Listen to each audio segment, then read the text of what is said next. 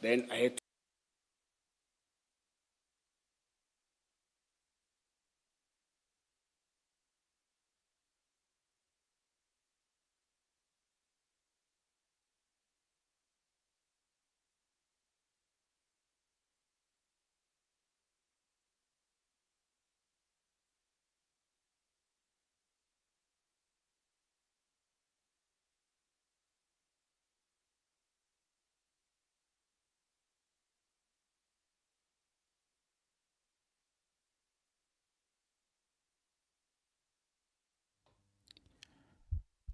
Hello there, guys, and welcome to Daily Updates. Well, it is Thursday today, the 4th of December 2025. So, basically, what happened yesterday is that they adjourned at around 8 p.m. or so. And because there was a lot of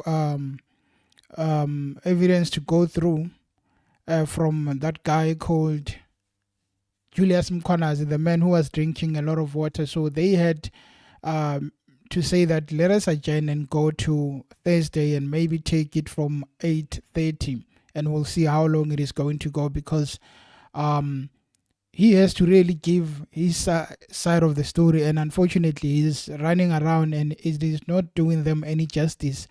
Remember, they have Senzo Mchunu who's also waiting for them, so they also have this deadline of the 17th where they have to submit the first batch of report that we went through these witnesses and this is what we think are the recommendations. So it's basically taking a lot of time. So good morning, guys, and I hope you can hear me loud and clear.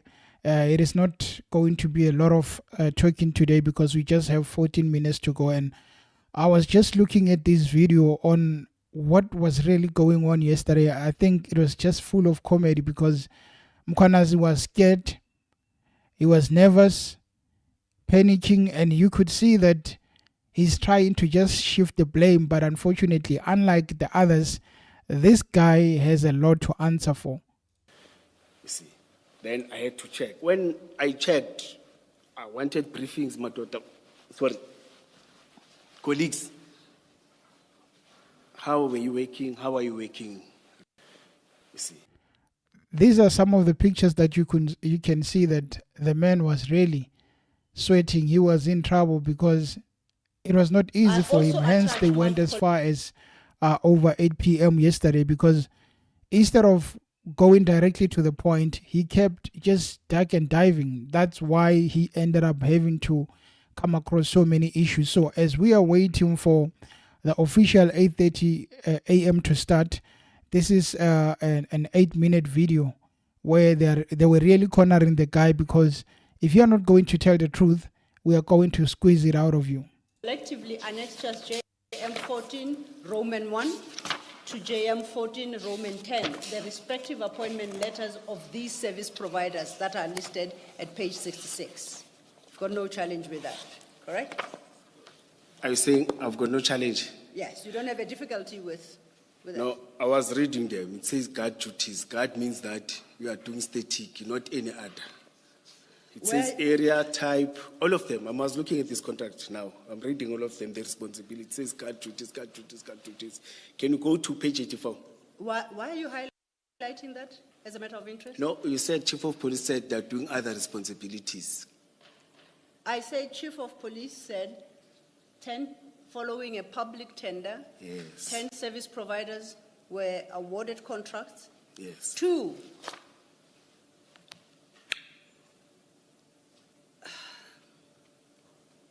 render security services for all of the city of Ekurhuleni facilities and other associated security needs from the date of award being the 12th of August 2020 until 30th June 2023. Why are you telling me about guard duties? I'm saying it's not true, madam. So what I'm reading in the letter of award is not true.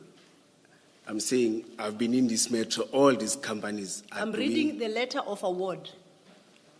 Okay, you can Is read the letter of award not true? You can say that if that's how you think. all of them, all the security companies are doing guard duties. And in terms of other responsibilities, in terms of your cable theft, infrastructure, It's late in the day. We are both tired, Commissioner Mkhwana. Let's be fair to one another and to ourselves, right?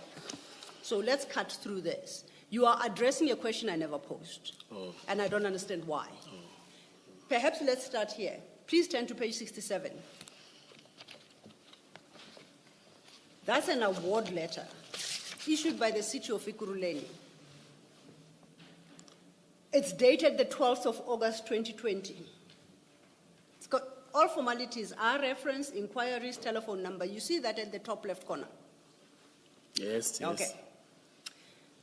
Under the salutation, sir, it reads, Ekurhuleni Metropolitan Police Department, the award of bid for contract AEMPD 03/2020, the appointment of service providers on an as and when required basis for the rendering of security services for all of the city of Ekurhuleni facilities and other associated security needs from date of award, 12 August 2020, until 30th June 2020. Now you are saying that is wrong. No, you may continue. I'll comment after. No, comment me now. not disturb you. I invite you now to comment. Yes. You say that part is wrong, what I've just read for you. No, I'm saying I've been in the city. When they are appointed, for example, your contract says 50. I apologize, I interject.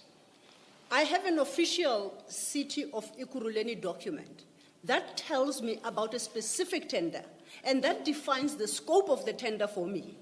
And now I must leave what Ekurhuleni City tells me, and I must come listen to you based on the years you have been in Ekurhuleni. Why are we having this conversation? Please listen to me and No, relax. I'm tired. I'm talking to Address what you are yourself reading. Please address yourself to what is written. Yes, I'm talking to what you are reading. Ms. Senzo, Hey, Commissioner, I'm please shouted. don't speak when the commissioner is speaking. I do apologize. You know we'll have transcription I problems. do apologize. I apologize. I apologize, Mr. Mkhwanazi. May I try again to explain myself? Can I read B just to summarize? What's B? You'll understand me. In the say page 67, eh? Say that again? It's page 67 that Yes, you are I'm at reading. 67. Yes. The bid number 113 Calvin and Family Security 226 Nokachi Street, Sprayview, telephone number, yes, and a cell phone number. Scoring the highest points, pushing contract, I don't want to talk about, but appointments on and when required for rendering security for Brakpan. You see, the contract says for Brakpan. You can't take them and utilize because it's not part of the contract for other work at Jamestown or for other work at Capstone Park. That means they've changed the contract. Okay, That's why I'm saying to you, I've been in this contract. When they're saying 20 for these duties in this era, they stick to that. And you can't come as operational, they don't work with us. They work with those of security and not control, another division. That is not part of officers and EMPT. It's only security guards and which are part of that. Then we don't utilize, we can't utilize them for any other duties. It has happened. I wanted to make you even an example that. Commissioner Mkhwanazi, I beg to interject. You are answering a question I have never posed. I referred you to this letter, and I'm still to pose my question. Okay. And you are explaining, I don't know what it is you're explaining. Humble apologies. You do not disagree, you do not take issue with the suggestion that in 2020 a public tender was issued for the provision of the services as described. You don't take issue with that, do you? No, I don't. Okay. You do not take issue. These are two contractors. You don't take issue with the fact that JM13 lists the 10 successful entities in that tender bid. Yes. Okay. Yes. I take it that once awarded, as you correctly point out, is for specific facilities and based on the decision of Ikuruleni. Earlier, when Commissioner Baloyi asked you about the two security companies, CAT VIP Security and Kyalani Security Services, and the risk of exposing a person such as the mayor of Ikuruleni to persons that have not been vetted by Ikuruleni, and in circumstances, therefore, where you cannot guarantee that you're not exposing the mayor to risk. You said both were not vetted. You recall that? I didn't use vetted. Yeah, There's this terminology. Vetting is too deep. Yes. Okay. So, guys, as you can see, this was Mr. Julius Mkwanazi getting the opportunity to tell his side of the story, and unfortunately, the man is denying everything, even his signature. He's talking about my signature has a big head as compared to the one that was on the on that email. Is it an email or a document? Sorry, a document. But when you look at that signature, it screams Julius Mkwanazi, and it seems like that is what they're going to do. If you come to the commission, the committee, what they want to do is to deny anything that has to do with electronics, because they want to say that it has been forced. That is the line that most of them are coming with. Anything that has to do with documents, audio, video, they are going to say that AI was used or it was forced. Someone came and just used and forced it to pretend that it is me. Well, I don't think it is going to work for them, because whatever that they're trying to come up with, the commissioners or the people, the MPs at the ad hoc will be able to say that you are lying to us. It is 26 minutes past 8, and in the next 4 minutes they are officially starting. So to those who probably did not know that they're starting this early, as most times they are always starting at 9:30, it is because they have Senzo Mchunu, who must come and continue with his testimony. He must come and defend himself. So basically, this one had to go in today at 8:30 because of the fact that they did not finish. As soon as they are done with him, which I think it is probably going to be around 11, I do not think he's going to end anytime at 9:30 or at 10:30. This guy still has to say a lot, and unfortunately, instead of getting to the point, he goes all around and wastes time. So hopefully we get to listen to Senzo Mchunu also. But you have to know, unlike the MPs, the advocates at the commission do not play games. The commissioners don't play any games. They are serious.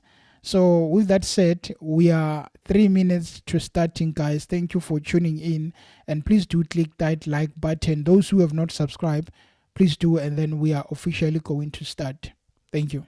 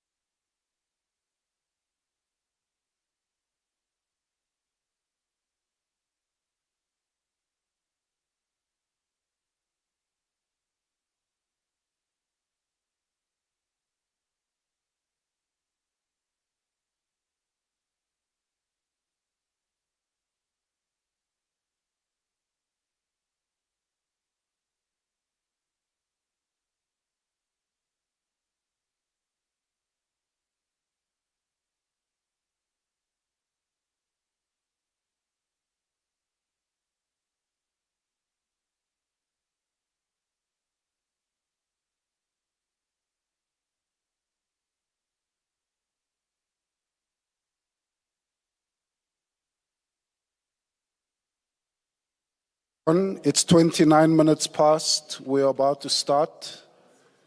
Again, please switch off your cell phones. Thanks so much.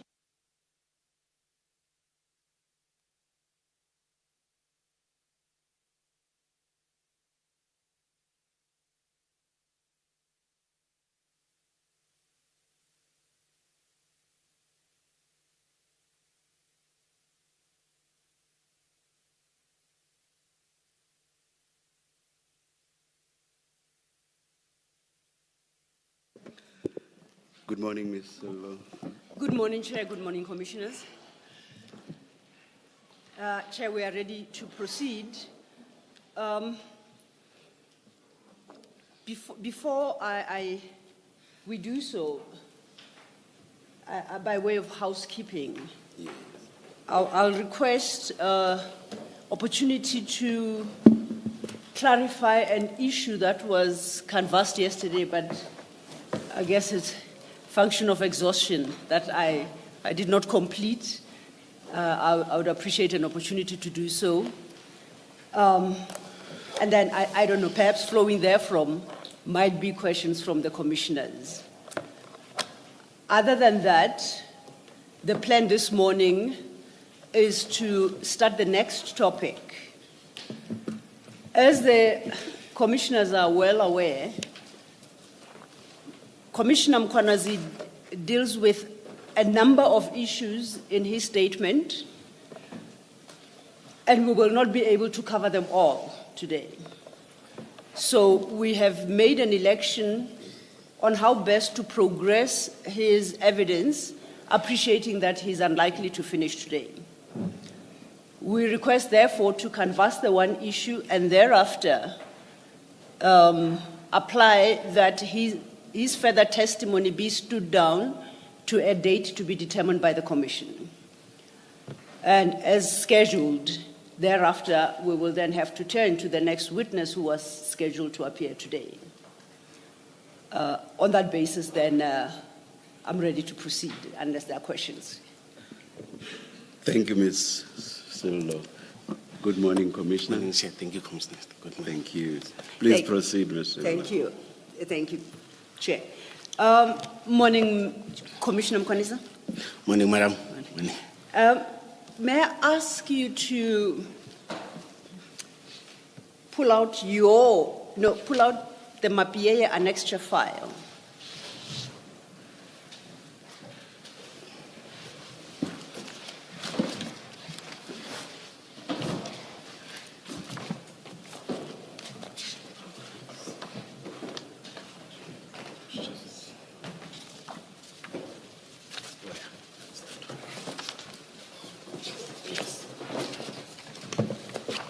Thank you, Madam.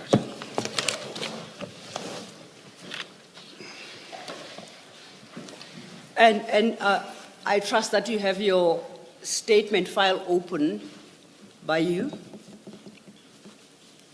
your own statement.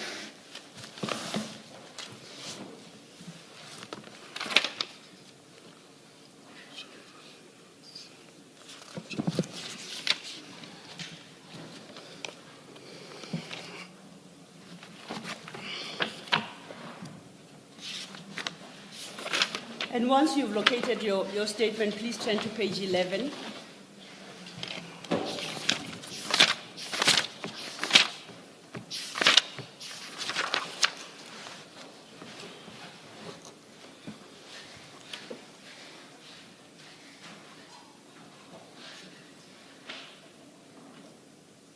At page 11, I want to draw your attention to paragraph 35. From 35, you deal with the issue of the blue lights and the registration of vehicles.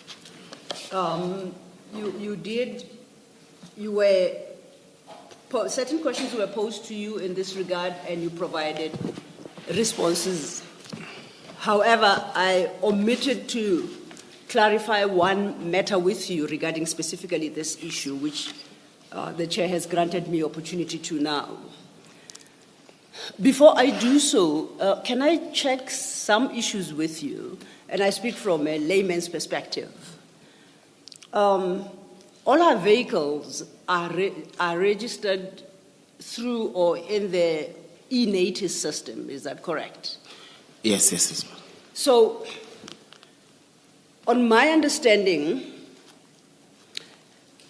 that system, and my use of the word system is in the broadest possible terms, the use of that system in itself has inbuilt a level of guarantee that I will not wake up tomorrow and find somebody is registered as owner of my car. Is that so? It's happening. It's happening a lot. We deal with those complaints, we investigate those complaints. Okay. There are people who are able to get through the system and do that. In fact, it's one of the crimes that is costing that has made government to be flexible in terms of changing registration plates time to time, you see. Okay. But it's happening every day, everywhere.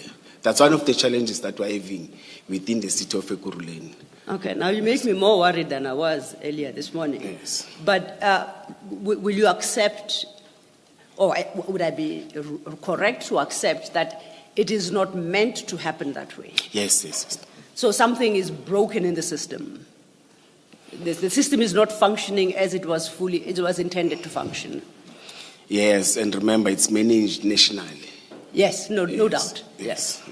I was just asking to understand how it works so that I can pose my question. Okay. Then you just increased my worries. But nonetheless, let's now, against that background, turn to Mapieye annexure file, and I want you to turn to page 92, and in particular annexure JM 17 of Mapieye file.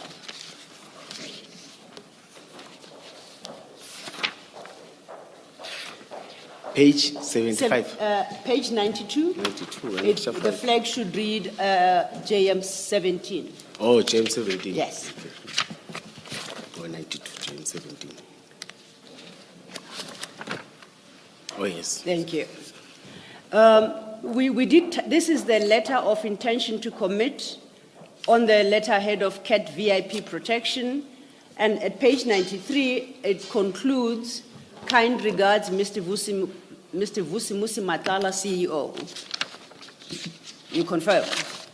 Yes, yes, yes. And this is the letter that you had received from Mr. Vusimusi regarding the donation of the 4 vehicles referred to at page 92. Yes. That letter is unsigned. Yes.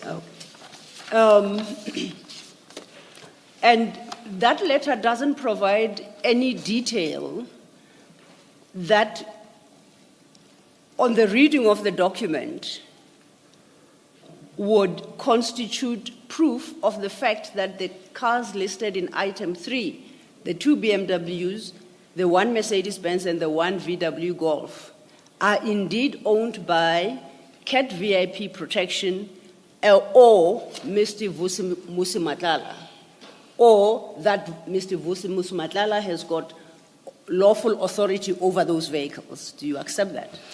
Yes, I accept. But I was listening to him at ad hoc. He has committed and agreed that, yes, I donated vehicles. Yes. Oh, there was that, yes. Yeah, I just confined myself to the document as it stands. Yes, yes. If I were to receive it, I would wonder whether he is able to donate the vehicles as he purports to at item 3, purely on the basis that this letter doesn't prove that he's the lawful owner of those vehicles.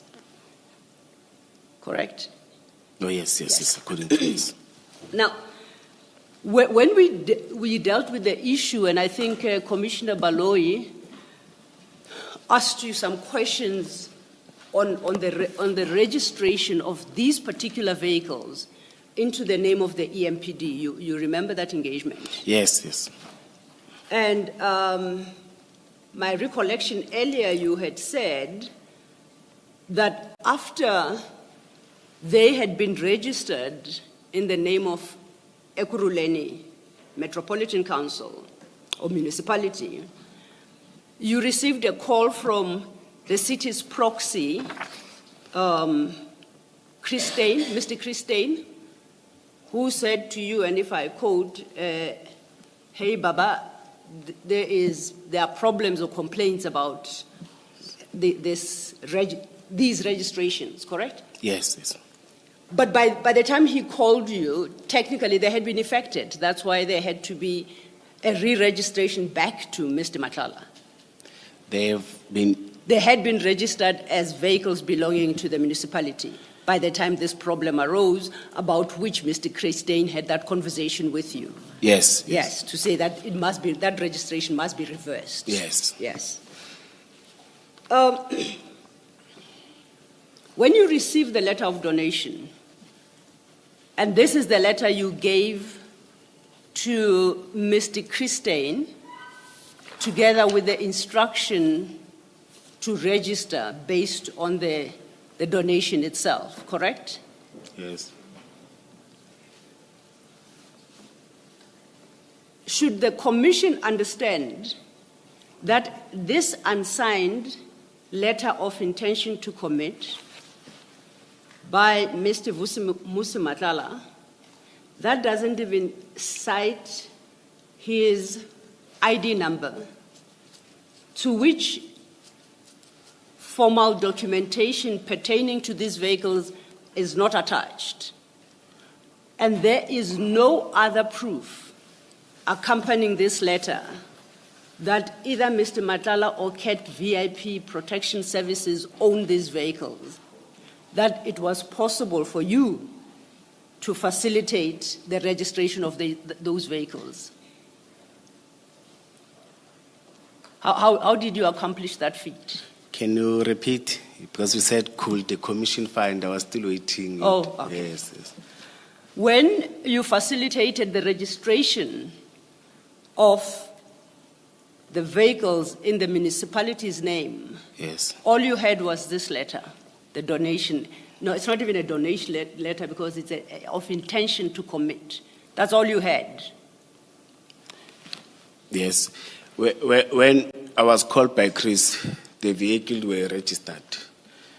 Where before they are being registered. I'm trying to understand how the registration into the municipality's name occurred, and ask you whether, are you suggesting to the commission that this letter of intention to commit was sufficient to effect that registration? Yes. When I went to Chris Yes. on that day, I received face value. Yesterday I said papers, I forgot the name face value. Face value is the paper that is having your ID, everything, the name of the owner. It's a bluish, grayish, or greenish document. We call it face value. But we call it? A face value paper. Face value, okay. Yeah, that's one of the things that it's having a challenge to. I know that I'm increasing the fears and what.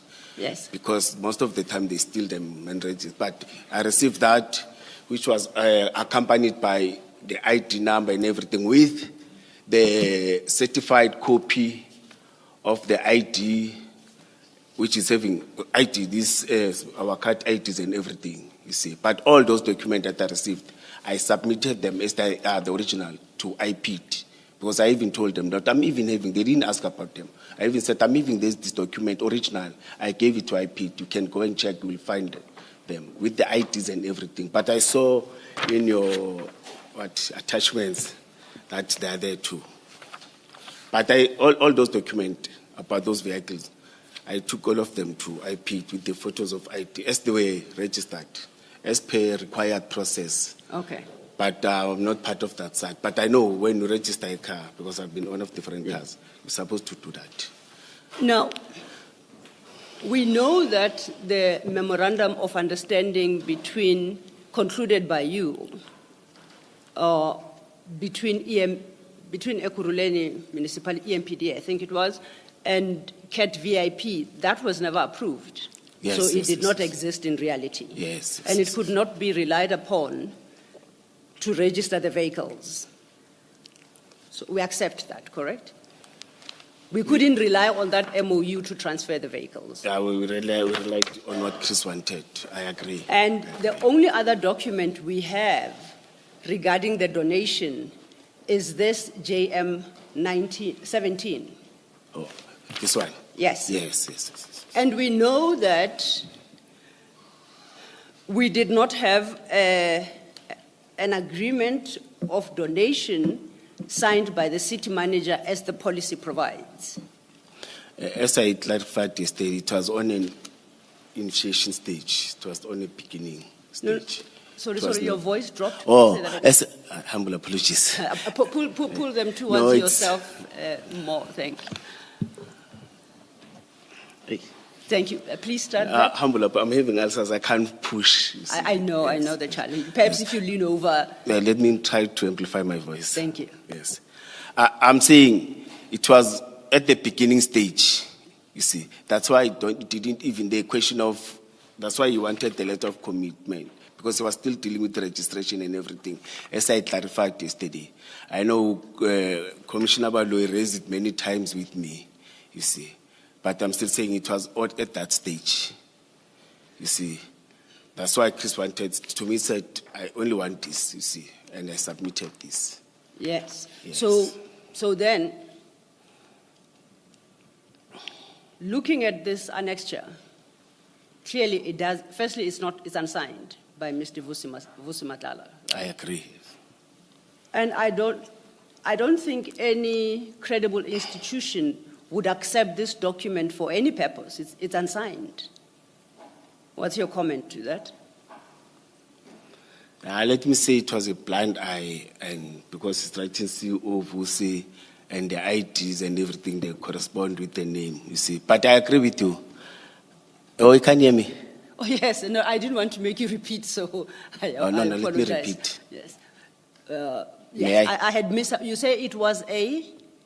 No, I'm saying this with the documents that were submitted, ID numbers and the papers, but the process, I think maybe he agreed on that to confirm that the name and the surname and the ID copy or the certified ID copy. I think maybe it was because of that. But this document doesn't speak to attachments. It doesn't say attached, please find certified copy of ID. It doesn't say, please find, you call it face value. It doesn't say anything. You're correct, you're correct. So you obtained those separately from Mr. Madlanga Yes, yes, yes. with a pure intent to facilitate the transfer of the vehicles into the municipality's name. Not to facilitate per se. Remember when... It has to be, apologies. Sorry? I was saying it has to be facilitate because you had concluded that this document in and of itself will not accomplish that feat. Facilitate, it means you're part of the other side, you are doing papers and everything. I didn't do that. I submitted. You first obtained them from Mr. Madlanga Yes, in order to submit them yes, so that the registration can take place. yes, yes. And that's what I call facilitation. Will you accept that? I don't want to commit myself to facilitation. Now, in that time that you were doing all that, as you informed Commissioner Baloyi yesterday, these vehicles were still in Mr. Madlanga's possession Yes. and in his use. Yes, yeah, they were in Mr. Matala's position. I can't confirm, but yes, they were in Mr. Matala's position. Why was there a hurry to facilitate the registration if the municipality had not even been placed in possession of the vehicles at the time? Yes, yesterday I said to the chair that there was this excitement, this say we are going to get cars, you see, and this happiness with at least I'm bringing something to the city, something to the department, since there were challenges. That there was that excitement and say at least there's something positive that I'm doing, you see. So this And I accepted to that to the chair when he said to Okay. me, you know, when you take decisions whilst you are in excitement, I said, no, it's a lesson I learned, you see.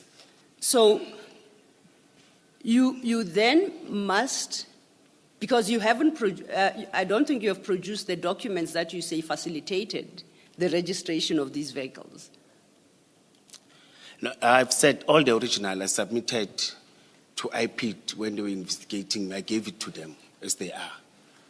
So I then must put it to you That you say you did not fit the vehicles with the blue lights. That's Yes, your contention. yes. But you must accept that you facilitated that process through the registration of those vehicles in the municipality's name in circumstances where the municipality did not have control over those cars.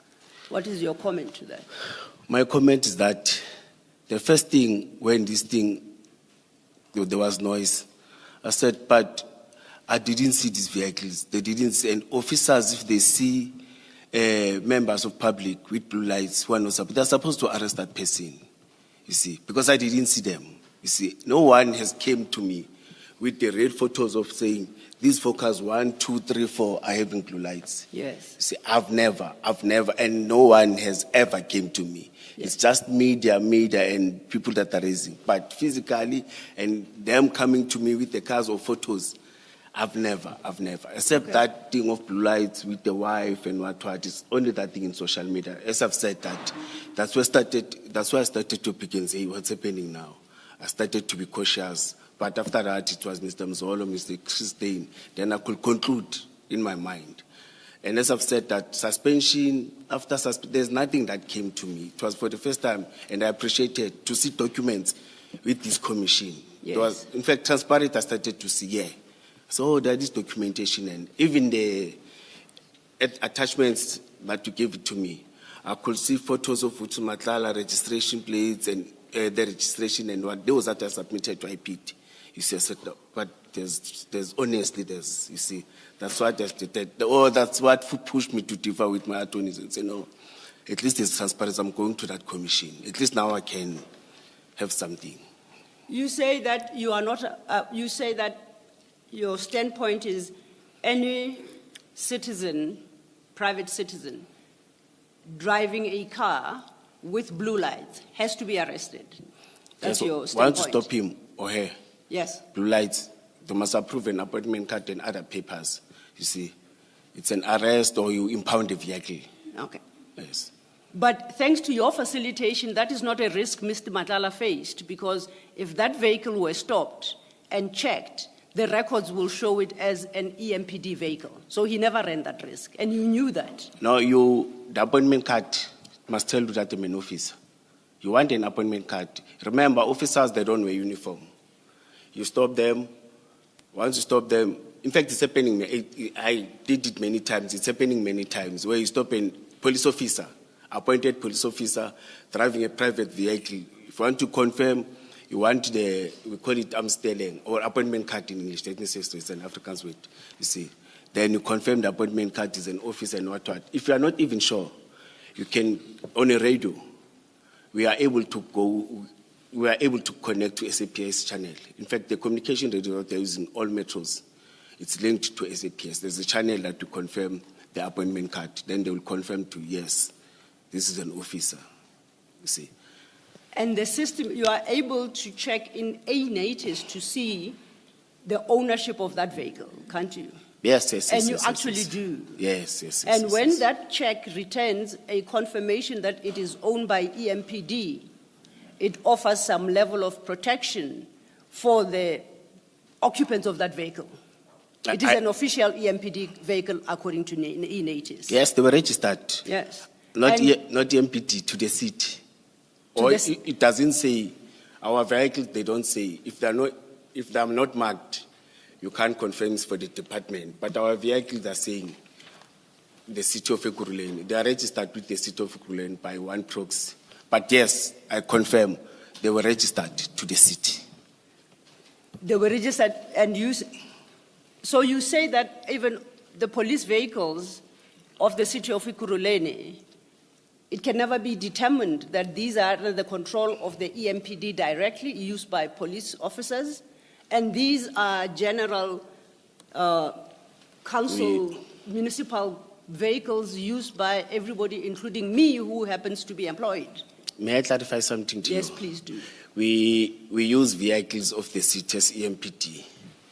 For example, like currently, 50% of the vehicles that we're using, because of challenges of vehicles, they belong to other departments, but they're not registered under those departments. Health, no, different departments, parks and what, but they are registered under the city of Ekurhuleni with one proxy. But if a vehicle is not marked, you can't determine that it's EMPD, not EMPD. That's why we are pushing that our vehicle must be marked. But with the challenges of finances, we prioritize buying than marking, because marking per vehicle is very costly, because you must brand. Let me say branding per se.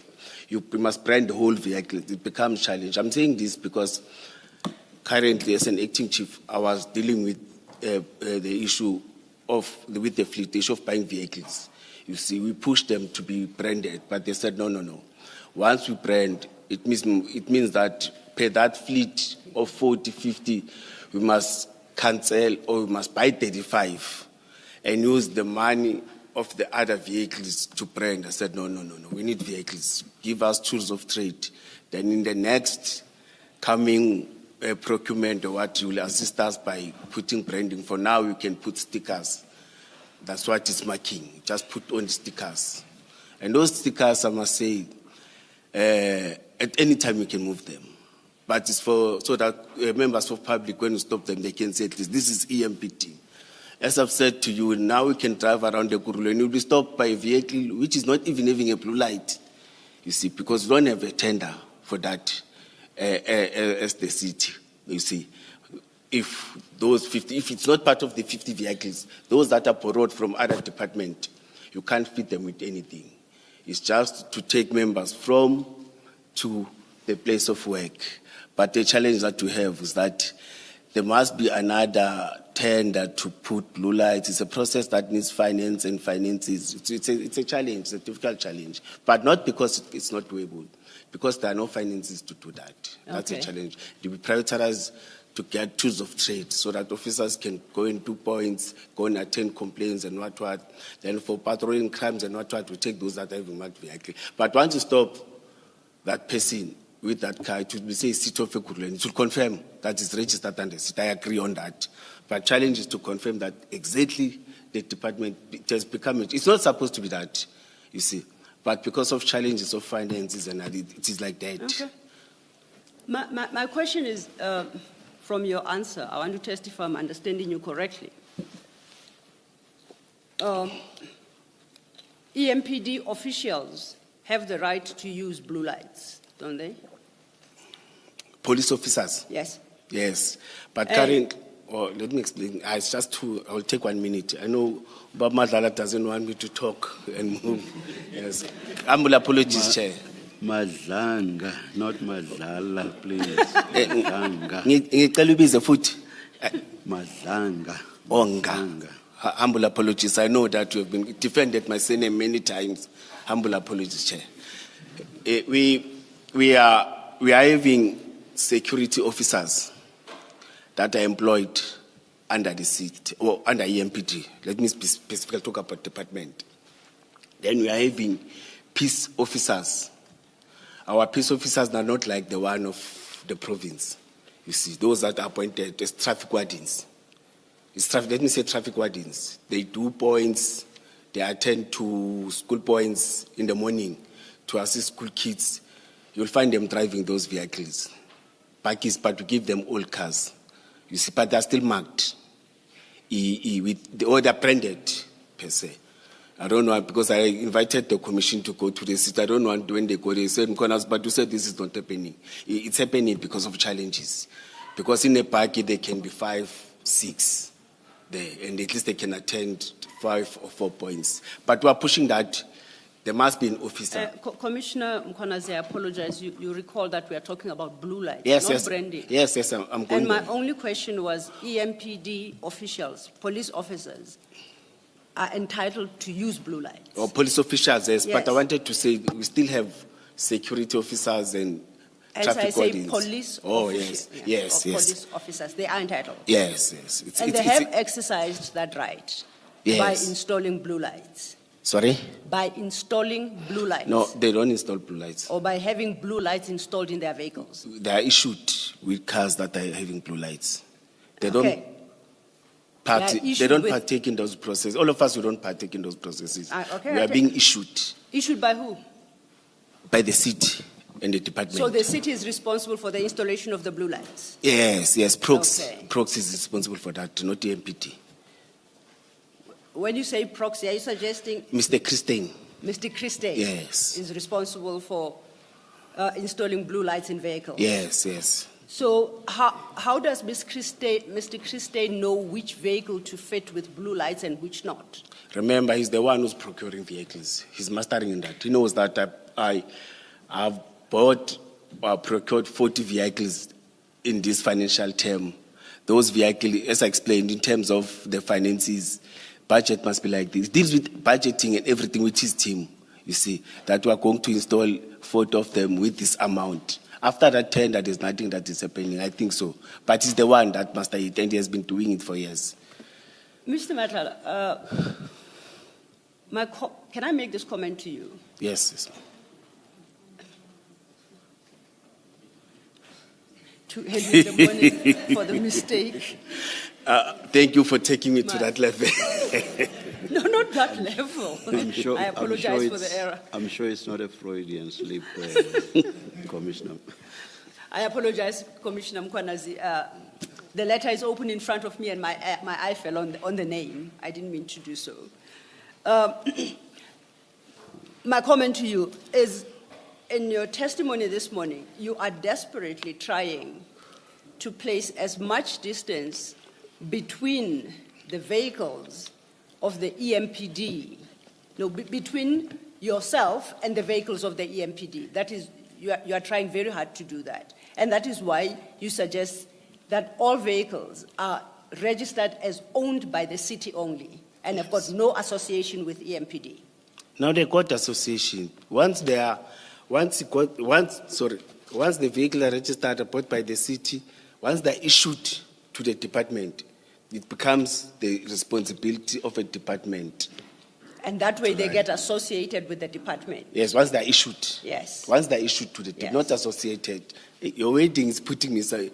Association and issued is two different things. Once they're issued or once they are handed to the department, Okay. there's handing over ceremony where we receive all our fleet.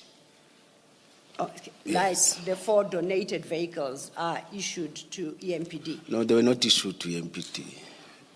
They were not issued to MPD. I've said we didn't receive those vehicles. Oh, They were not physically issued to. but they were intended to be issued. Yes. To EMPD. Yes. So they would be strictly for use by EMPD. Yes. And therefore, they would be able, that would assist whoever is able to fit in blue lights on the basis that it's for the use by EMPD. I'm not saying facilitated by EMPD, but that would enable them to do so. Don't be technical. Oh, You are. I thought it's You technical issues. You are. So, Repeat that statement. I will stop you. And may you please, there's where I want to stop you and want you to change the wording. Today you want me to hang myself to the commissioners. okay. I have no interest in you hanging yourself. In fact, you still have a lot of assistance to render to the commission, so I would desperately not wish for you to hang yourself. Yes. What I'm saying is, you facilitate the transfer of the vehicles. You go out of your way to obtain the documents necessary for that effort. In circumstances where Mr. Matala, in informing you of the intention to commit through this letter, did not give you the requisite documents because you knew those vehicles would be for the use of EMPD. Now you want to dissociate yourself from that close relation between the vehicles and the EMPD by suggesting that firstly they get registered to the city and then internally in the city they are distributed to EMPD. That's what you're trying to do. I agree with your latter or with your 2 or 3 last words. Okay. The facilitation, I contested it. Me, I approached, not I facilitated. But I don't distance myself from the relations, because it's me who went to Chris. I accepted even yesterday that I went to Mike van Veek, I went to Chris, not to Chris, to Mr. Matlal, Vis Matlal. I agreed and accepted. Okay. And confirmed to commissioners that I did. So will you then accept the proposition that to the extent that Mr. Matala was able to fit blue lights? I'm not sure about that. No, I've said that I didn't see them. I haven't finished this. Oh, I'm sorry. starting. And I say to the extent that he was able to do so. Okay? That became possible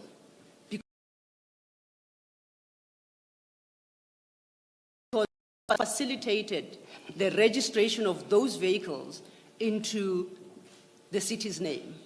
Will you accept that? You said that can be possible. You are not saying he has done that. I agree with that can be possible. Yes. Because even Commissioner Baloyi yesterday, when he was pushing, say, you are not sure when you are, and I agreed to that.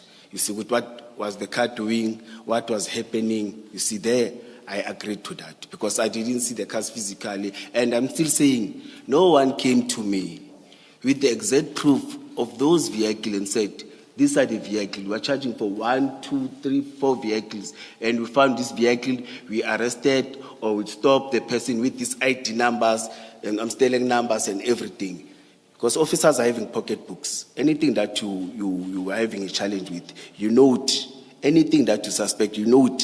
So that if that person wants to come with litigations, we are able to defend and say, no, but at this time, I stopped this person, it's J.D. Mkhwanazi with this ID number, some with this car which is having blue light. There's nothing like that happened, except media, gossips and what, and now this, you see, it has led to us to sit in this commission, of which I'm saying. May I clarify? Yes, You remember yes. I started my statement with the words, to the extent that Mr. Matlala may have done so. We said If- possibly. Yeah, if Now you're Mr. changing Matlala, it. I said to the extent he may have done so, it was through your facilitation, through the registration of these vehicles in the city's name. And I'm not saying he did. I'm saying if it is found that he did, that was made possible by your action here of driving this registration of vehicles in the city's name in circumstances where the city was not even in possession of those vehicles. Will you, you can at least accept that. May I say something to the commission? Yes. I, J.D. Mkhwanazi, I didn't facilitate any process of installing, putting, and branding those vehicles. Installing blue lights or facilitating in terms of putting blue lights or branding those vehicles. I did not do that. What I did is to approach Chris so that we can have an add into our fleet. And that I accept. And I approach Vus, that I accept. You see. And I've accepted maybe for 2 hours yesterday. Even now, I still say that. I do accept that. Not the one of putting blue lights, installing blue lights and what. That is not within my powers. Thank you, Mr. Matlala. Commissioner Kumano? Mkhwanazi. Am I back there again? I think you need water too, Miss. I think so. I should learn a thing or two from Commissioner Mkhwanazi, right? Commissioner Mkhwanazi, there are many files next to you. Maybe someone should just assist you. Mr. Kolaning needs us annexures. We are still on the topic. So. Yes, Commissioner.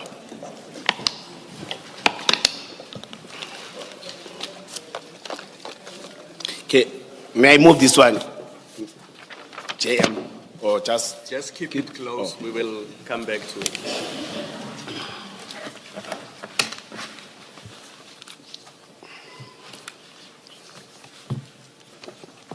Page 156.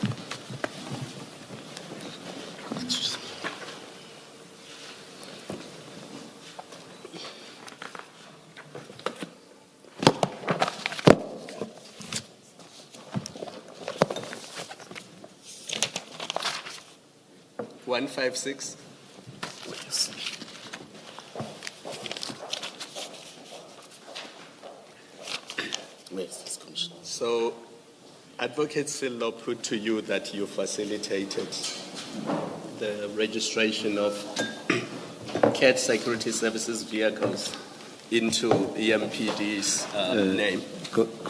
Commissioner Kumalo, once you use facilitate, be sure to get a no from the commissioner. So perhaps.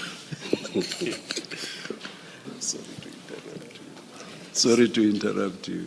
So let's not debate the use of language. Let's just go through exactly what you did so that you can confirm that this is exactly what I did, without focusing on the language used. Are you on page 156? Commissioner, I always forgot to say name. Kumalo. Sorry? Kumalo. Omtunga. Ngibambile. Thank you. Are you on page 156? Yes. Yes. You'll see that on that page is a letter from Christine, Regional Fleet Controller for EMPD. Do you have that? Yes, I'm having it. And he says, in December 2022, Director Mkhwanazi from EMPD came to see me about a donation of vehicles to EMPD. I indicated to Director Mkhwanazi that the licensing department are closing for December holidays and that he needs to come back in January 2023. Yes. Is that correct? It's true. Yes. And then the next paragraph, he says, in January 2023, I indicated to Director Mkhwanazi that there must be a letter of donation from the donor to EMPD. In January 2023, Director Mkhwanazi brought me the documents and vehicle registration documents to me at my office in Primrose to be registered in COE as per donation. I gave the documents to my admin representative to register the vehicles as per donation to EMPD. Next paragraph, Director Mkhwanazi, sorry, before we go to the next paragraph, can you confirm Yes. what I've just read is correct? Yes, Commissioner. Third paragraph, Director Mkhwanazi is a senior EMPD officer who approached me with the donation and didn't see anything wrong and requested a formal letter of donation of the vehicles. A donation will definitely assist EMPD as the department are currently struggling with law enforcement. It should be law enforcement. It says law enforcement vehicles. This is the norm as my understanding as SEAT program and Gauteng heavy vehicle donations were donated only on a donation letter. You agree with that paragraph? 100%. Yes.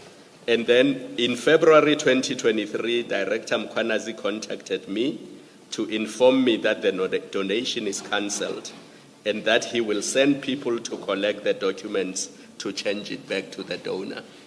Is that more or less correct? Yes, I collected them, yes. Yes. Now, No. I agree. the documents you gave to Christine, if you go to page 157, same bundle. Oh, yes. Remember we were in 156, you now go to the next page. 157. Oh, this letter again. Yes, so it's that letter of intent that you gave him. Yes. But you did more than that, because to prove to him that there was an MOU between Ekurhuleni and CAT, you attached that MOU that you signed on 13 October 2021 as part of the documents for the registration of the vehicles. And that appears on page 159 of the bundle. So all these documents are the documents you gave to Christine. Commissioners, you see there's a challenge now. The attachment of a memorandum that we had, it is having my signature. Yes. This one doesn't have a signature.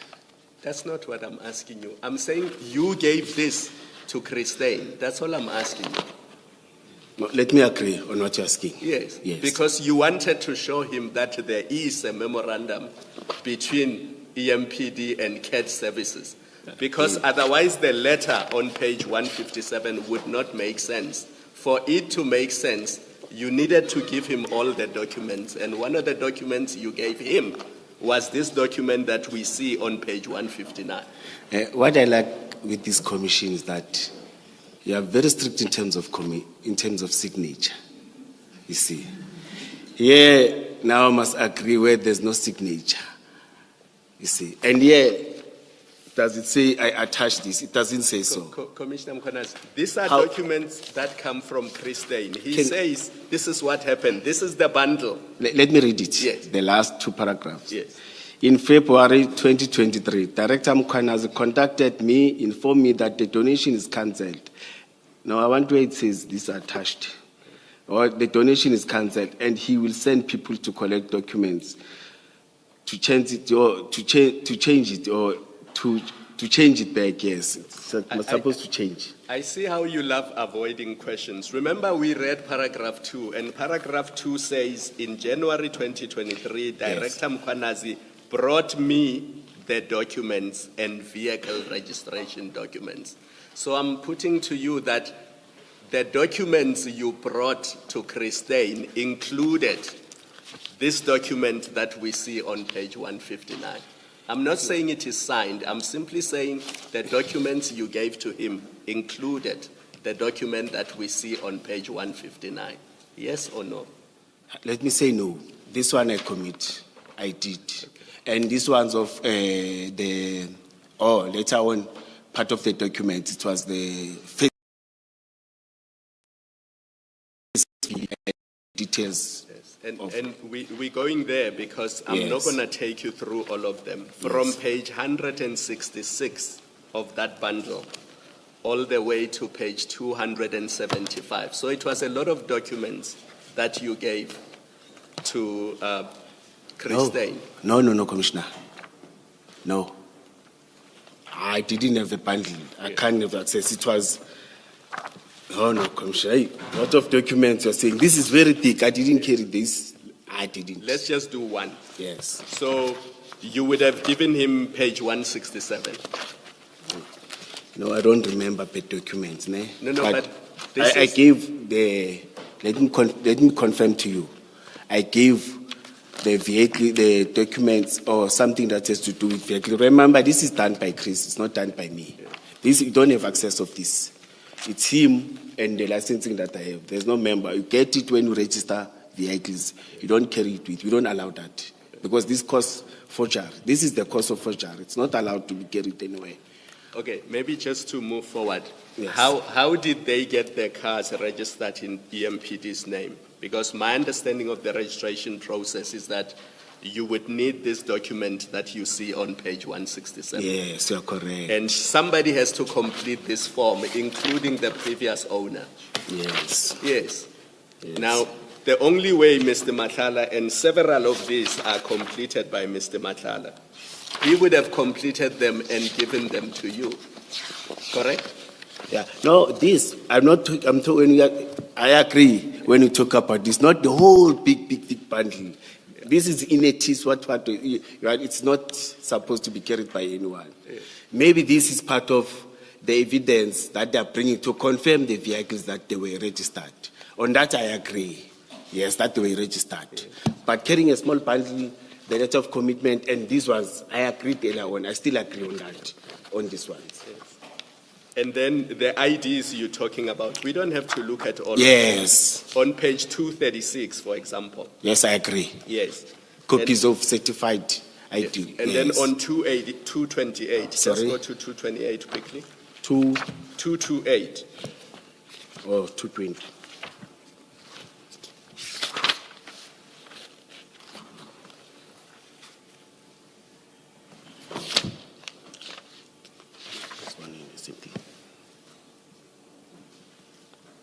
Yes, Are you there? I'm there. So you can clearly see that the section that deals with the particulars of the seller, Mr. Matlala has completed that section. Yes, I've said this. I agree. These are the documents. Yes.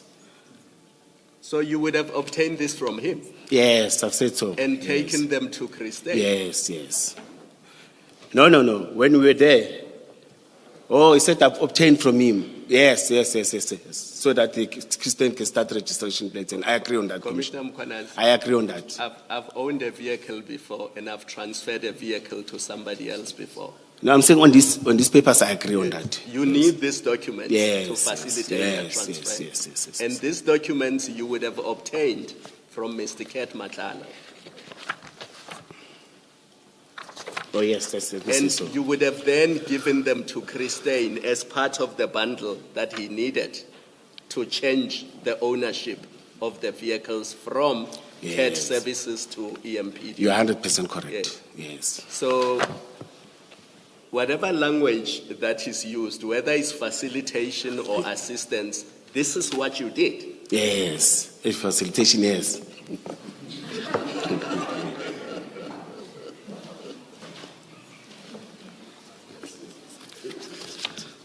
Facilitation We is don't saving need to fight about this. Facilitation is saving prison. Commissioners, you are there, me. I can't agree to leave my kids and go to jail for something that I didn't do. I didn't put blue lights. I must say, I can't. Nobody. I may want to be honest and impress you, but not with lies. Nobody has said anything about jail, Commissioner. This is a commission of inquiry. You will be making recommendation. I will be sitting somewhere, and I won't see you with that. I will see you after 10 years or 50 years. And Commissioner, to be fair to you, I don't think anybody is suggesting that you physically got the blue lights and fitted them on Mr. Matlala's vehicles. I don't think anybody is suggesting that. Commissioners, on your side, yes, but that side, it's different.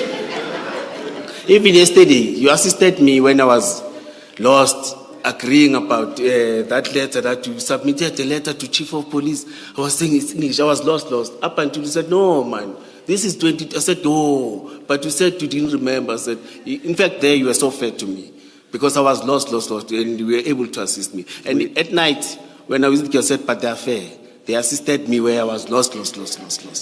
Thank you for that. I didn't mean to interrupt because we don't have enough time. Sorry. Because of the debate about facilitation, I thought it's only fair that I take you to the documents so that you can understand what the allegation is. Oh, yes. And now that I've done that and we've agreed that this is what you did, and give the time back to Advocate Senzo. Just one very minor point arising from my colleagues' questions.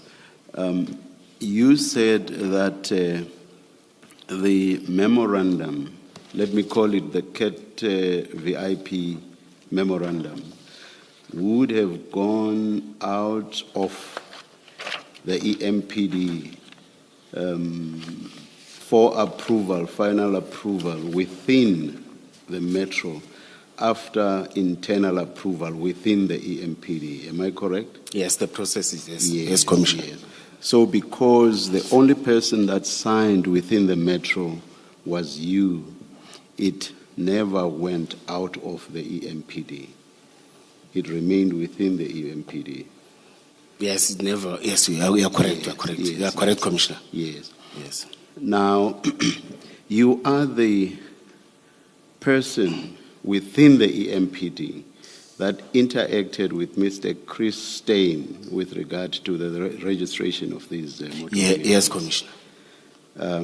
So if he had to have a copy of this memorandum, it is only natural that he would have had to come to you to obtain a copy of that memorandum, not so?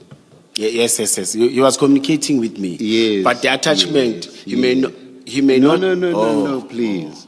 So the answer is yes. Yes. Now we have these documents that Commissioner Khumalo has referred you to, and this memorandum is within that pack. Is it not only logical that, as Commissioner Khumalo was suggesting to you, you must have given that memorandum to Mr. Chris Stein? Is that not only logical? It's not. Because there's a third person now. This bundle doesn't come from Chris. It's coming from another person. And in my bundle, I've got two statements. And where all of a sudden would Mr. Chris Stein have obtained this memorandum, if not from you? I'm not sure that this bundle, this document... they got I'm it from talking Mr. about just the one, please. Just the one, just the memorandum. No, it's not Where the all of a sudden would he have gotten this? You accept that it was an EMPD document, and before approval within the EMPD, it remained within the EMPD.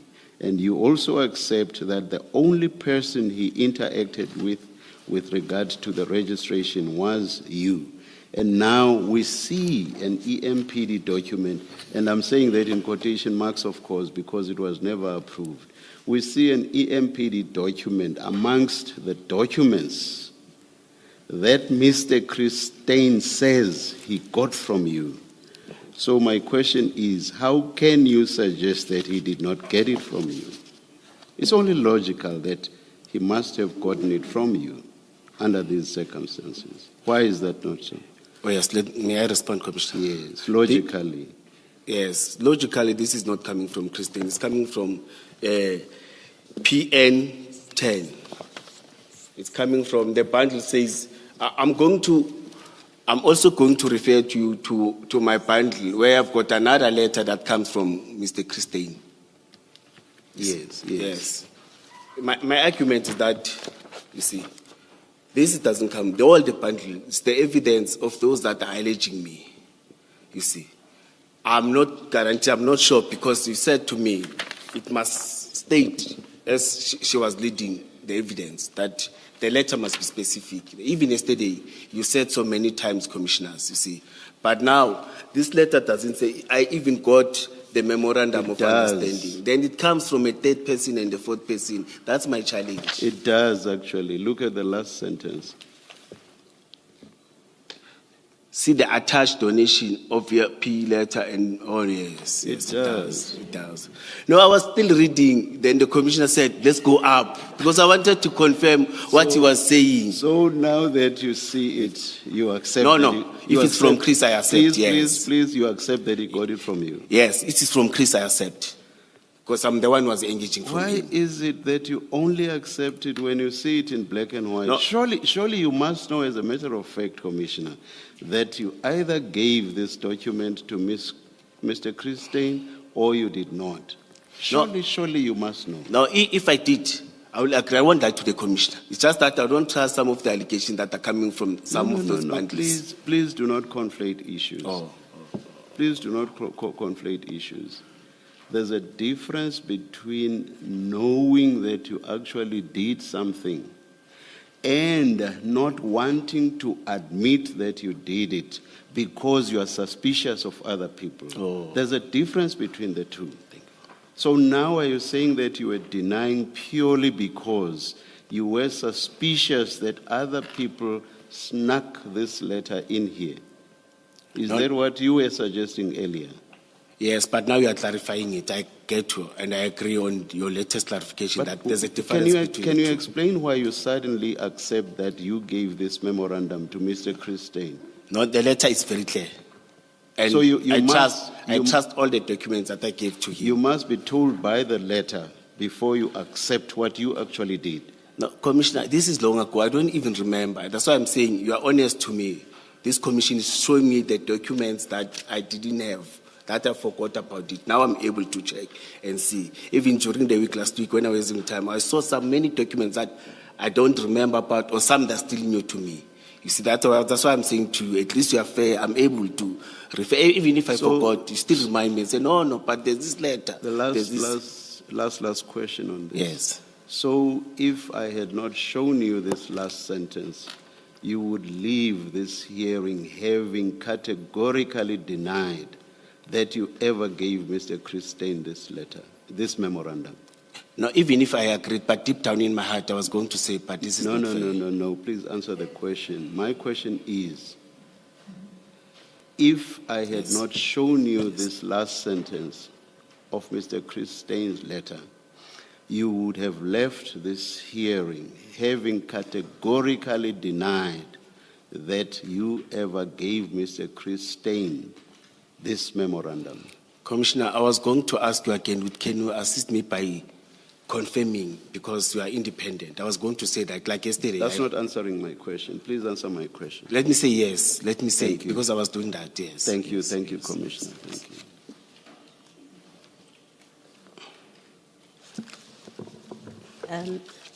Commissioner, Maybe let me start it's still on this topic. Oh, yes, Commissioner. Yesterday, you remember, with the chair and with Ms. Sillo, you looked at the SPIES annexures.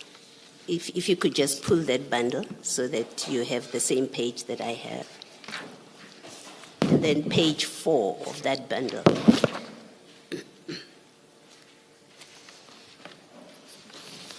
Let's see. I'm confusing these papers now. You'll assist me.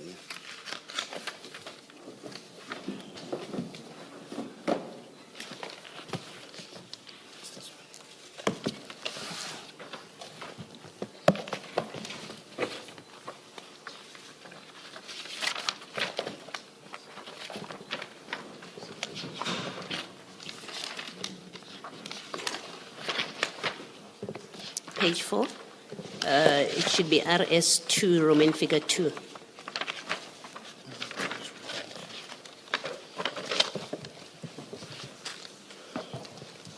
You remember that document? You were discussing it with Advocate Sillo and the chairperson. It's that list, the list of cars, you Yes, remember? yes, And yes, you said you don't know the registration numbers. Yes. I Now, know. you still have the Ngiza bundle now, the one that you were discussing with Commissioner Khumalo. Is it still open on your desk?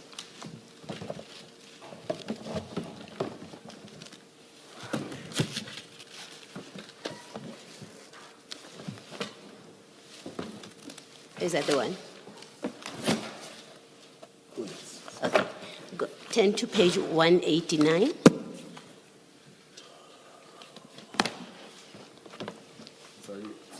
So I need you to have this page open in front of you, and then page 189 of Mr. Ngiza's bundle.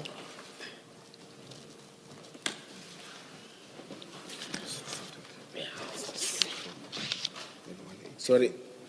So we should have this open. This is page 4 of Commissioner Spies annexures. Yes. You should have that. And what? And then the Ngiza bundle of annexures that you were discussing with Commissioner Khumalo. Yes. Go to page 189.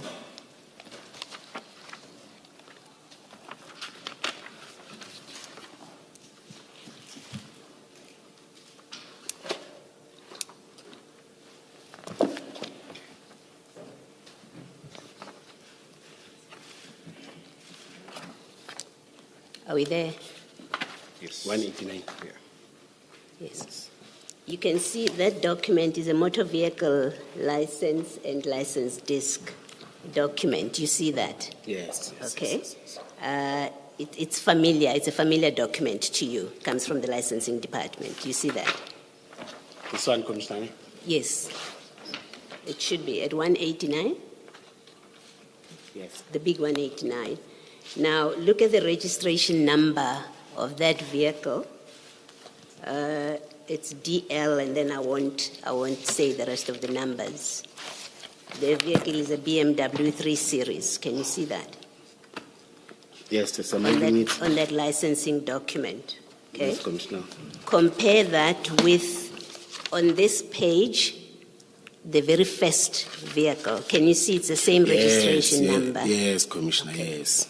And that document at the top, this one here, the licensing one, this one that you're holding, yes, that one. Yes. It says J.D. Mkhwanazi, where it says EMM Fleet. It has the name J.D. Mkhwanazi, and it has a cell number. You see that? Yes, Commissioner. Okay, so we can agree that the vehicle number 1 on this memorandum that has a signature is the same one as... Yes, I agree 100%. Okay, and it has your name.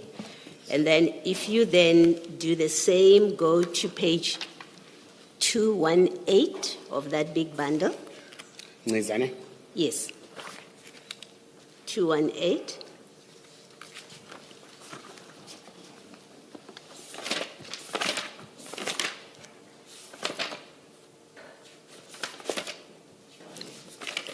Yes, Commissioner.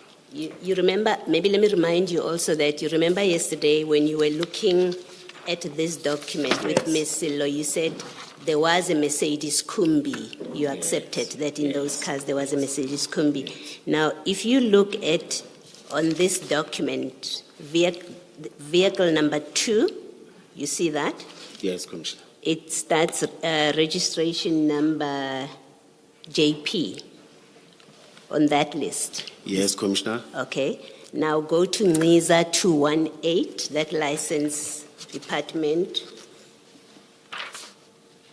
It's a Mercedes-Benz V-Class, the vehicle. Yes, sorry, Commissioner. 218. Yes, sorry for a minute.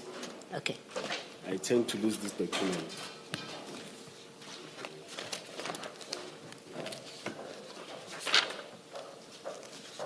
No, I'm sorted. I don't want to lose because I missed it. Thank you, my brother.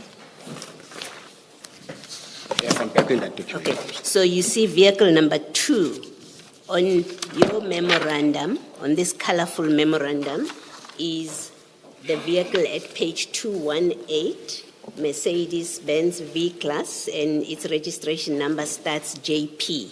Yes, Okay. yes, Commissioner. And that document from the licensing department has your name at the top. EMM Fleet, JD Mkwanazi, and it has what looks like a cell number. You see that? And it's my handwriting, I confirm again. Yes. Okay. So at least we know 2 vehicles on this list, on that memorandum, are the vehicles that were registered by Mr. Steyn. Yes, yes, Okay. Commissioner. And these are the vehicles that are also in this letter of confirmation that was written to somebody. We know it's that. Right? Yes, Commissioner. Okay. And then maybe lastly, I think there's more, but I think the point will have been made. If you go to NISA, page 247.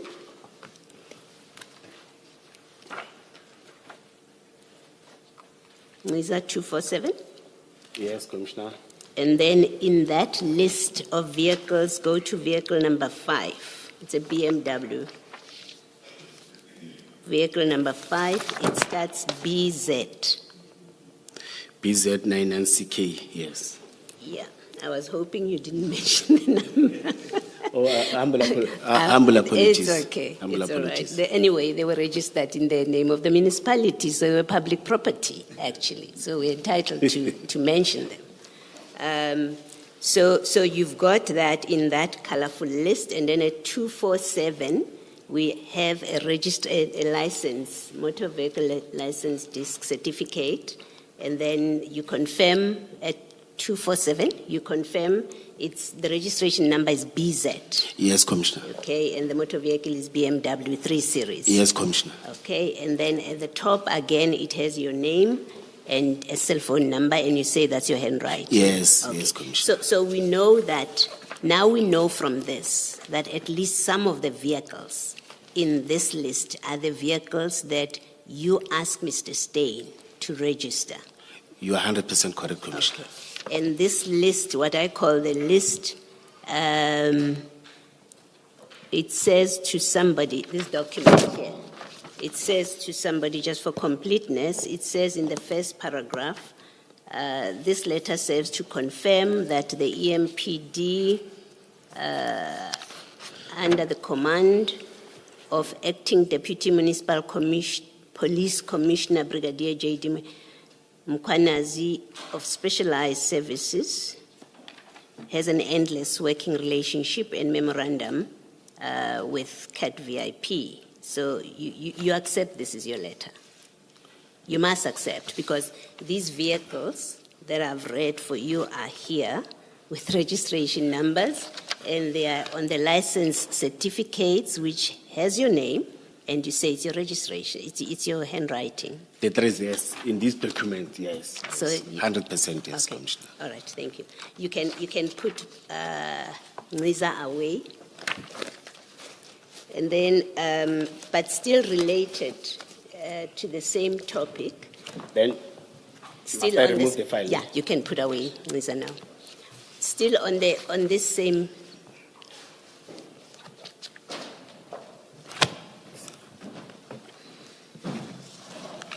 Let's put it Same document, eh? Or bundle? No, the same topic, the same related topic. You said earlier when you were explaining to Ms. Sello how things work with registration, with vehicles. You said Mr. Steyn as the proxy is the one that deals with the registration. Okay, do you want me to repeat myself? No, I'm Okay, listening. you had me. Yes. All right. You were explaining to Ms. Sello how it works. Yes, Commissioner. That the proxy, Mr. Steyn, he's the one that deals with registration of vehicles.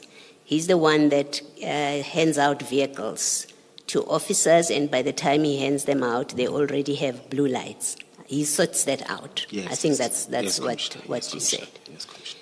So, Let me, blue lights and branding, if there's a branding, yes. I agree with 100%. okay. Yes. So when you ask him to register a vehicle, and it's an EMPD, it's going to be an EMPD vehicle, and the donation letter, remember the donation letter, you don't have to go to it, I'll read it. And the donation letter says that the vehicles will enhance the EMPD's efforts in crime prevention and community safety and to assist in VIP protection training, tactical and training enhancement. When you give him that letter and then you say, go register these vehicles, as the person who's also responsible for making sure that EMPD vehicles have got blue lights, right? You said he's responsible for that, Yes. okay? He would therefore, can we accept that he would have been the one that arranges for blue lights for these cars that are being donated? I lost you. You said you could be the one that. That arranges the blue lights, because he's the person responsible for that. He would be the one responsible to make sure that these vehicles that are now EMPD vehicles have blue lights. Yes, I get 200%, Commissioner. Okay, Yes. all right. So we will hear from him. We should ask him about these blue lights on these vehicles. Yes, Commissioner, on my bundle, there's an attachment from Christine. When he was visited by Mr. Mkwanazi's officers. Can you go to the bundle? There's a letter. Which bundle? It's JD. Oh, your I bundle. don't know how to do it. Your bundle. It's Brigadier Mkwanazi, file 1, this thick one. Okay. Page number? I haven't checked which page where Christine. Or Christine, The attachment, there is an yes. index at the front of the file, just Well, check. thank you. The index, Ms. Sello, doesn't Doesn't describe name. the Doesn't document. describe. Okay, we will locate for you, I'll Please, locate it for you in a second. Please. Very important.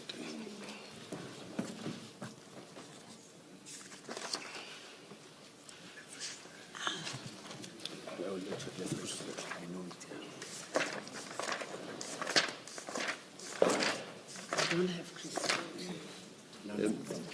Sorry, Commissioner. Commissioner, can you please describe the letter you are referring to?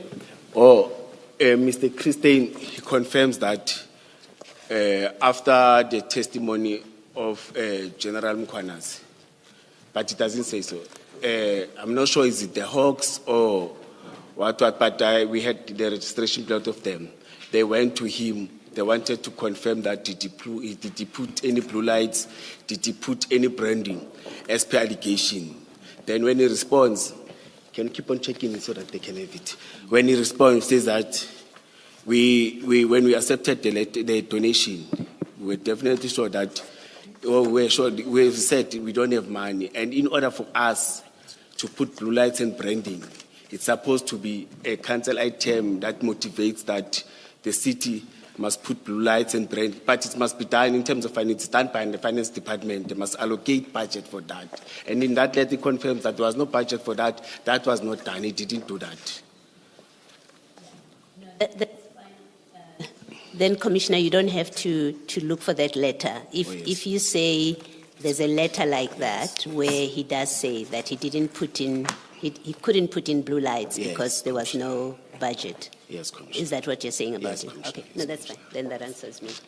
And then lastly from me, yesterday in your last discussion with the chairperson, he asked you a question about the Medicare, we're talking about Medicare 24 now, I've now shifted. And that discussion with the chair, and he asked you, you are not involved with health. Why are you the one that goes that deals with this? You remember that? Yes, that yes, discussion.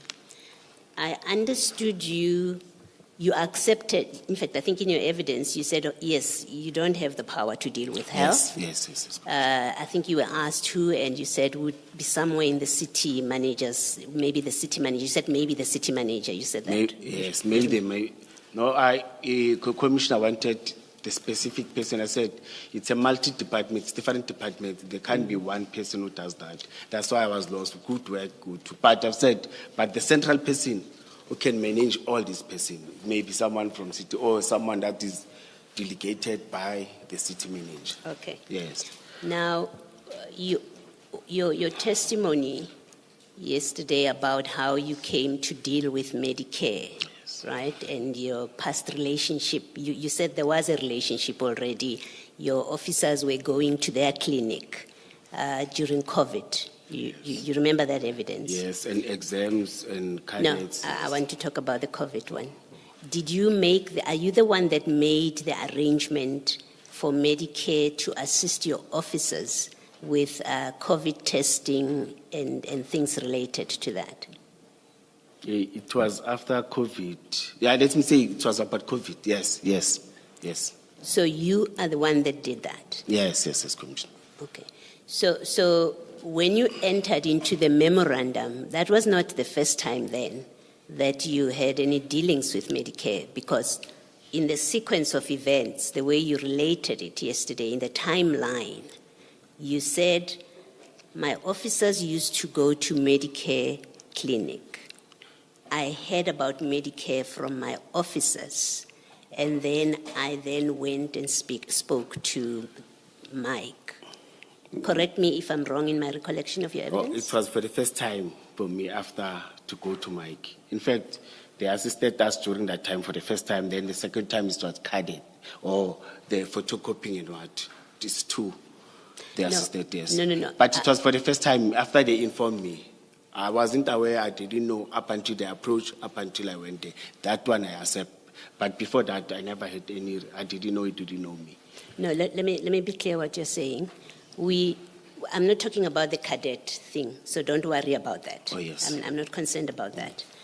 We have a memorandum which says they will assist in drawing blood in drug busts and when your officers are injured on duty. That's the memorandum, right? Yes. Now, yesterday I understood you to say that was the first time you dealt with Medicare. Is that correct? Yes, Commissioner, you're correct. But we also know from your evidence that before this memorandum, let me put it differently. Before this memorandum, your officers were already attending at the clinic of Medicare for COVID testing. No, Commissioner, it's wrong. It's wrong. I don't know what was the relations, you see, but they were not attending. No, but you said. No, I've said after, thanks for allowing me. I said after communicating with Mike, you see, that's when we started to see, after you presented, it was after, I said after the COVID, that's when he started to raise the issue of testing and everything. That's when we started. But it was for the first time, and it was starting after I met with him. Before that, I don't know what was the relations about. Are you the one that introduced Mike to the city? Not to officers, to the city, yes. To the senior management, yes. Yes, okay. I agree on that, Commissioner. You are the one that started the relationship. Before you spoke to Mike, are you saying the city or the EMPD, both of them, did not have any relationship whatsoever, any working relationship with Medicare? Commissioner, you're changing it. No, I'm not. Let me explain myself. Yes. I'm not trying to trick you. I really just want to understand what your evidence is because it is important. So if I'm not capturing it correctly, please correct me. Tell me, no, this is what it is. Yes. My relationship, it started after the officers said there's this person who wants to assist EMPT. Then I went there. Yes. It started the day I first met him. He told me what he was going to do, what he's suggesting to do. Then after that, I've said, go to, please go and present it to senior manager so that they will understand. Not even EMPT, senior than EMPT. After I spoke to my deputy chief of police, he advised me, no, the best way is to take it to that level. That's when it started. Then after that, after he came back, that's where the process of officers, not even officers per se, EMPT, because even seniors, they went there. You see, that process started. So before the MOU, no one in the city was using Medicare clinic? Maybe they use it privately, so. Okay. Yeah, not for EMPT things. No. Okay. No, All no, right. no. No, thank you. Thank you.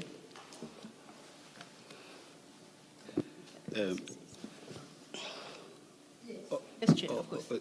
May I very Absolutely, Chair. hopefully briefly, depending on the answers that I get. Commissioner, now that you have finally admitted that you gave the memorandum of agreement to Mr. Chris Steyn, would you agree that you would have given it to him only if you were of the view that there was in existence a memorandum of agreement between the Metro and CAT VIP protection? Do you agree? May you please repeat?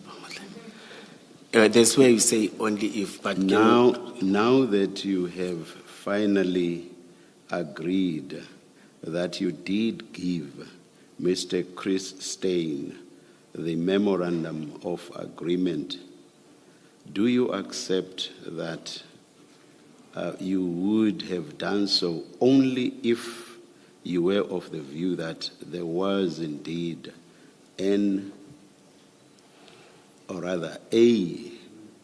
memorandum of agreement between the Metro and CAT VIP protection? Do you understand me now? You're too diplomatic, but Madlanga. Commissioner, let me agree that I took it to Chris because there was this process. You see, because even yesterday I'm not talking about a process. I'm talking about your understanding or belief that there was in existence a memorandum of agreement between the Metro and CAT VIP protection. So I'm saying it would have made sense for you to give the memorandum to Mr. Chris Steyn if you believed that there was indeed or if I believed such an agreement. Yes, now I get to you. So you believed that there was an agreement? I know that there was a process. No. I was very positive that they were going to sign, but... No, Commissioner. Commissioner, you said, oh yes. I took that to mean that you were agreeing that in your mind, you were of the view that there was in existence a memorandum of agreement. Is that correct? Let me say yes. Thank you. It's only logical because if there was no memorandum of agreement and you too believe that there was no such agreement, you would not have given this to Mr. Chris Steyn. It just would not have made sense for you to give it to him. So you've already agreed. You've already agreed. I'm just making an observation. Now I get you. Yes, I'm not inviting a response. Now, going to, again, the letter of intention to commit. Were you of the view that its content was correct? The letter of intent. Yes, at that Surely you read it. Yes. And you were happy with its content. Yes, at that time. But yesterday you told me, said no, it was Now, wrong. Yes. that too, in paragraph 2, Mr. Matlala says that there is a signed memorandum of agreement with Ekurhuleni. So that too is another document that indicates that in your mind, you were of the view that there was in existence a memorandum of agreement between the Metro and CAT-VIP.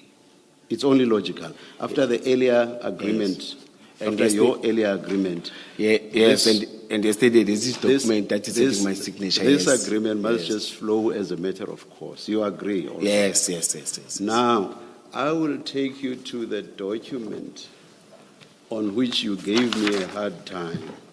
That is in the space annexure. Yes, I remember that. RS2 small Roman 2. In that one, you deny, in fact, you said it's a forgery. It's not your document. And I even said, And can I tell you what my suspicion is yes, with yes. regard to your denial Yes. or your allegation that it's a forgery? I think that you are denying it because it says, you said, there was in existence a memorandum of agreement. Is that not the main reason for you to disagree? which document that I've said, can you? RS22 of SPIS, that's the document yesterday that you said is a forgery. No, Commissioner, if I said that, I was not going to deny.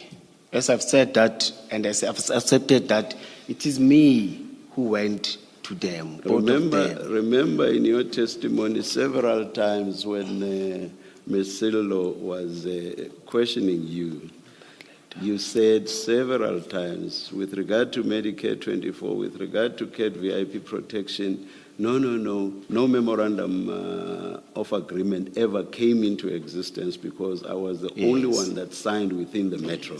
Yes. So you knew that you would be in serious difficulties if you were to admit that you penned this document because it says in it that there was a memorandum of agreement and it purports to have been written by you.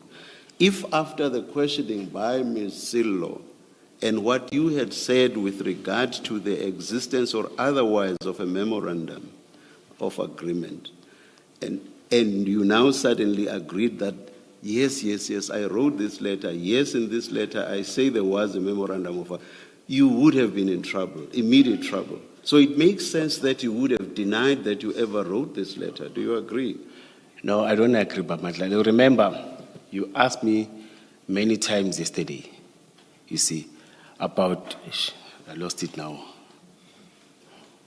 There's something that I wanted to say, but it was you who was asking. In fact, you were not fighting me, you see. You were trying to get truth and something, yes. Just on that, yes. Let me hear you. Yes, you were trying to get truth and something. I said, no, can you verify? If at all in the documents it's me, I will accept. Because I made the relations with the two companies. Yes. It is me who made relations. I agree on that. Let me just make this observation. Yes, you may comment if you want to. I understand why you would deny that you wrote this letter.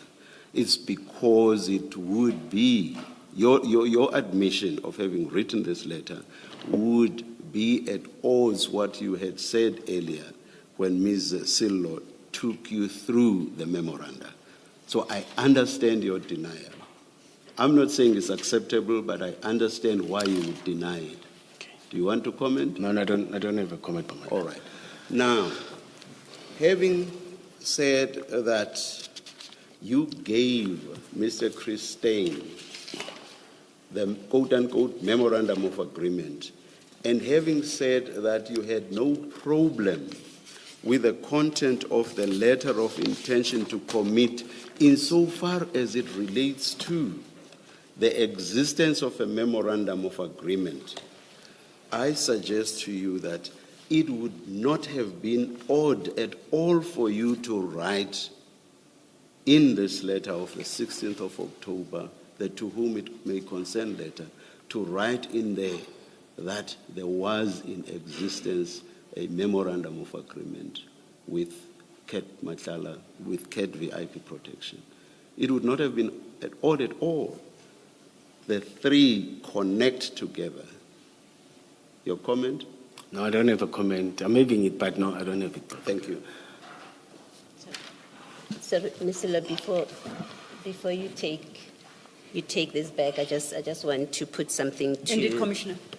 I just want to put something to Commissioner in the light of our discussion.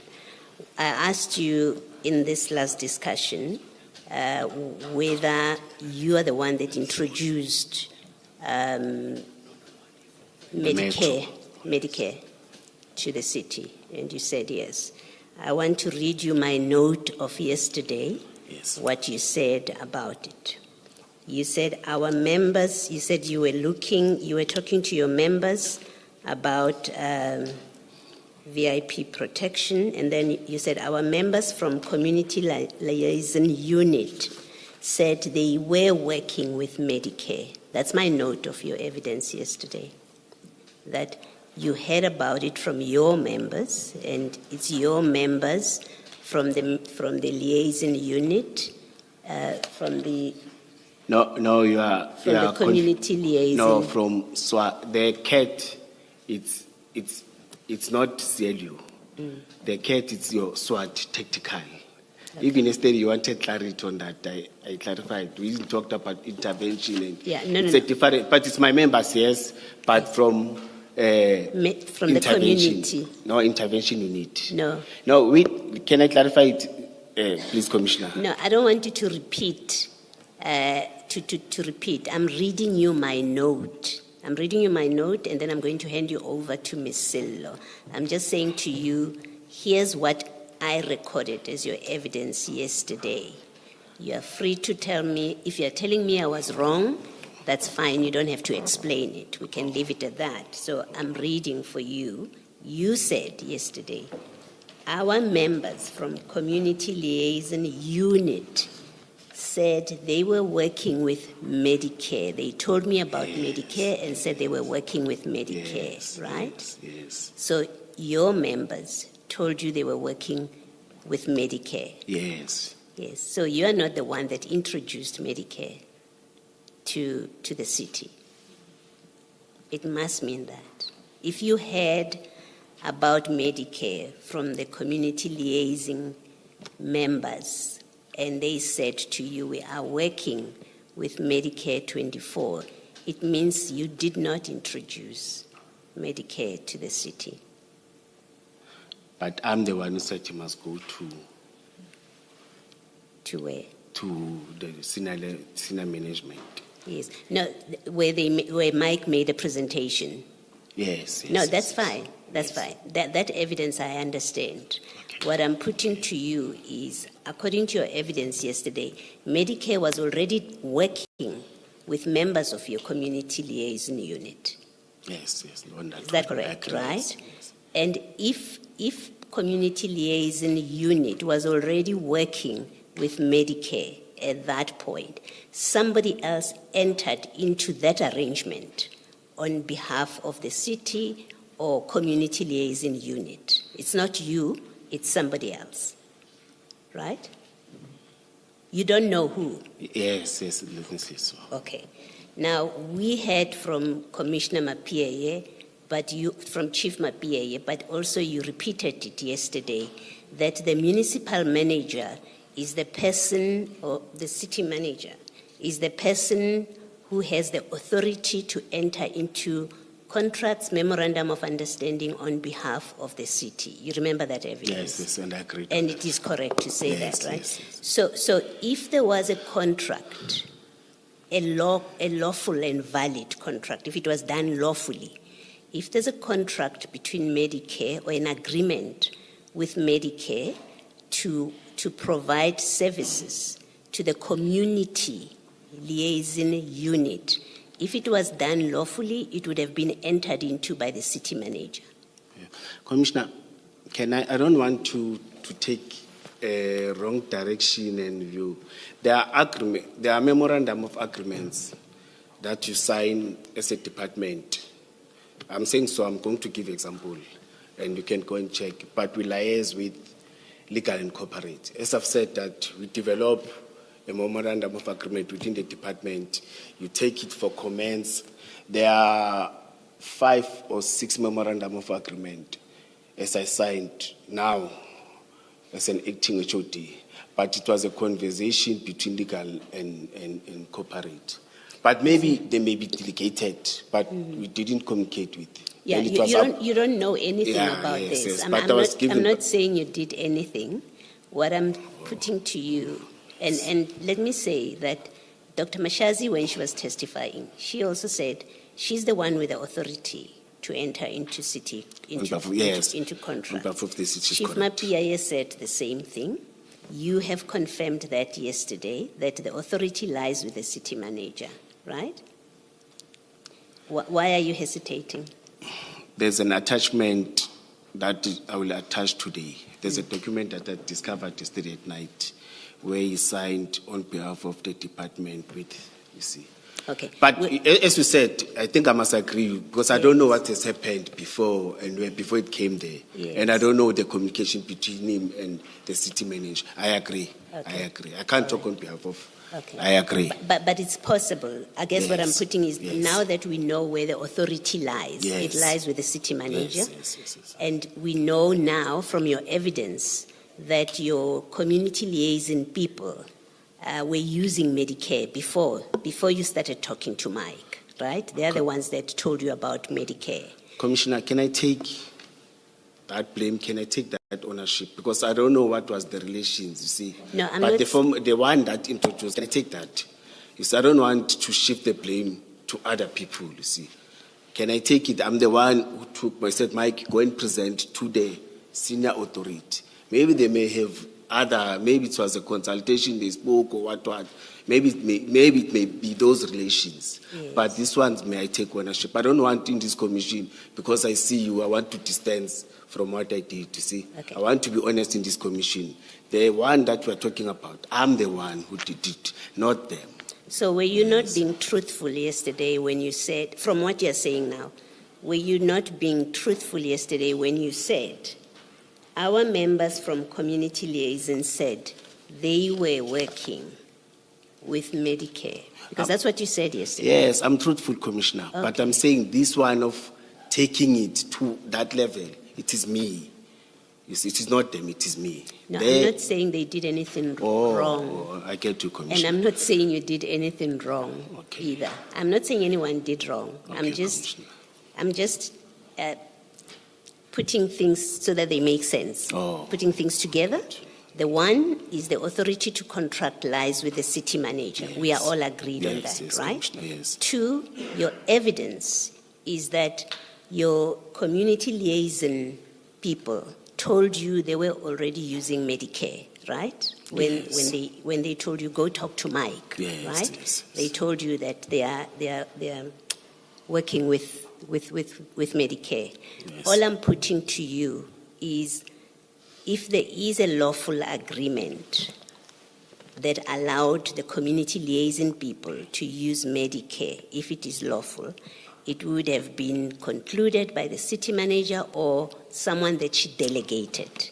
You accept that get you, as a yes, proposition? yes, All right, yes, thank you. yes, That's all I yes, wanted to yes, establish. Thank you very much. Merci. No, when you're a leader, you must take responsibility for the decisions that you have taken, you see. I don't want to shift the blame and say, ngoba kuyashisa now. No. But I understand what you said, correct, 100%. All right, thank you. Just one last thing, at least on this aspect. Yes, Chair. Ms. Sillo Thank you. and Commissioner. When I engaged you this last time, I said you believed that there was in existence a memorandum. And then I took you all the way through. And when I engaged you this last time, in fact, my question suggested that you believed that there was in existence a memorandum of agreement. I want to temper that language because you know for a fact that there was no memorandum of agreement in existence. Not so? There was a process that I started. No, please answer, otherwise we'll take forever. there was no memorandum of agreement and you knew it, correct? Correct, Madlanga. And you knew that from the very first time you were the only signatory to that document, the intended memorandum of agreement. For the cat. Yeah, cat Oh, only. yes. On Yes. that one, yes. Yes. So when you gave this memorandum to Mr. Chris Steyn, it was more a case of you making out as though there was in existence a memorandum of agreement, correct? No, it's not correct, Madlanga. You know, when you look at this document, there are two different documents. The other one is saving my only signature. But is the And- content no, content different? No, it's not the same. The other one is saving. Is the content different? Yes, can you go to both documents? The other one is saving, and you even raise it, my signature and Vus Matlala. And there's my signature. Only his name, but Yes. not his signature. But is the No, content I different? wanted to say that. Yes, the content, Sorry. The content is not the same. The content or the content Yes, differs. Yes, the other one is saving 3. It doesn't. signatures. It doesn't matter. None of that matters, Mr. Commissioner. None of that matters. You have admitted that you gave that document to Mr. Chris Steyn. That's what matters. Oh, yeah. And that document purports that there is in existence a memorandum of agreement between between CAT VIP protection and the Metro. That's what matters. And you have agreed that you gave that document to Mr. Chris Steyn. So let's not go back there. Okay. Now my question is, you, having given that document to Mr. Chris Steyn, you were making out as though there was in existence a memorandum of agreement, correct? That's not correct, Madlanga. Why not? Purely because this one does not bear a signature? No. Why should that matter? Because you have accepted that you gave that document, signature or no signature. No, You've but- accepted that you gave that document to Mr. Chris Steyn. So why should it matter? After that, your sentence says, I, when I went to Chris, created as if there is. Or in fact, I lied to Chris. Let me say so. Was there a memorandum of agreement in existence? There wasn't. There Yes. wasn't. Not so. There wasn't. That's There why- wasn't. That's why the No, document is not please, inside. let's not speak at the same time. There was no memorandum of agreement. There wasn't, correct? You are correct, there, Madlanga. You have accepted that you gave that document to Mr. Chris Steyn, correct? Yes. And that document purports to be a memorandum of agreement, correct? Yes. So why would you deny that you were making out as though there was in existence a memorandum of agreement? No, I A disagree. yes just must follow as a matter of course. Correct? You are cornering me, Madlanga. Correct? All right, I'll leave it at that. No answer. Thank you, Chair. Chair and Commissioners.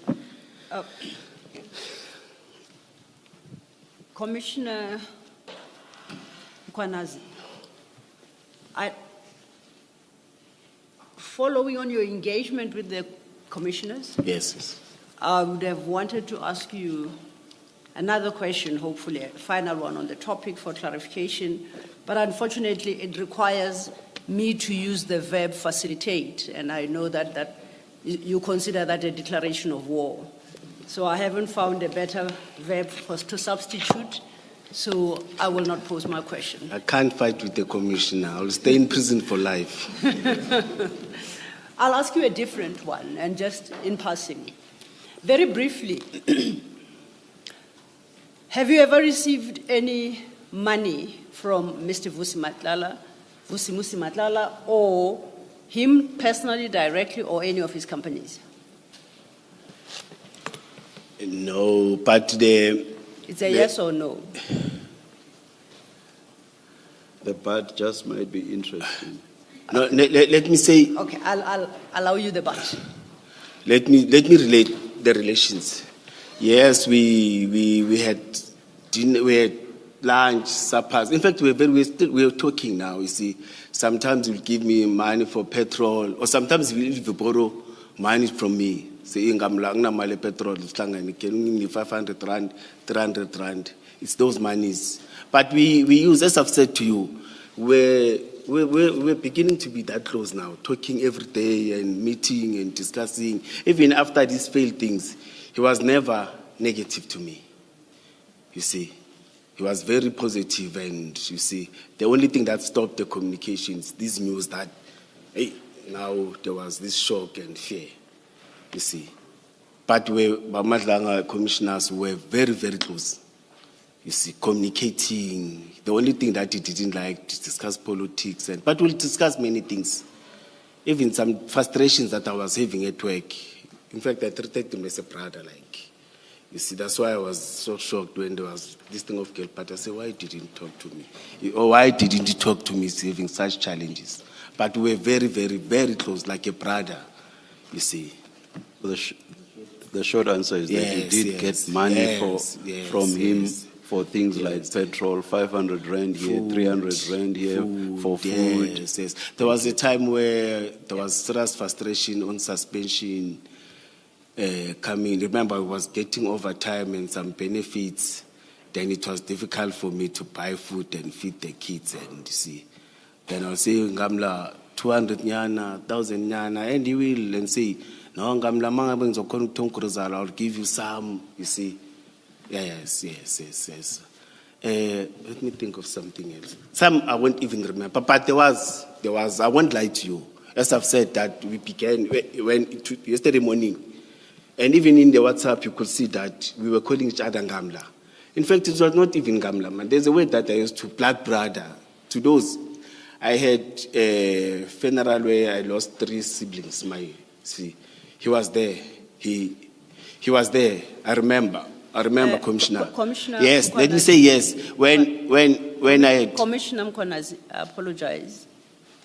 My question, I had insisted, was a yes or no Oh, answer. let me say yes. And the chair Yes, is yes. the one who got us into this trouble. Oh, yes. By saying that the BAT might be important. The but it's a never-ending BAT. it actually gave you the answer. no, I wanted to be 100% transparent. Indeed. Because I lost 3 siblings. I'm the one who's working. They were not working. There was where he came and assisted with money to buy meat for that funeral, and he assisted, and even attended the funeral. He supported me. He was there. Thank you. I take it when you say money for petrol, you gave examples of 500 rand, 1,000 there. Did I hear you correctly? Yes, I spoke about the funeral even now. He assisted. Okay, now a lot. Yes. he gave and a lot. the assistance for the funeral, what levels have we reached then? How much? Guesswork, I won't hold you strictly to a No, number. in terms of levels, I don't understand. How much? From 500, 1,000 for petrol, No, for the funeral. No, do you it was remember? it was thousands. How many? I'm not sure, commissioners. When was But around 2020, I was suspended 2023. Around it's 2023, 2022 there. I don't remember, but I lost. It was the period of, but it was within a year, 6 months. I lost siblings like this. Yes. So it was following your suspension or before your suspension? I'm trying to find a time slot. Before and after. Before and after. Yes, I lost siblings there. Okay. Yes. And if I suggested to you that in 2022 you received varying amounts, at times 20,000 at one go, 30,000 at one go, would you have a challenge? No, not varying amounts. I think it was once. The other ones, it was food and not money. No. I'm going to... Let's say it may be 20 or 50 there, yeah. He assisted me there. I don't want to lie. I was able to bury one of my siblings. Now, and Mr. Van Wyk, has he ever lent you money, given you money?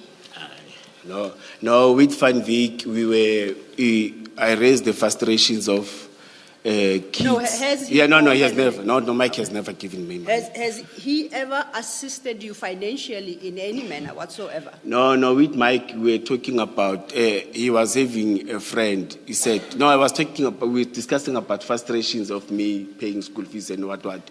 He said, no, man, I've got a guy that can assist you, if I remember. I've got a guy that he does sponsors. He does. Sorry. Yes. Let me wait. We were. Please continue, you were saying? No, they say he was having a friend from Wheatbank on Mpumalanga. Yeah. He does give sponsors and assist kids and everything. Then Okay. he requested me to identify kids and identify school kids and send him a bank account, but he will negotiate, but that didn't materialize. So. But this- there was no relations anymore, that didn't materialize. So Or that guy didn't do that. Was this for underprivileged kids, for instance? No, in no, Ekurhuleni? we discussed, I was discussing with him that I'm having these challenges. We Oh, discussed. I heard you say you must identify kids, so I thought. No, my kids. Oh, your kids. Oh, yes, that are at school, yes. Okay, a pack of 3 pages have just been put before you. They are a continuation of the EMPD exhibit bundle, CJC 56A. Oh, So yes. it will go to the bottom of that pile. You confirm that that is an email from you dated the 5th of June 2024, the first document, Yes, addressed to Mr. Van Wyk. yes, And you say, "Good afternoon, Mike." And it describes the attachments as statement, as a PDF document. You confirm that? yes, yes, And attached to that is a high school, I won't say the name, statement for a stated student bearing same name as you yes, for 66,000. You confirm? That's what you sent to Mr. Van Wyk. yes, yes. So that's where you solicited the financial assistance. Soliciting, that's where we, after engaging with him, he promised that he's going to talk to that guy to assist. Yes. But you say nothing came of it. No, nothing. From that thing, nothing. So Nothing, if the nothing. commission were to investigate as to how this bill was settled eventually. Please. No, it was not settled. You can go. Please, you Okay. can go. So it I'm was still, it I'm was, still having challenges, yes. It was not settled. you say you are doing what? Yeah, I'm saying you can. The way you can investigate. Oh, I thought I heard the word challenge. I know. You Okay. can, or you can investigate. Nothing. All right, now if you turn to the third page, the last one, is that a correct reflection what's on that page? The school fees. And the other one? This one. Yes. Oh, yes. So I'm saying that table, does it correctly reflect the payments made to you on the dates specified there and in the amounts reflected? No. Do you accept or deny? No, the first one, Vusa assisted, I agreed. The one On of funeral, 20,000? Yes. This one, Medicare. Mike didn't assist me with anything, madam. No. All I want is, there are 2 other payments. I want your comment on them. Do This you one, confirm that the account number reflected there is yours? Under the column 2 account number? Is Oh, that- yes, It's the yes. same, it's the same yes, account throughout, yes, so that's yes, your account? Yes. The last column reflects the various amounts, 3 in total. You've Yes. admitted the first. Yes. Do the you, first, you yes. deny the second? No, I've never. I don't Okay, remember. no, I just, it's a yes or no? Yes. Do you deny the second? Yes. I don't remember. Do Mike you giving me deny the something. third? Black egg, what is black egg? From the evidence that we have had so far, it's one of Mr. Matala's companies, if that helps. Yeah, but if it's from Matlala, Matlala assisted me a lot during those times. If it's from Matlala, I accept. You see, Mike never assisted me when it. No, all of them are from Mr. Matlala. All those entities listed there are associated with Mr. Matlala. So they're not from Mike. Oh, Yeah. No, Vusi used to assist me. From in Mr. bad times. Matala, okay. Yeah, in bad times, he used If to we are assist me. Yes. So you do admit receiving these payments from Mr. Matlala in these periods? Even- or entities associated Yeah, with no, Vusi used to assist me. Yes. Okay. No, that For one the I agree. transcript, you mentioned the amounts, but not the dates. Okay, maybe for completeness. That dates, yes, I agree. That dates, yes. Yes, the 5th of May 2022, 20,000, for purposes of the record. The second, in fact, I'll start again. The first is paid by Cat Protection and Security Services Pty Limited into the stated account. The date paid is 5th May 2022, an amount of 20,000. The second is by Medicare 24 Tshwane District, Pty Limited. And I thought that is Mr. Van Veek's entity, but Yeah, no. nonetheless, Yeah. same account, and the date is 18 June 2022 for 20,000. The last is Black AK Trading and Suppliers Pty Limited. Once again, the account details are the same, and that was on the 10th of December 2022 for 30,000. Yeah. No. That was for the record. Thanks, Commissioner. Yes, and on top of apologies. All I'm asking is that you do confirm for the record that those yeah, are yeah, affected. You yes. receive them. In fact, even on top of that, he had this thing with Ngamla. When this thing is a PS, if I right, I will make you for no resign, man. You see, we had that. No, I don't want to lie. We had that, and I prayed for him. You see, that day, that thing. Even when there were bad news, I said, No, I must be honest. We were like, Commissioner Mkhwanazi, I do appreciate the closeness of your relationship. You explained away one payment because you said you had a death in the family. Yes. And the other payments, what were they for? Commissioners, I had many challenges, you see. Yeah. We discussed, used to assist, not even these ones, as maybe on top of these ones, it may be these 500 that when you discuss and get, and you see, we discussed many things with Vusi, and he was assisting. It was a brother.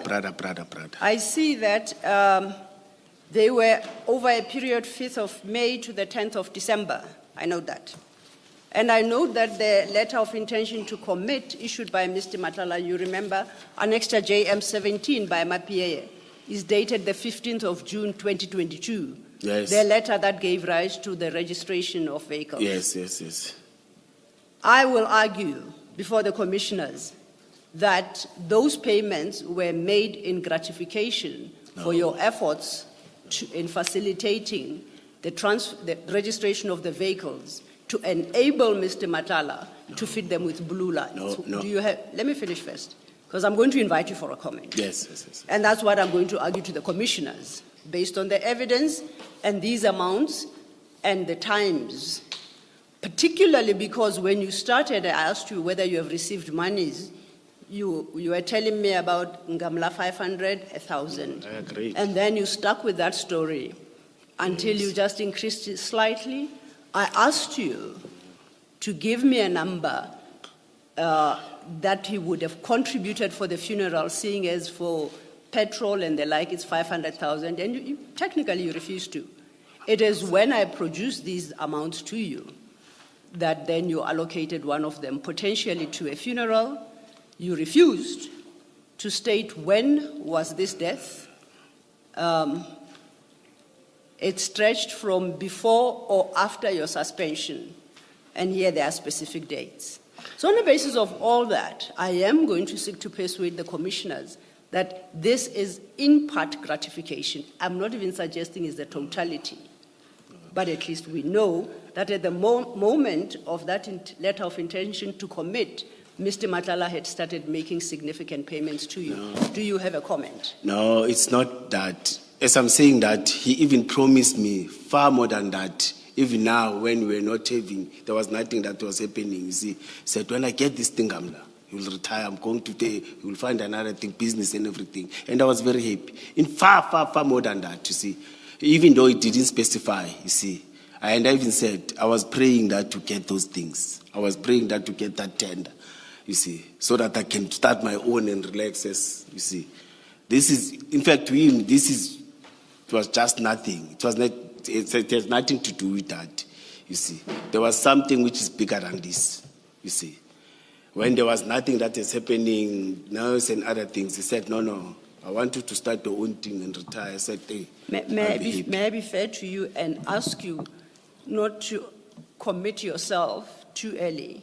I didn't say that is the totality of the evidence of payments made to you. Oh, yes. I'm just discussing the payments in that period of 2012. Okay. So I would advise that you don't commit yourself any further, than you have on the scope. Commissioners, that would bring me to the conclusion of my part with Commissioner Mkhwanazi, and I thank you for the opportunity. As I said, we move to the next chapter.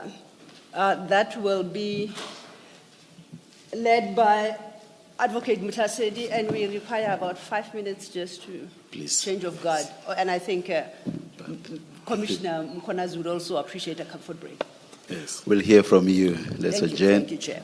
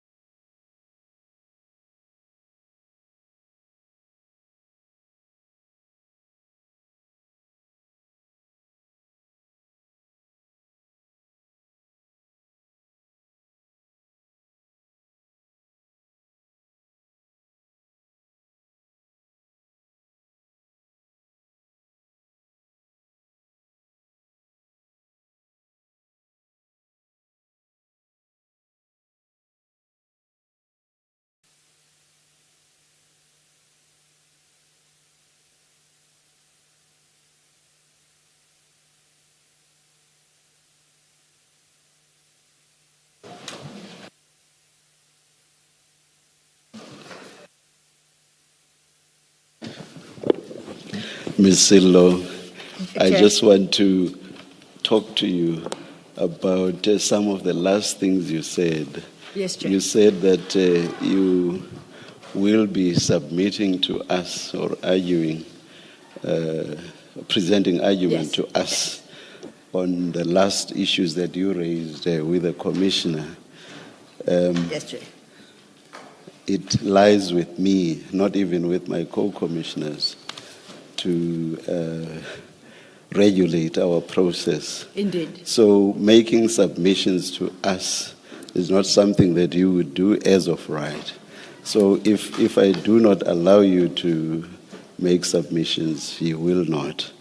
So it's not as of right. Fully accepted, Chair, and it was not stated in an attempt to undermine your authority or the process as determined by you.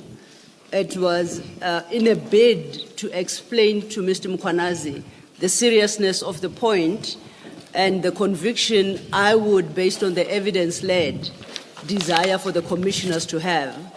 And I do accept that whether or not, at the end of the day, I get to argue before the commissioners is a decision for the chair to make. Thank you, Chair. Thank you, Ms. Silva. Thank you. Thank you.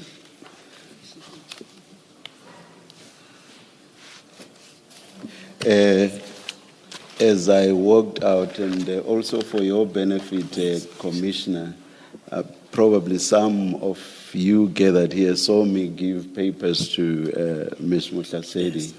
I don't want you to think I was told that is you. You were told that Ms. Mutlasedi is the one that's going to be questioning you now. Yes, yes. So I don't want you to suspect that, oh gosh, maybe the chair was giving Ms. Mutlasedi some ammunition on the basis of which she must question me. No, I was giving her the last documents that we were all given for Ms. Mutlasedi to put them where they should be in our files.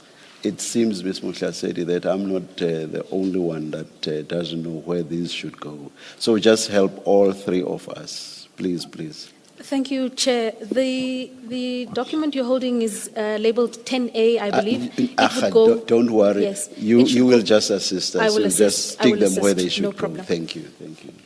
At the same time, Chair, I think the comment that Ms. Mutlasedi wanted to give is important for the record, lest I did not properly describe where the document fits in. It's part of our exhibits, and it's a continuation of the exhibit file.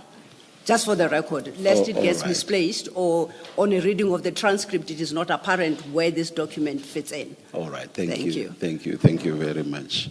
And on the topic that you're going to start with now, do you think we've taken forever with all the others? So I doubt that we'll finish this because we don't want to go beyond the end of tea time. Chair, I'll make every attempt to be brief, of course. But the issue we are about to address is an important one, I think we can appreciate. And Commissioner Mkhwanazi is facing serious allegations, and I think we should put them to him and allow him to respond in detail. All right.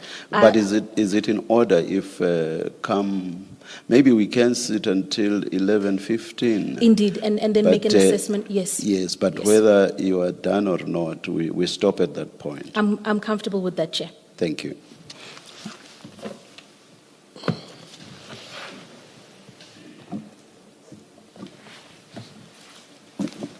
Good morning, Commissioner. Morning, madam. Good morning. Is it correct when I call madam, or must I say lead investigator? You address us even if you are responding to a question by Ms. Mutlasedi. So you just keep saying commissioners. Thank you. Thank you, Commissioner. Thank you. Thank you.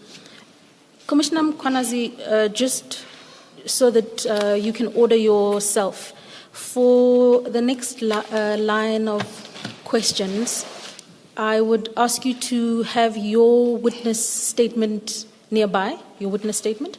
Yes. Okay. And then earlier this morning, you were provided with a very narrow file labeled Witness D statement.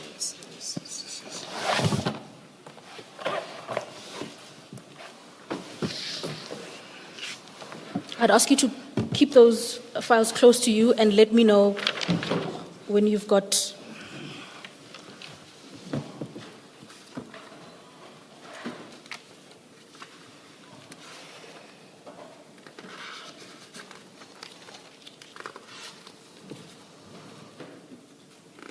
Can I ask you to open your witness statement, please, and go to paragraph 68.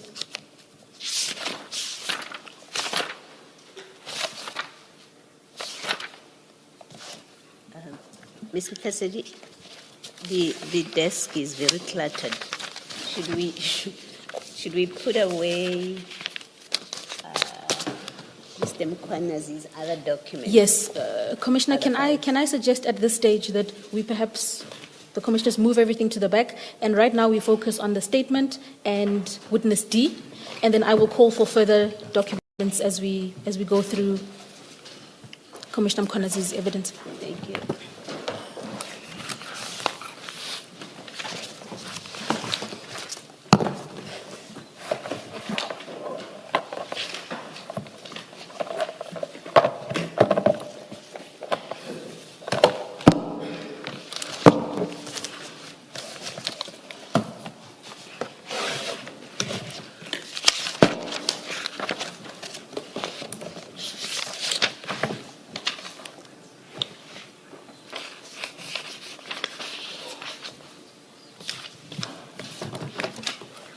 Yes, my brother. Thank you, Commissioner Mkwanazi. Do you have your witness statement nearby, please? Yes, Yes, 22. could I ask you to go to page 22, please? Yes, I do. There is a big bold heading on that page that should say out of jurisdiction operations. Yes, Do you see yes, that? yes. If I could draw your attention to paragraph 68. Do you see that? Yes. Okay. So, just to place us in context, Commissioner, under that heading of out of jurisdiction operations, you make several assertions, you set out some information over there. Yes. And then in paragraph 68, you detail something there about witness D.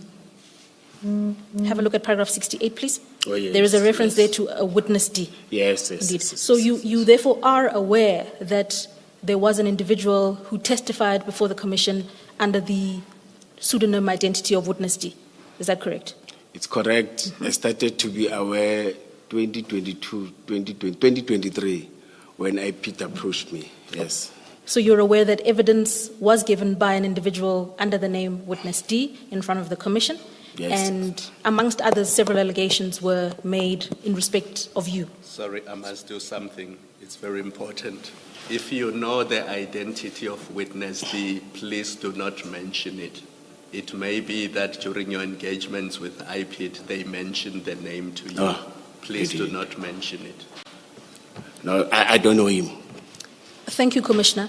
And further to that, Commissioner Mkwanazi also confirmed that the statement of witness D as provided to you is in fact redacted, and there is no reference to the identity of witness D. Is that correct? This one that you provided Yes, now. yes. It's got black line. It's redacted. Please confirm that. It's got black line. You can't see the name of who is witness D. There's something that I want to check. Yes. No, I can't check. Thank you.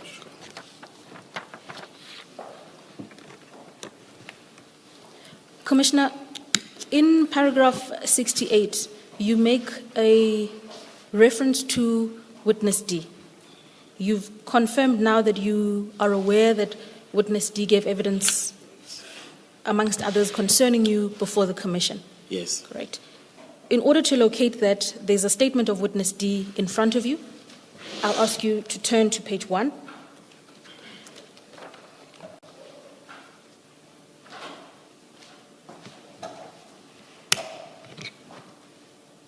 You'll see there on the front page it reads witness statement of, and it's redacted. It's a black line, a solid black line. Yes. Indeed. Paragraph 1 is an introductory paragraph. You see that? Yes. Thank you. And paragraph 2 begins with the words, on the evening of the 15th of April 2022. Do you see that? Yes. Indeed.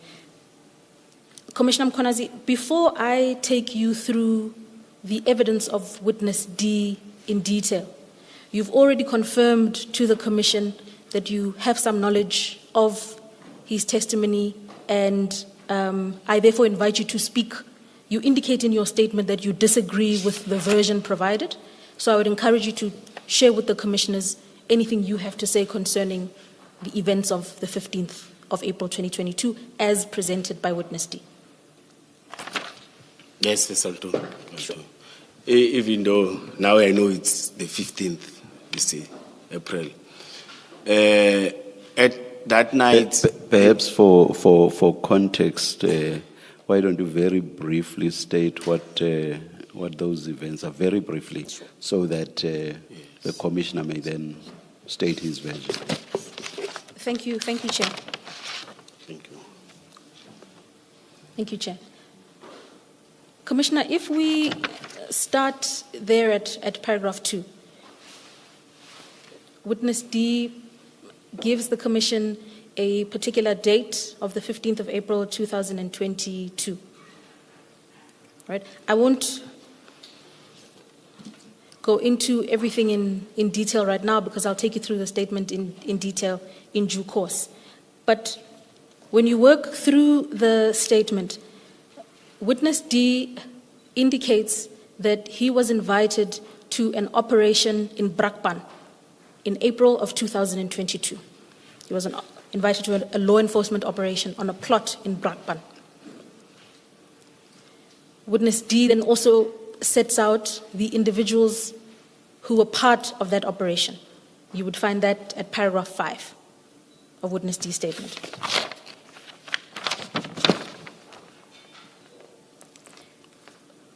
In the course of giving evidence before the testimony, before the Commission, some of the allegations made by witness D was that the primary purpose of that operation was to recover stolen goods from a warehouse, and that in the course of that operation, several members from different law enforcement agencies were involved, and that the suspect, the individual who was suspected of taking part in that warehouse robbery, was tortured in order to obtain information about the location of the stolen goods and later on about an amount of money, and ultimately died at that location in Brakpan. If you go further in the statement, and I'll take you to the direct paragraphs, the allegations, particularly as they relate to you, is that upon the death of this suspect who was involved in this warehouse robbery, upon the death of this suspect, several members of that operation who were in law enforcement telephoned you and sought your assistance in covering up the events that occurred at that property in Brakpan in April of 2022. And at a latter part of the statement, witness D indicates that you, in fact, attended at the property, meaning you arrived at the property.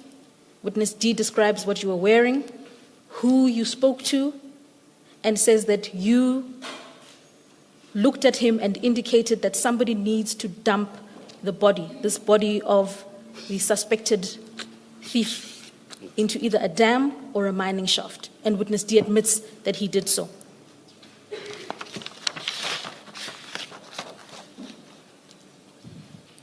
So, Commissioner, having given you that background, where you understand with some measure of detail the allegations made by witness D, that is the content of his statement. Yes. Yes. Yes. I invite you, with reference to your paragraph 68,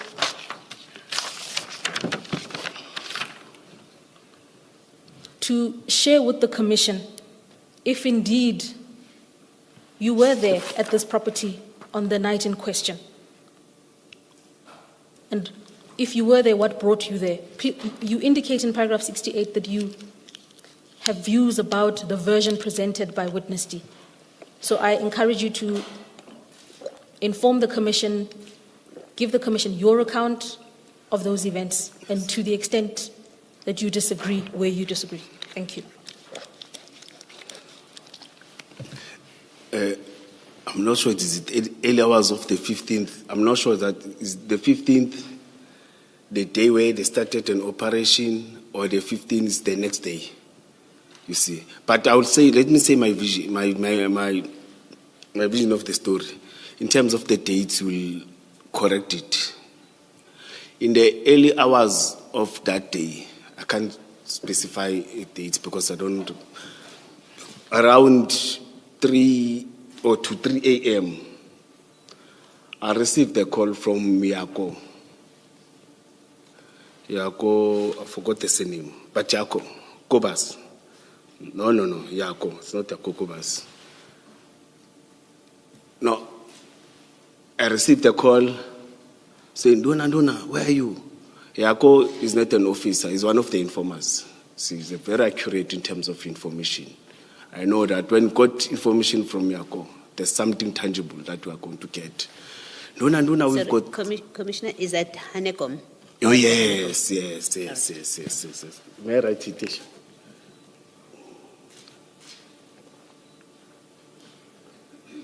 Yes, I received.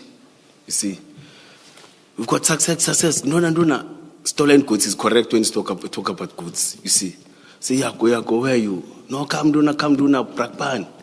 You see, it was around 2, 3 a.m. You see, then I woke up. You see, but I was skeptical because I had 15 missed calls. You see, but I said, but Yako, I know when he gives information, it's accurate. Then I went there. When I went there, we communicated, Yako, I don't know the place because he spoke about the plots in Brakpan. You see. Then I off-ramped at N17. There's an informal settlement. I forgot its name. But when immediately off-ramped, before the plots, then in that era, I saw he was driving a red car, small car, but his private car, I know it, you see. Then he escorted me. When we entered towards the plot, it was dark. It's the plots. It's not gravel. It's gravel roads. It's not tarred, you see. But when I entered, there were many cars. There were cars, marked cars, security cars. You see, could see that it's a big operation, you see. Then I entered, you see. But that time he was driving in front. Then he stopped next to the gate. They stopped. After that, he jumped to me. I said, Dona, I said, yes, but what is happening here? This is an operation, you see. Whose operation? No, don't worry. I moved towards the gate where he waited next to me. He said there are successes. Let's see success. Because the truck, the area is dark, but there was a light that is lighting direct to the truck. And the truck was empty. I think the truck is the truck that is having blue plastics cover, but all of them, they were opened. The truck was facing direction north. I was in direction south, like standing like this, like when I'm looking at the commissioner, when I'm looking at the madam, you see. I said, and it was, people were moving. Some with uniform, markers, say, they are no good. Say, what's happening, Yako? No, Dona. And, to put it, there were some moving, some standing in groups. Then, on that gate, he said, Yako, where is the stock? You see. Started talking, Yako, where is the stock? You see. No, Dona, bring me. I said, I must bring media. Where is the stock? No, he was not clear. You see, it was a discussion of 3 to 5 minutes. You see, I said, okay, I'm wasting my time because I suspected. In that time, he was good information, but I started to hear stories of extortion, stories of coming there. He will go with officers. After officers left, he'll go and collect money. Just to put terror to people that, hey, I'm going to arrest you with my people and what. But his information is accurate, you see. But on top of that, he did, because he was not working, he did his own thing using officers. He will work with all officers of Kuruleni. You see, he was having many teams, you see. Then I moved towards the car. I said, you are playing with me, you see. But I suspected something. I drove, made a U-turn, and it was maybe 4 or 5 houses. When we enter, It's like, can I put it, for example, it's the corner, it's 4 or 5 houses. We came to this direction, it's correct. Then we turn right. It's 4 or 5 houses there. You see, I stood there. He came with the car. I said, Sorry, Commissioner. I don't know if that's being captured. Oh, sorry. Yeah, but let me repeat it because I just made the example. All right. See, yes. Yes. In that corner, I moved towards that corner. When you go back, you turn towards your left. It's the same area of plots again. The informal settlement is too far. When you turn right, it's the same area, but it's those plots, 1, 2, it was a 4,000. It's not a long distance, you see. Then I parked there. He came in. Said, Nduna, but we're talking inside the cars now. Say, Yako, you're playing with me, you see. No, Nduna. No, he told it. No, Nduna. You see. Said, Nduna, I'm not going. You see. Say, Yako, I'm going. Then I drove. When I was driving, Commissioner, I was talking to him, you see. Keep on calling me. Are you safe? It's fine, man, I'm safe. Then I went at home, you see. Then a day or two, because he was not waking us, he will jump, you see. Yako, where is the stock? Where are the goods? You see. No, Nduna, there's nothing. Then it was like that up until I was called by IPD. No members of EMPD, no members of SAPS or the security company has ever came and concluded they will kill the person or there was an incident where a person died, you see. And I didn't even confirm with the members that were there because from EMPD says there were no more cars, you see. The only cars that I could see is these 4 or 3 cars from subs cars, you see. Because I didn't count, there were just many cars. I can't say it's the exact number, but there were many other cars from different and mad cars. And when I came in again, I must mention that, Commissioner, some of the cars were starting to move. That could tell you that this operation started long time ago. Or part of the questions that I asked him is that, when did this operation start? No, last night. But that's what made me angry, I remember. You started the operation last night, but you are calling me in the early hours, and there's no success. In all of this, I was, what were you doing? But you couldn't be specific. But I suspected that they got the success. If they got it, they decided to do something with the success. Now they call me, see, just to call me, hey, there's this, because there was nothing. And the impression that I got when I did, there's a success. You see, in the morning I would be making noise, you see. Then I went home. Then after 1 or 2 days, that's where we started communicating again. Thank you. But there was nothing formally. Thank you. Please complete your sentence. I think. Thank you, Commissioner Mkhwanazi. You've indicated then the circumstances that brought you to the property in Brakpan. You shared that with the Commission. And you've also described now the reason why you were there. My question to you is, apart from your discussions with Yaku, the informant that you've identified now, did you speak to anyone else that you found at the property? Was there anyone else at the property that you would have recognized or recognized? No. They were moving around, but Yako stopped me, you see, at the gate. You see, I couldn't go, but I was not going to go outside because I suspected that they stolen something. I was very angry per se, you see.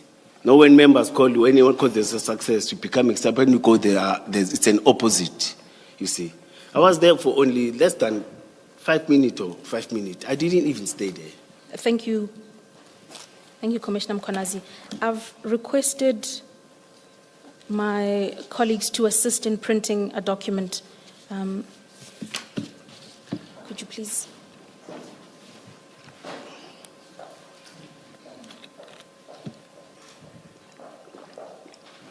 One for the witness on 3. Thank you.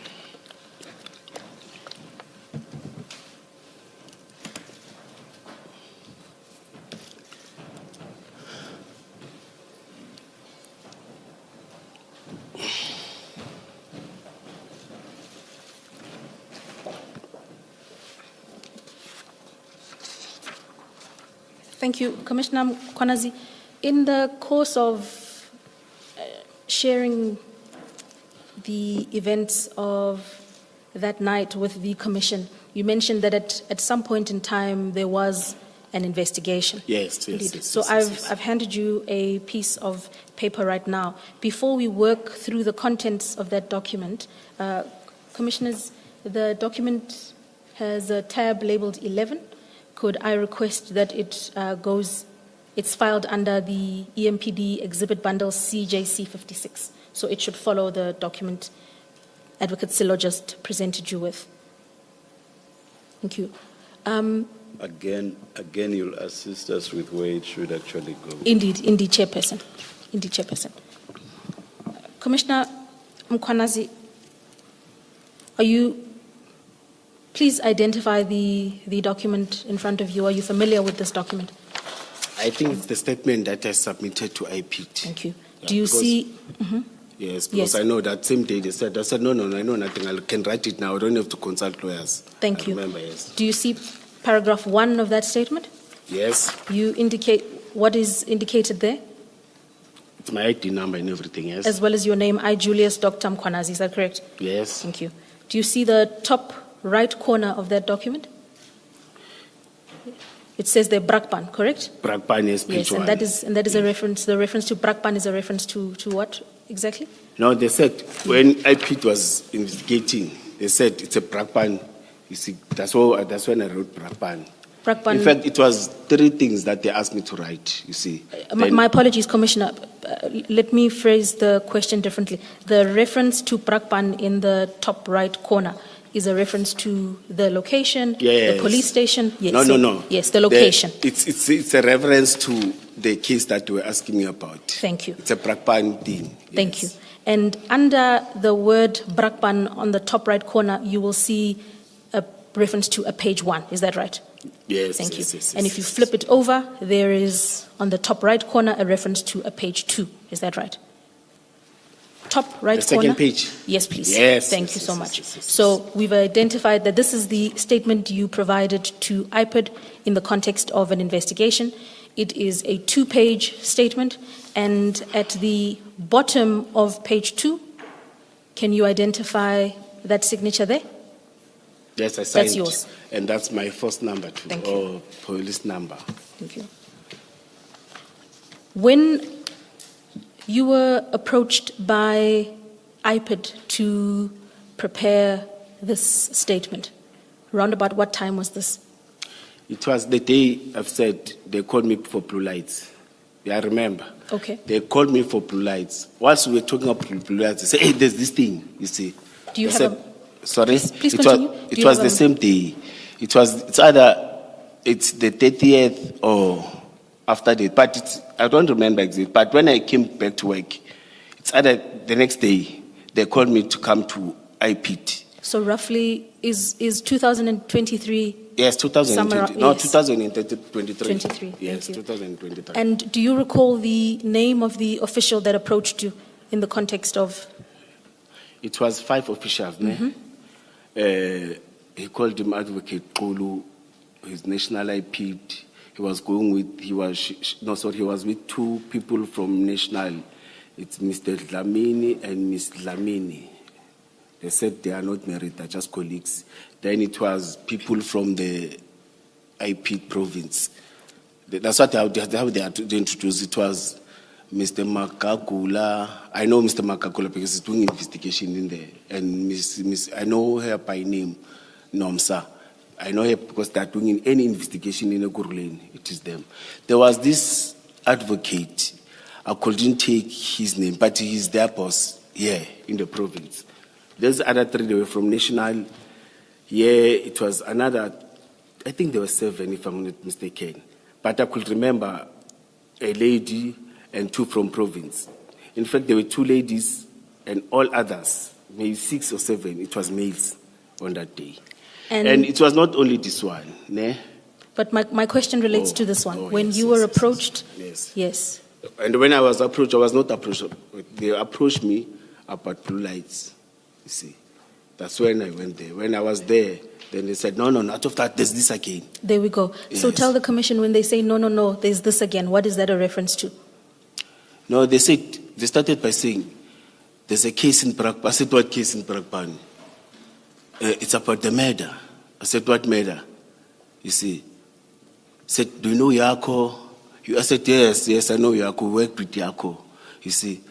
But the same thing they said, they did. I said, no. It was the last time. On that day, maybe I was having a year or months without even seeing, without even communicating with Yako. But they agreed that, yeah, we know that we are no longer working together. We've decided not to work because they know I even explained the reasons. Nevertheless, Yes. they requested you to make the statement. Yes, Indeed. I did it immediately. So you confirm then, Commissioner Mkhwanazi, that you were approached by officials, or at least an official, you've identified Mr. Tsulu from IPID, and they identified to you Mr. that... Tsulu. Tsulu, you said Tsulu. Tsulu, yes. Thank you. No, I was not approached by Tsulu. Tsulu introduced himself there.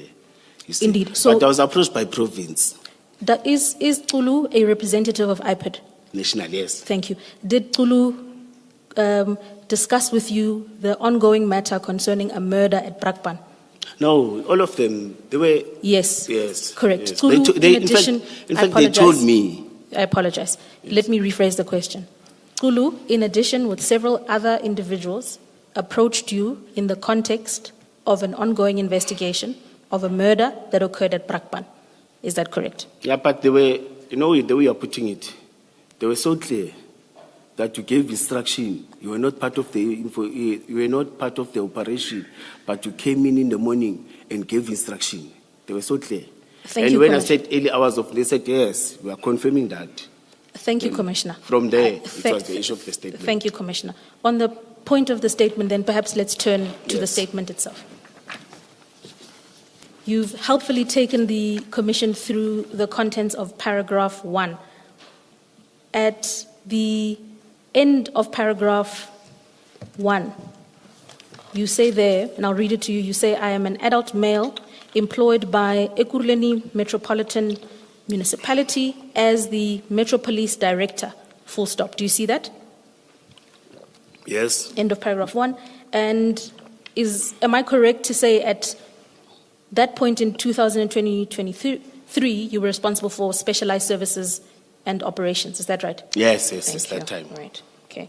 We then look at paragraph 2, where you indicate that early last year, so if you are making the statement in 2023, as you've testified, Yes. a reference to early last year means you are referring to an incident that Yeah. likely took place in Yeah, I remember 2022. they told me that it was around that time, but I couldn't to see. Then I wrote, yes, you're You say correct. early You're last year. correct. And in the context there of paragraph 2, you indicate that you were woken up by Mr. Yaku at around 2 a.m. in the morning, telling me to come and see the success of the truck that was recovered in Brakpan, in the Yes. Brakpan Springs area. Is that right? Yes, yes. Can I ask you, when you say the phone call woke you up, you were, I assume, then sleeping. Where were you located at the time that you received the call? No, at Albertine. You were my at house, yeah. you were at your home, and so you then say in paragraph 2 that you woke up and drove to Brakpan. Yes, at yes, the yes. after receiving this call. Yes. Please assist the Commission. How far is Brakpan from Alberton? If you're driving home at 2 a.m., how long is that distance? 10 to 12 kilometers. I'm not accurate. Yeah, but it's simple from me, from the freeway N17. Okay. It's easier, yes. Okay. Yes, it's one freeway straight to. How many Brakpan. kilometers did you say? It's 10, maybe 10, 14 or 15. 10 to 15. Yes, I'm not Thank you. accurate in terms of. Okay. And you then indicate in paragraph 3 what occurred upon your arrival at the property. Do you see that? Yes, madam. Indeed. Oh, Let me. Commissioner. Yes. You, in that first sentence, you say, on my arrival, I found many vehicles marked and unmarked, comma, including those of private individuals like his, which was red, parked next to the house. Can I stop there? Can you confirm what I've read is correct? Please take your time. It's paragraph paragraph 3 3. Can I from the read top. it? It starts on my arrival.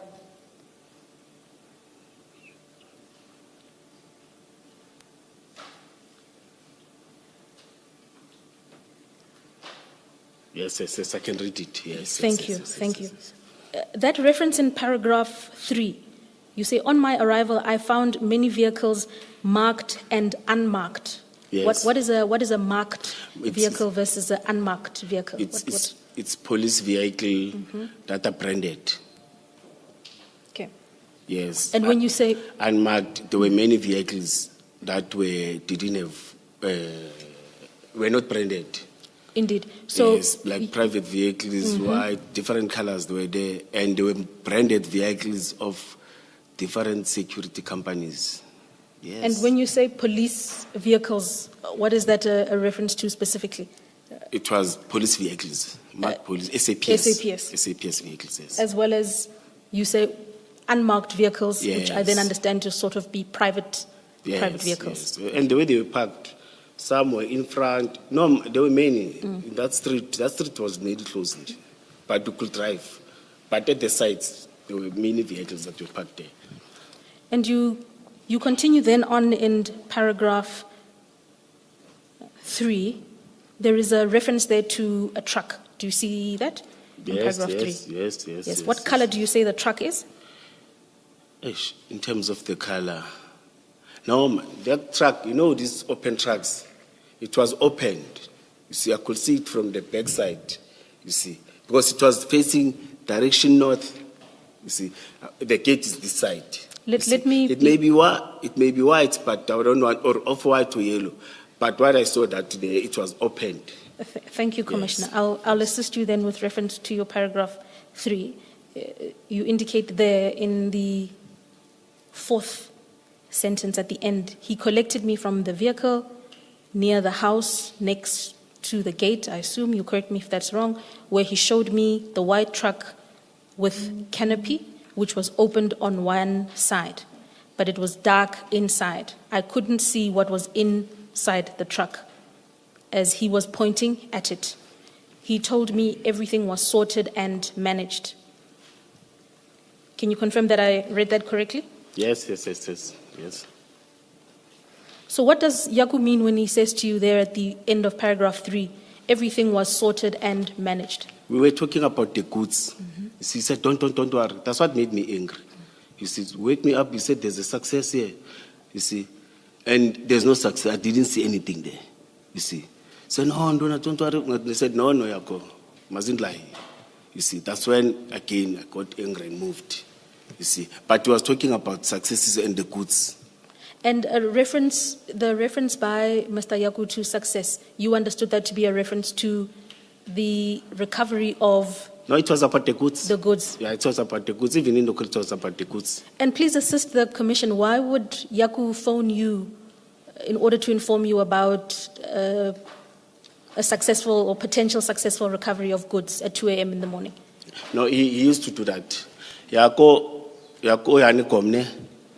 He was not a person who likes to sleep. He's very good in terms of gathering information. There are many operations that we did, successful operations, where he will call you at night, he will call you at 3 a.m., different times. But, 99, or let me say 70% of what he's calling, it's a good information. He may, then sometimes he may not work with you, work with others and tell you, hey, no, there's a success work, but I know that when he says there's this information, he has worked. You see, even if you send members, even you go yourself, you know that you are going to brand with that, or you are going to you'll get good publicity on that success. He was that type of a person. In light of the kind of information. Ms. Masklasedi, may I perhaps give you 2 minutes to wrap up? As I said at the beginning, it was not likely that we would finish this part of it. The Commissioner will have to come back in the new year. Okay. Thank you. Chairperson, then let me just ask a question or two regarding the statement. And yeah. Perhaps just one. Just one. That's. Please. Yeah. Thank you. Commissioner, in light of what you've shared with the Commission thus far about the content of the statement, in particular the identification on your part of SAPS motor vehicles, what was your understanding about the kind of operation that was taking place there when you arrived? No, I've said that I could see that it was a big operation. You see, there was an operation there. And when you say goods, that means what I was saying when I was approaching. it's something that one can say this is a success. And your reference to big operation is a reference to a law enforcement operation, or what type of operation are you referencing? No, the officers, it's a law enforcement operation. They are officers.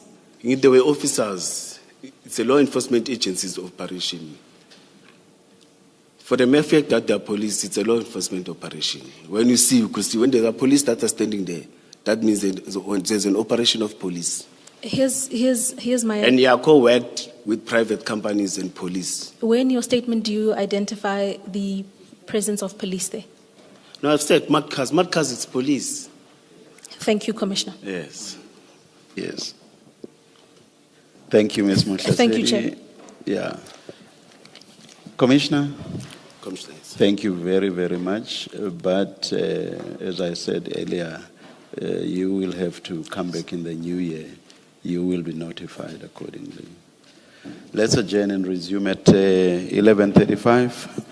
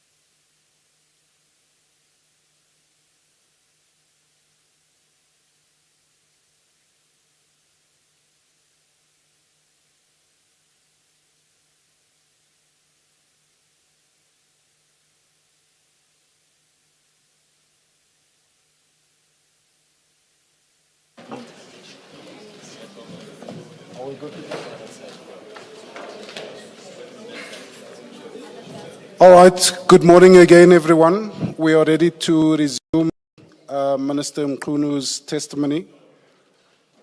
Can I request the media to respect the line once you've taken your shots? We want to give you the opportunity to take your pictures, but please remember the line, 2, 3 rows back. Thank you. And please, to members of the public, switch off your cell phones. Thank you.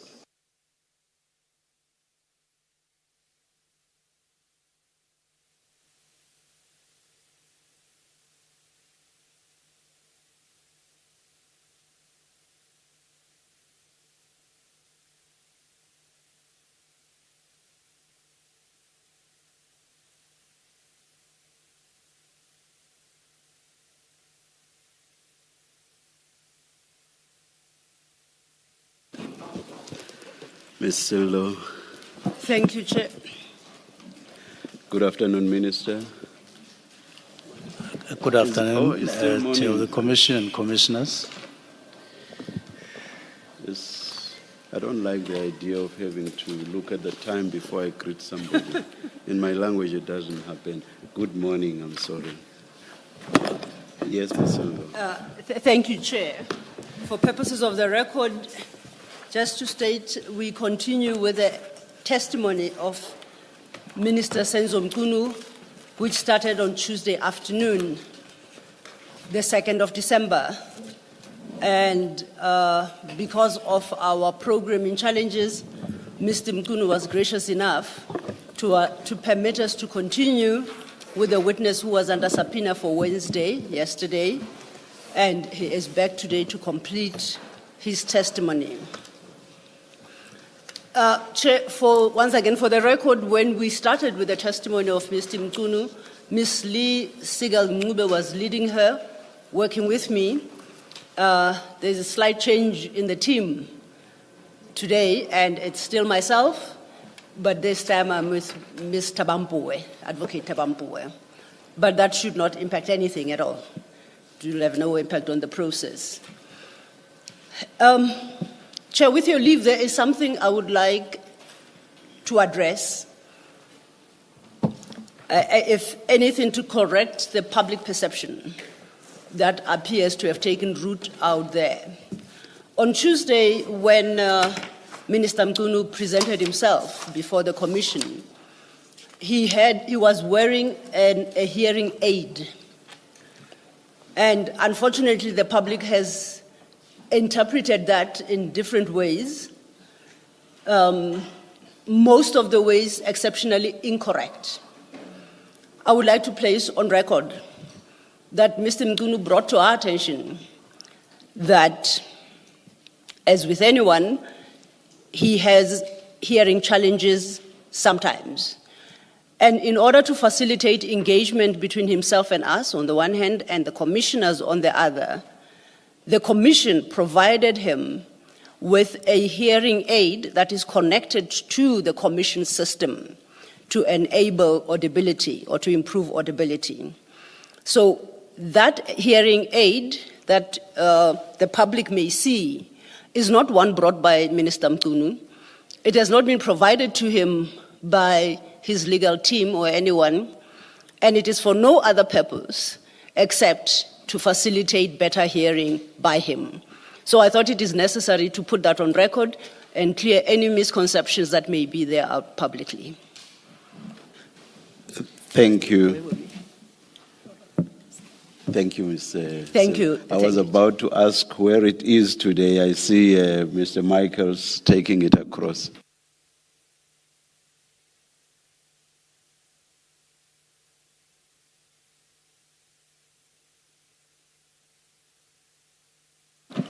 You want me to say something? To test? Okay.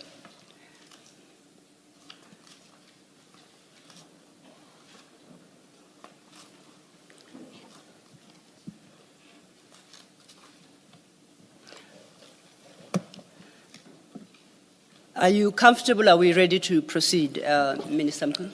Very comfortable. Thank you so very much. Thank you. Mr. Mchunu, as the situation was on Tuesday, You should have before you a file containing your statement that you had begun to testify on Tuesday afternoon. And then you have a series of files that are marked, 4 of which were tendered on your behalf together with your statement, and that contains your annexures. And there are 3 other files, and these are marked exhibits. And those are the documents that are being tendered by the commission or by the evidence leaders. As it is practice, as and when we need to refer you to any particular document during the course of your testimony, we will do our best to be as precise as we can and direct you to the correct file and the correct page. So for the moment, you don't have to worry about the fact that you are surrounded by 8 files. We'll find a way to manipulate our way through it, through all that morass. Turning then to your statement, when you left the commission on Tuesday, you had gone as far as page 21. And as per agreement, on Tuesday, you will be given an opportunity to put across your version, but once again, as regards strictly the issues of the PKTT, and as stated on record, there shall be no engagement with you during that time until you have completed your version. And when I say engagement, it basically is to limit myself. I will not speak on behalf of the commissioners. The commissioners may, as it happened on Tuesday, ask clarification questions as and when it becomes necessary. Considering the time, and on my estimation, you should comfortably conclude that process in the next 1 hour, 30 minutes or so. And I just wanted to check with you whether that is comfortable. I'm not rushing you through the process, am I? I hope you're not. Okay. I trust we shall, and we'll attempt to do so. With those few words, then, I'd invite you to address the next topic of your statement, starting at page 22. Thank you very much. Oh, sorry. Please go ahead. Thank you very much, commissioners. Just before I proceed to page 22, I just want to go back a little bit to the comments that were made by Commissioner Khumalo, but very briefly, and the comments that were made by Commissioner Baloyi.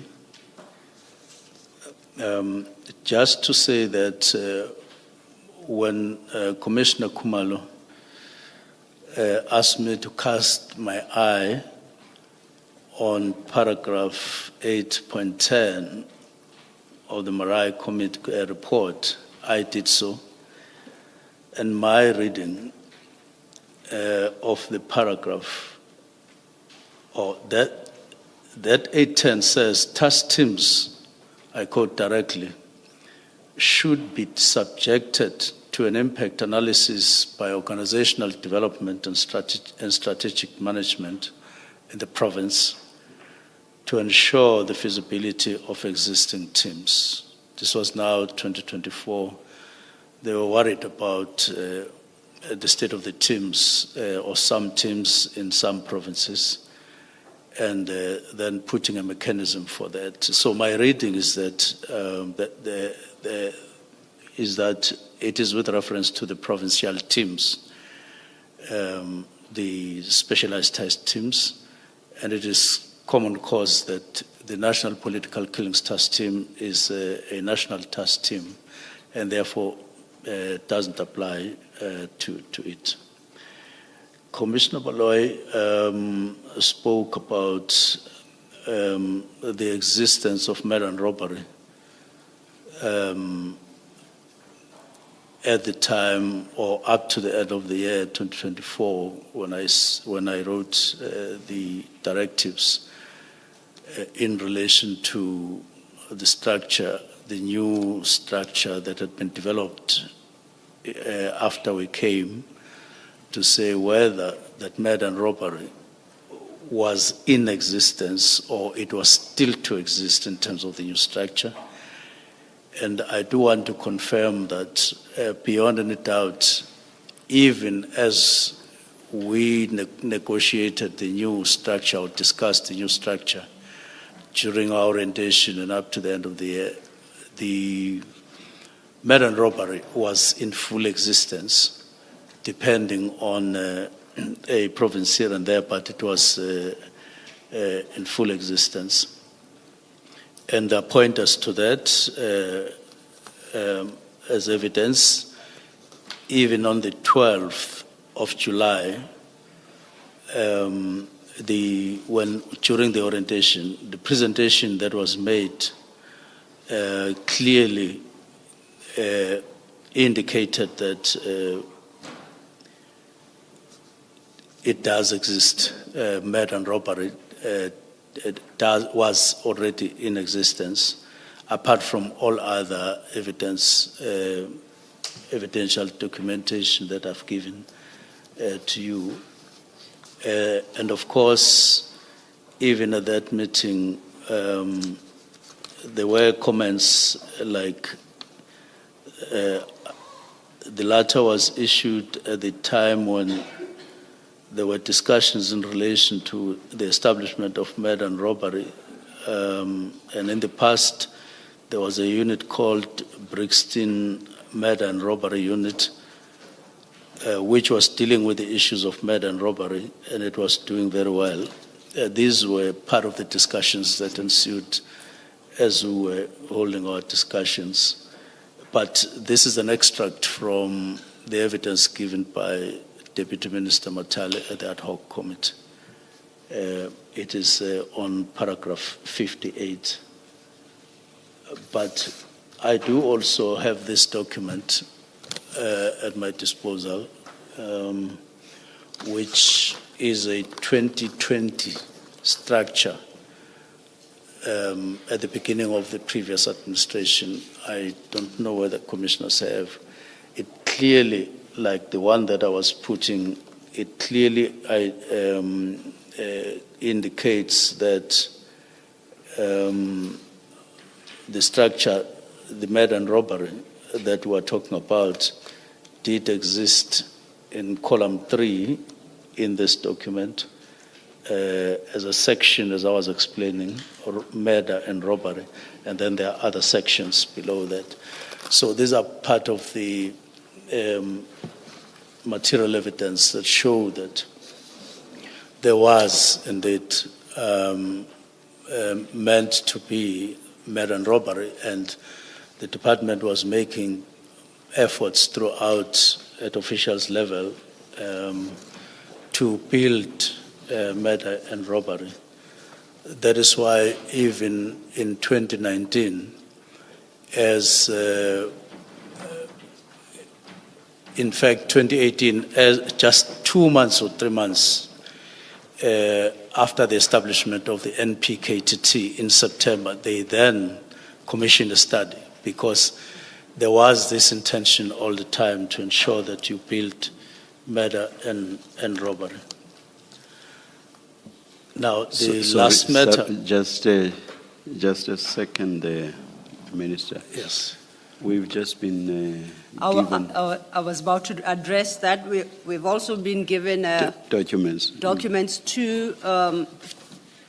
documents relating to organizational structure, and another one also addressing organizational structure, but that one is dated 2025. To place on record, during the course of lunch, I take it that with the submission of these documents, the minister would like to have them included in the record. Yes. We will work with the attorneys to determine whether they are part of an existing annexure or how best to mark them for purposes of the record. And then we shall update the commissioner's files as necessary over the lunch period. Just a suggestion, perhaps they should go to the minister's annexures file Yes. And then you can just give a letter if they relate to, for example, Annexure 22. Indeed. Then you have a 22A and whatever else. We shall do so, but I guess we will have to satisfy ourselves that they are relevant Yes, if they to are. that particular If- annexure. Otherwise, we'll If have they to find are. out. Yes, Only yes. if they are, yes. We definitely will Thank do, you, Chair. thank Thank you, you. thank you.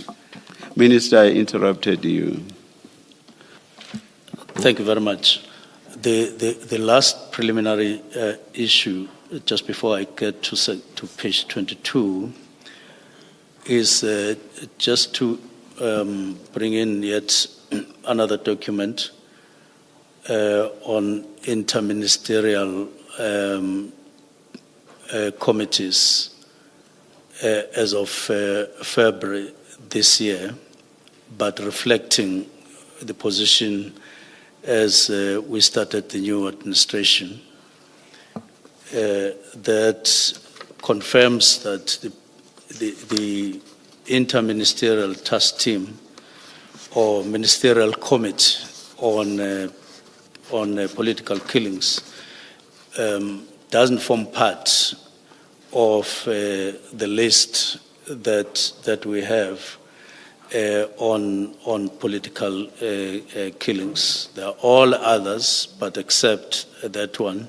And it was on the basis of that understanding when I issued the letter of directives as of 31 December last year that that was the existing position at the time.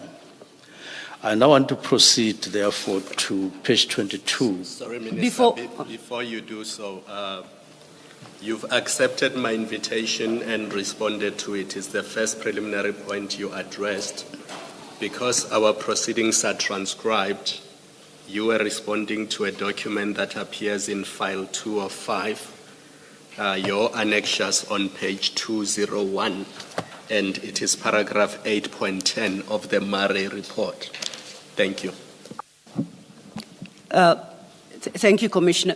Minister, the document you just referenced, just to confirm, is it one of the two that has been submitted, or is that yet another? It's yet another. It's yet another. We trust that we'll be provided with copies thereof, and we shall treat it in the same fashion as we do these two. Thank you.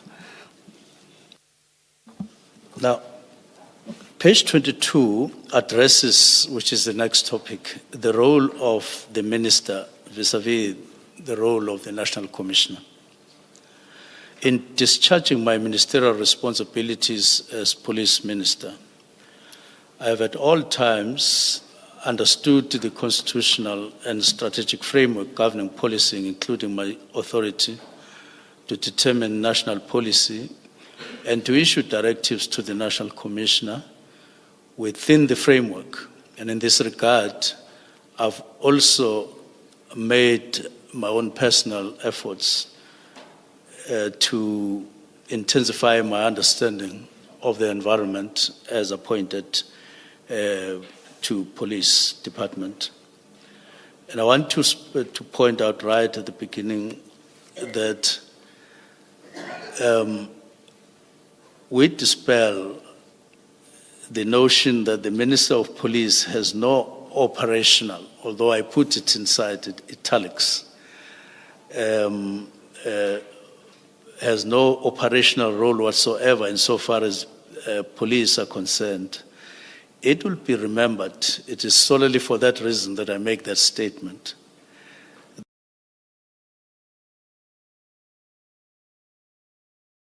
That powers, and there was no civilian and ministerial control over the functions, which resulted in grave abuses of human rights. Our Constitution departs from that particular history and places the police firmly under the public control, and the police reside under a political head for a good reason. That was one of the significant changes from the old era, the apartheid era, to the new era of democracy. And it was meant to, among other things, mitigate against what we had experienced as a nation throughout the apartheid era.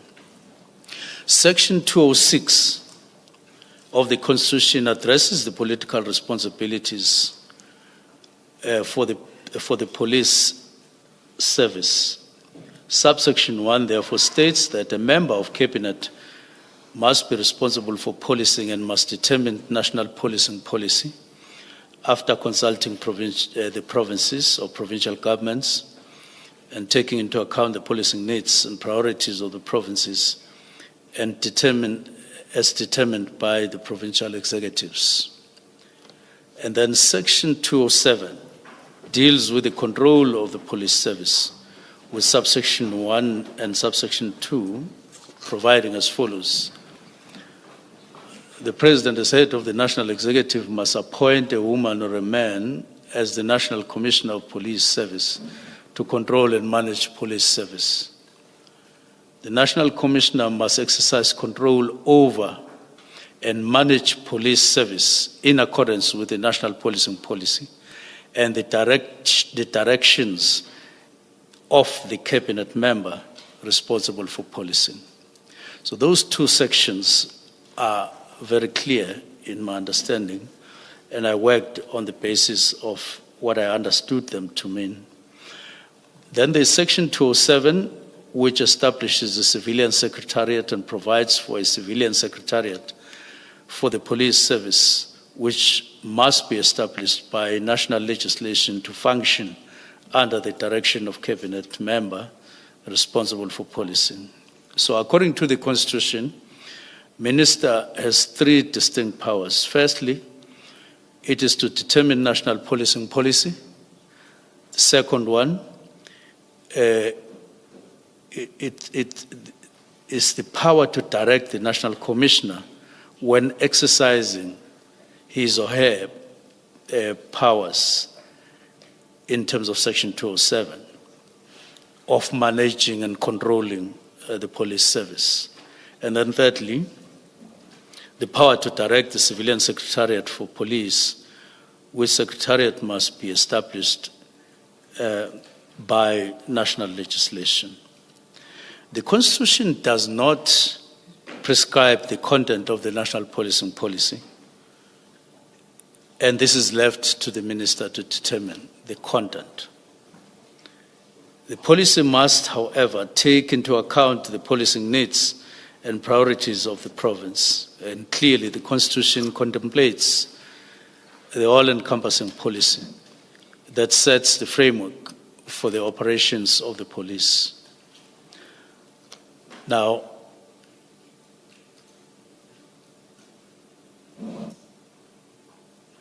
I just want to indicate that we developed the policing policy in the course of last year, completed it, signed it off, so it is in place. There are other sections that are relevant and are important, and I propose that I don't necessarily go through them one by one. Section 2 and 3 of SAPS Act, and then the Constitution and the SAPS Act, which indeed envisage that the policy and directions of the minister will be enforceable by, in the main, the Secretariat. And also, in paragraph 67, I make reference to the nature of the directions that the minister may issue to the National Commissioner. Now, which I'm saying are not necessarily specified in terms of the content. And of course, other issues that arise in the exercise of power by the minister. Now, I want to proceed to paragraph 68. Yes. Therefore, the National Commissioner's operational powers must be exercised in accordance with the directions and policy issued by the minister.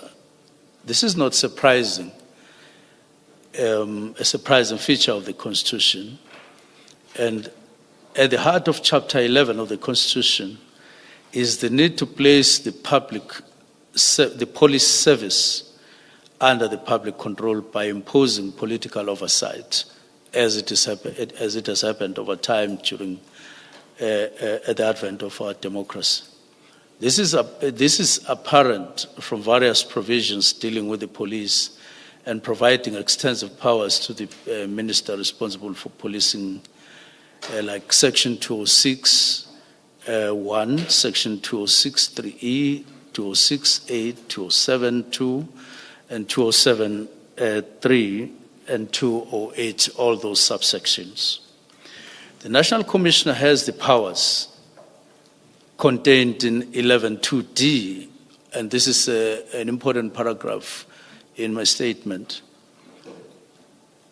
He has sections. He has powers contained in Section 11(2)(d) of the SAPS Act to organize and reorganize the service into various components or units or even groups. But that power contained in 11(2)(d)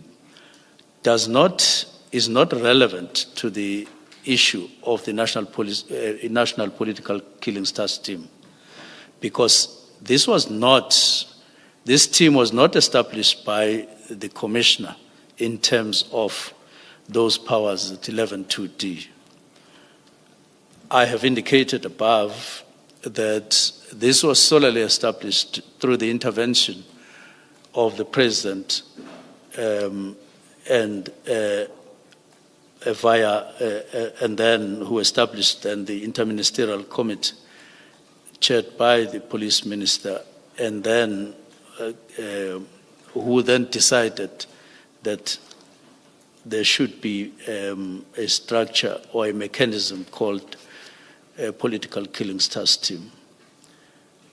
Now, in the light of this framework, my oversight of high-level structural and governance issues, including a 2019 work study, proliferation of unmonitored task teams, budget effects of temporal structures, and the proper location of specialized functions within SAPS fell squarely within my constitutional responsibility. My directive of 31st December 2024 must be assessed with this constitutional and statutory framework. The allegation of overreach is rejected. Now, paragraph 71, during the latter half of 2024, so before I go to that, not only did I believe that as I wrote that directive, I was within the Constitution and the legislative framework, but I did consult Special Advisor, Advocate Vusi Pikoli, who then indicated comfort in terms of the exercise of that responsibility based on what is indicated by the Constitution and by the legislative framework. Sorry, can I just clarify this? The consultation with Advocate Pikoli, was it on the day or prior to the decision? It was on the day, but on the day, it was merely a culmination of what we had been discussing over time, where we were discussing the actual role of the minister in terms of the powers provided by the Constitution. It's something that we were doing on a regular basis in our meetings, and I did hold a number of meetings with Advocate Pikoli, not only on this subject, but on other relevant matters, especially taking advantage that I have a special advisor who happens to be an advocate, which was a coincidence that doesn't necessarily obtain with all other special advisors. Minister, if I may interject, I'm not sure whether you touched on the issue of Advocate Pikoli in passing, only, or whether that's where you intend to be in your statement, because I would like to refer you to your next chapter, which you have headed Human Rights Concerns Emanating from the Public. I think the issues that you deal with under that heading are important in considering your eventual decision to disband. So I think we should take some time and you highlight aspects of that. For the record, Commissioners, the extensive engagement with the issue of consultation with Advocate Piccoli starts much later in your statement at 162, and when we get there, you will say more about it. Thank you. Thank you very much, Commissioners. During the latter half of 2024, that is just after we got appointed to the Ministry of Police, we began receiving a series of complaints and reports from civil society as one group, from whistleblowers, from SAPS members, from members of parliament, and from members of the public. These reports raise concerns about human rights abuses by members of the National Political Killing Task Team, among others. They raise concerns also around issues of governance, failures affecting various temporary and ad hoc task teams. And those included, but not limited to the NPKTT. They were raising issues across SAPS, especially on task teams. They formed part of broader pattern of structural issues within SAPS that required ministerial attention. The complaints from various complainants varied in content and in emphasis, but they shared common themes, namely unmonitored task team operations resulting in grave human rights abuses, as they alleged, unclear reporting lines in terms of who do these task teams report, and allegations of overreach, duplication functions, and significant strain on SAPS resources. It was clear to me that most of these complaints arose from people who knew one or two things about police, or who felt a concern of one kind or the other around issues of policing in the country. Now, I need to add that they also included HR-related matters or complaints alleging some internal abuses within police, including within PKTT, and instances of criminality. Now, for the benefit of the Commission, I provided a list of some of the people, and I indicate, for instance, on 731 that one of the people who lodged a complaint was Lieutenant General Samson Shitlabana, whose complaints arose from his transfer from SAPS to the National Assembly, and there were some HR issues that arose there, and the issue was settled. We entertained it.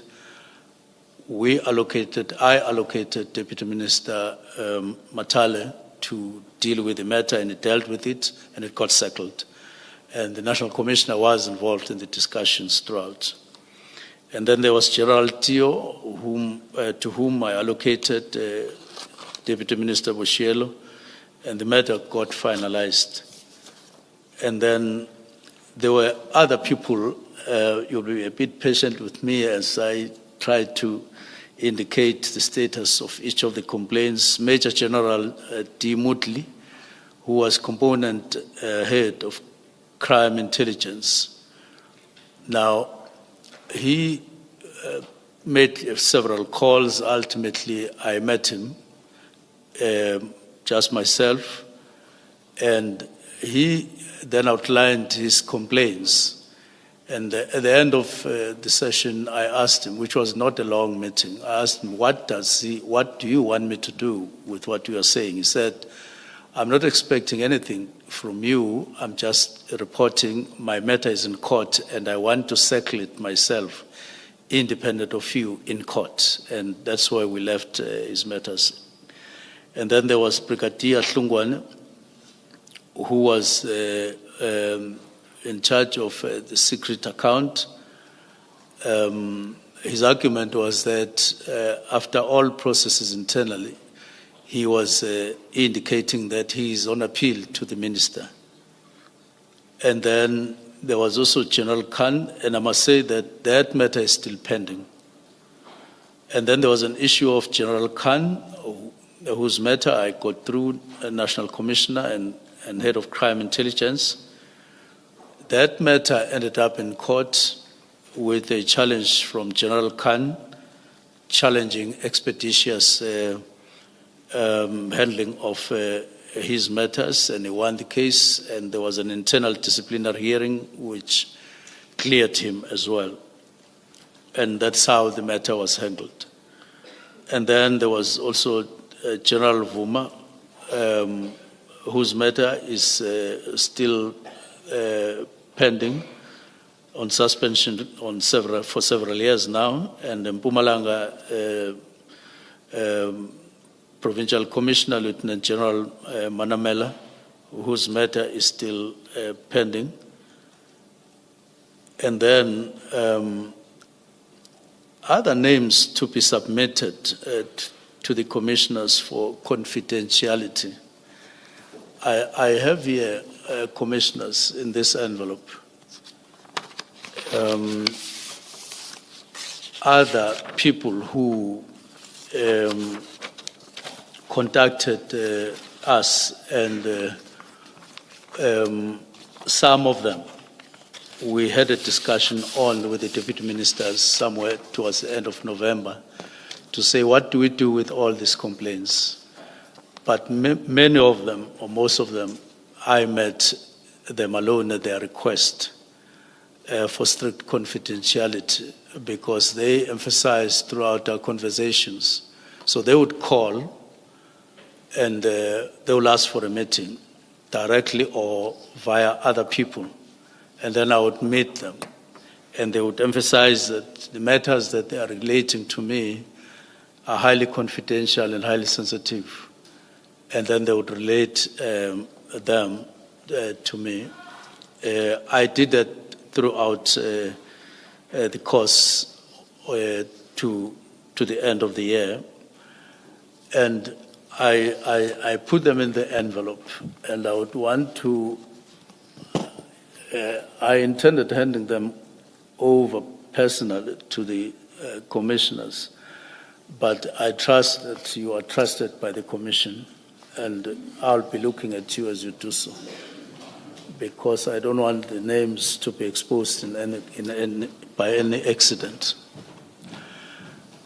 I am making a personal appeal to the Commission to afford them an opportunity to meet them. There are 8 of them, and it won't take 8 days.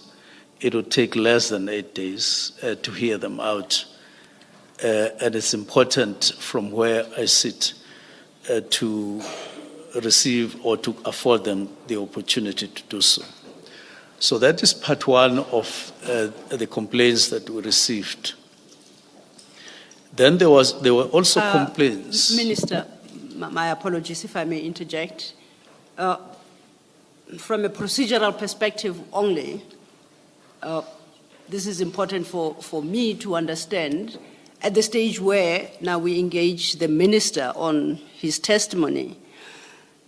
Not having had sight of what's contained in the envelope, because it's strictly for the chair's eyes at the moment, I would like to know whether the minister is tendering the contents of that envelope in support of this particular heading, because if he is, then I would not have had opportunity to consider its contents, or whether he is just submitting those names for the commissioners to consider how to treat the persons whose names are contained in the envelope, and that whatever it is they say is unnecessary for purposes of our engagement as far as this chapter is concerned. Not having seen them, I don't want to stray way beyond the minister's statement as it currently stands, so I would like some guidance on how to treat that, the information that is in the envelope. And Minister, I'm not suggesting that I have sight of the contents. I just want to know how I deal with the contents of that envelope. Thank you.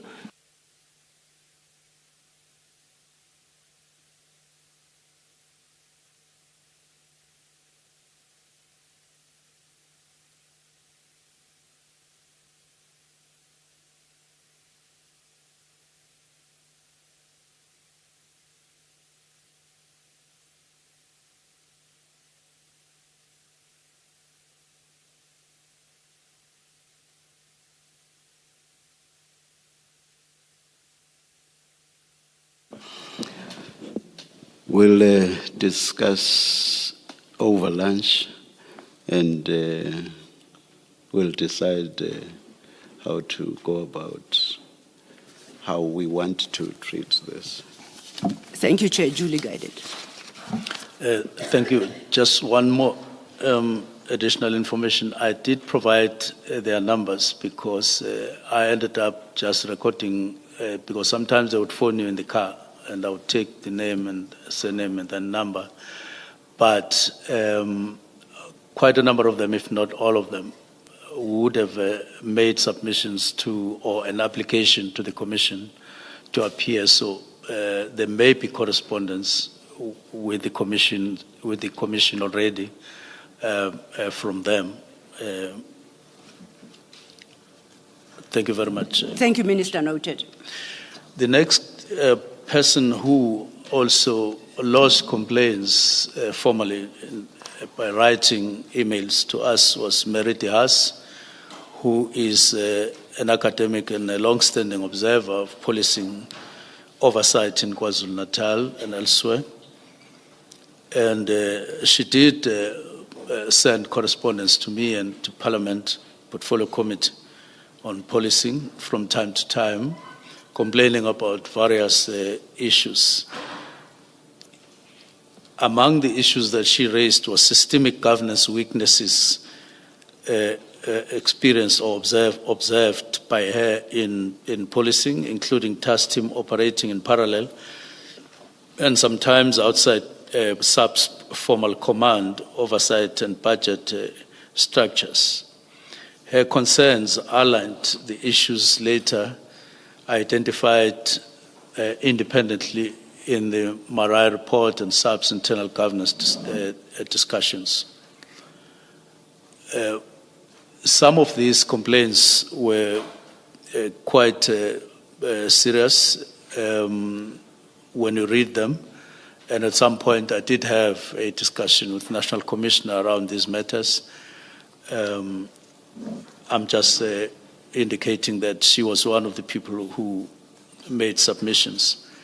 And then there was another person called Patricia Morgan Mashale, who also sent a number of complaints on an ongoing basis, I think from July, shortly after we got appointed, sending a lot of material to us on a regular basis. And at some point, I requested assistance to understand exactly her standing and what her role is, and so on. But even after IGI, that is Inspector General of Intelligence, had indicated some aspects around her, I continued to receive and I continued to read, but I never actually sat down to deal with the matters that she was raising. I never sat down with her, nor did I have any discussion with her on telephone. I just received and looked and read what she was saying. And then the third and the last issue of these complaints arises from a Forte case that is alleged to be in violation of human rights. This was reported in media before I arrived, as I perused matters from attorneys from Bradley, Conrad, Halton, Chiclaw firm. And some of these articles were carried by Daily Maverick, and we set out and indicate what they were all about, and I proposed that I don't go through everything there, but those matters are clearly identified. It is now public knowledge, I'm now on page 35, that Ms. Becker has since requested to give evidence before the Madlanga Commission about what she alleges as abuse and violation of her rights perpetuated by members of the NPKTT during her arrest. In her statement before the Commission, Ms. Becker has detailed the extent of the abuse as she alleges she endured during her arrest, and Ms. Becker explains the abuse she experienced in Part B of her statement, paragraph 31 to 79, which I attached as SM16. So it bears mention that some of these complaints referred to in this statement were also discussed with the National Commissioner, as I indicated. Now, the challenge posed by these examples is this. The National Political Killings Task Team has for some time been credibly accused of systematic human rights violations.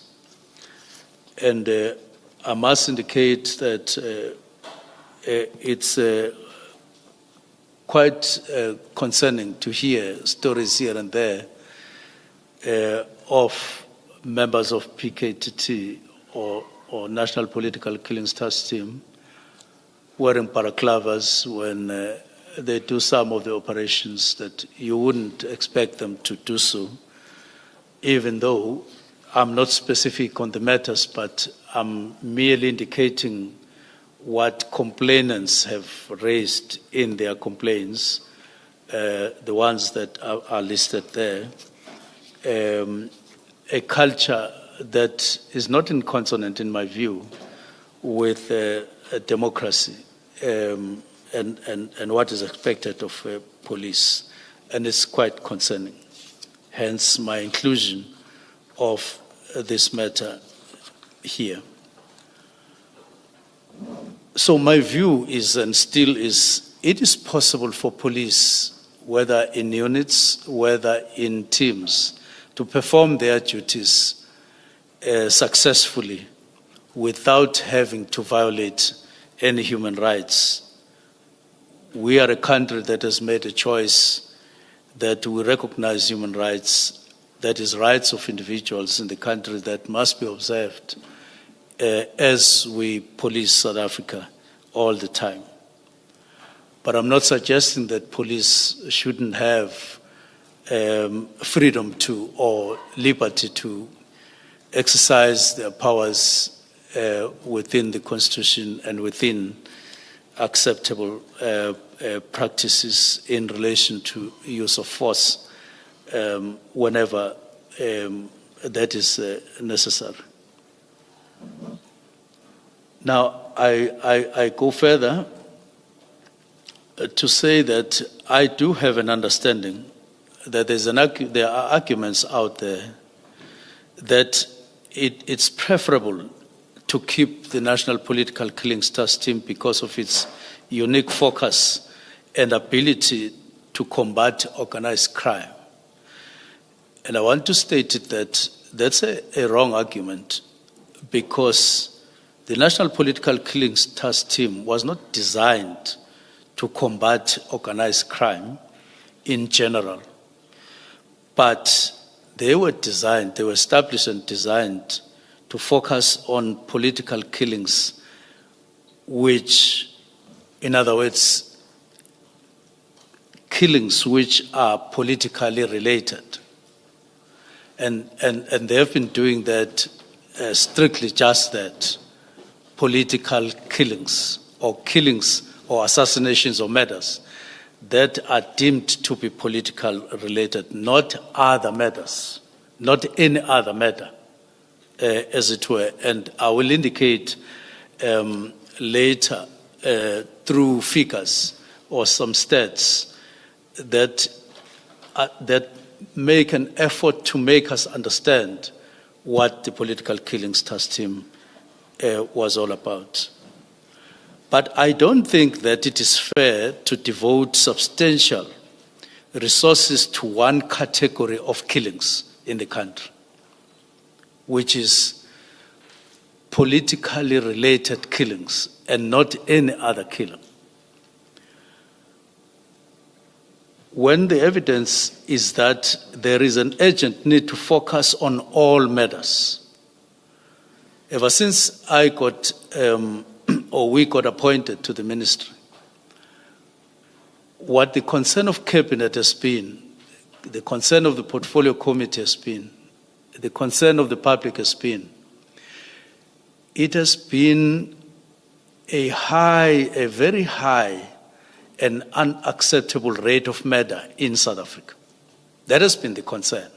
That has been drummed into our heads all the time, and we believe in that the rate of murders alone, not just crime, but murders in particular, is very high, unacceptably so.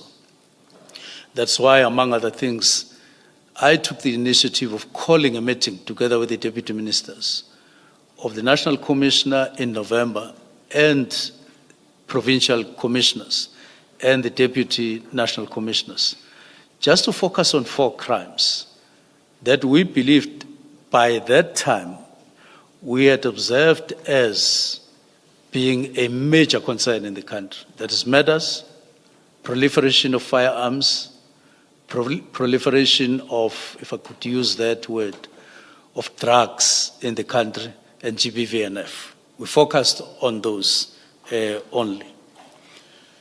Now, those kinds of situations or those crimes, as we identified them in November, they rather dictate to your conscience and yourself as a need, pointing to a need, maybe not exclusively, but almost exclusively, that you need to attend to those because they are the ones who characterize criminality in South Africa more than any other. When people say there's crime in South Africa, they're pointing to murders. They are pointing to these other 3 that I've indicated. Hence, our focus. Much as political killings, as identified in 2018, are important, there is murders of councillors and other officials at the local sphere. Much it is important, and it was important to attend to that. But there is a need to recognize that outside that number or that category of people, there is a lot that is happening. And therefore, we can't keep on focusing on just one category, which in my view is small compared to the other, as statistics will indicate. I then proceed to try to get deeper into the changes that were necessary and necessitated by the directive that I issued on the 31st of December last year. Where are you now, Minister, in your statement? I'm on paragraph 99. I'm proceeding to paragraph 99. A central consideration that informed my approach was the need to strengthen SAP's permanent structures, rather than continue to rely on a temporal project. And this was based on observations. So by late 2024, it was increasingly clear that concentrating significant resources exclusively on politically motivated matters was no longer efficient or justifiable. Relative to the national burden of violent crime, political killings constitute a small proportion, and a broader systemic consideration was required. Now, by saying this, I do not mean that there is no need to focus on political killings. But I'm simply making the point that for me, the disproportionate spend on the country's resources for political killings, while other systematic matters are ignored, can never be justified. What I wanted to achieve and still do is a balanced approach to crime fighting, particularly where matters are concerned. If I could pause and just indicate three things about the landscape of matters in South Africa. One, it is to that, according to the Global Initiative, in the report they issued last year in April, they identify 4 categories of assassinations or murders in the country, that is in South Africa. One, it is organized crime that takes the largest portion of lives in the country. And they estimate it to 35% of murders in the country. This is followed by assassinations or murders within the taxi or around the taxi industry, which is estimated around 34%, which is a percent lower than the organized crime. And then this is followed by the third category, which is political killings, estimated at 24%. And the last one is personal killings, which is estimated at 7%. Now, if you put aside the Global Initiative and look at your own stats in South Africa of murders, they definitely fall within those four categories, by and large, which means that the highest category of murders in the country are those flowing from organized crime, whether it is extortion, whether it is in any other form, followed by taxi industry-driven or matters associated with the taxi industry, and political killings in the third category. This is the first point that I want to make in terms of the landscape. The second point I want to make is that there are 4 provinces that constitute about 83% of murders in the country. 4 provinces. It is Gauteng, where we are. It is KwaZulu-Natal. It is the Eastern Cape and the Western Cape. Those 4 provinces combined constitute continuously 83% of murders in the whole country. Now, so when they say South Africa has a high murder rate, unacceptably high murder rate, in fact, in terms of figures, we are talking about murders that occur in these 4 provinces. I'm not saying that it excludes the other provinces, but I'm just saying up to 83% just in the 4 provinces, all combined. Now, I now want to indicate in figures, I'm not sure whether I did ask that these figures because it's for the benefit of the public to clarify these points as clearly as possible. I don't know whether I did that. If I did, I would request that these statistics be displayed as I go through them. Minister, I think that the request had not made it through to us, but that shouldn't be a challenge. We will be able to project from your statement as we have it. Just so I understand, you have statistics appearing at page 38. Yes. And spilling over into 39. Firstly, under which paragraph, which statistics would you like to have projected? I will just take the 101, paragraph 101, yes. After 101 or 102? 101. 101 first and then 102. And then I would request that I also take that graph on page 40. Okay, we shall do so. If you could just give us a second. In the meantime, you can continue with your testimony as soon as, I think we're up and running. Okay. If you just give it a second. Where's your...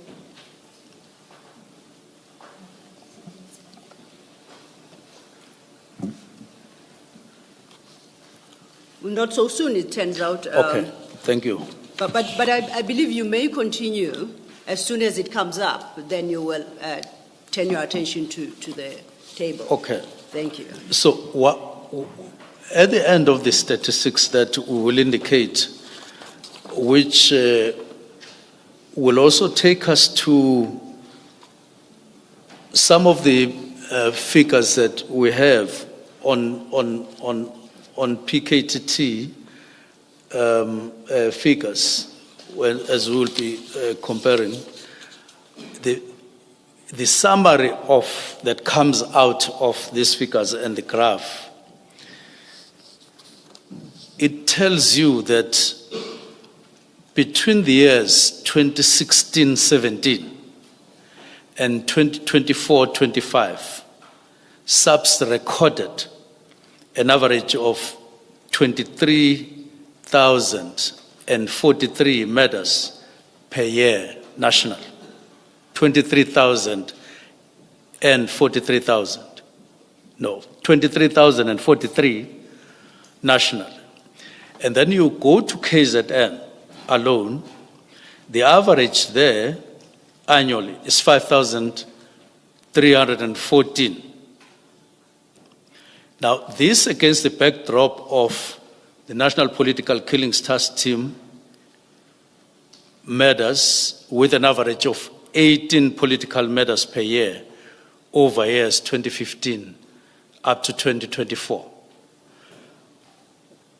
We were just indicating averages to make my earlier point after the statistics. I may as well, because stats are now here, to indicate what I wanted to indicate. So in one, you will see that from 2011 to 2015, we deliberately went back there to show that in those 4 years, political murders were 11. This was before the establishment of PKTT. And then there are other categories like politically related cases and political related cases and so on, the total. But I want to jump to 2018 in the interest of time, the year of establishing, or the year in which PKTT was established. There were 14 murders. And then 2019, 15 murders, 2020, 15 murders, 17, 27, 11, and by 2024, you were talking about 7 murders because the graph went down in 2023 of politically motivated murders down to 11 and then to 7. Now 102.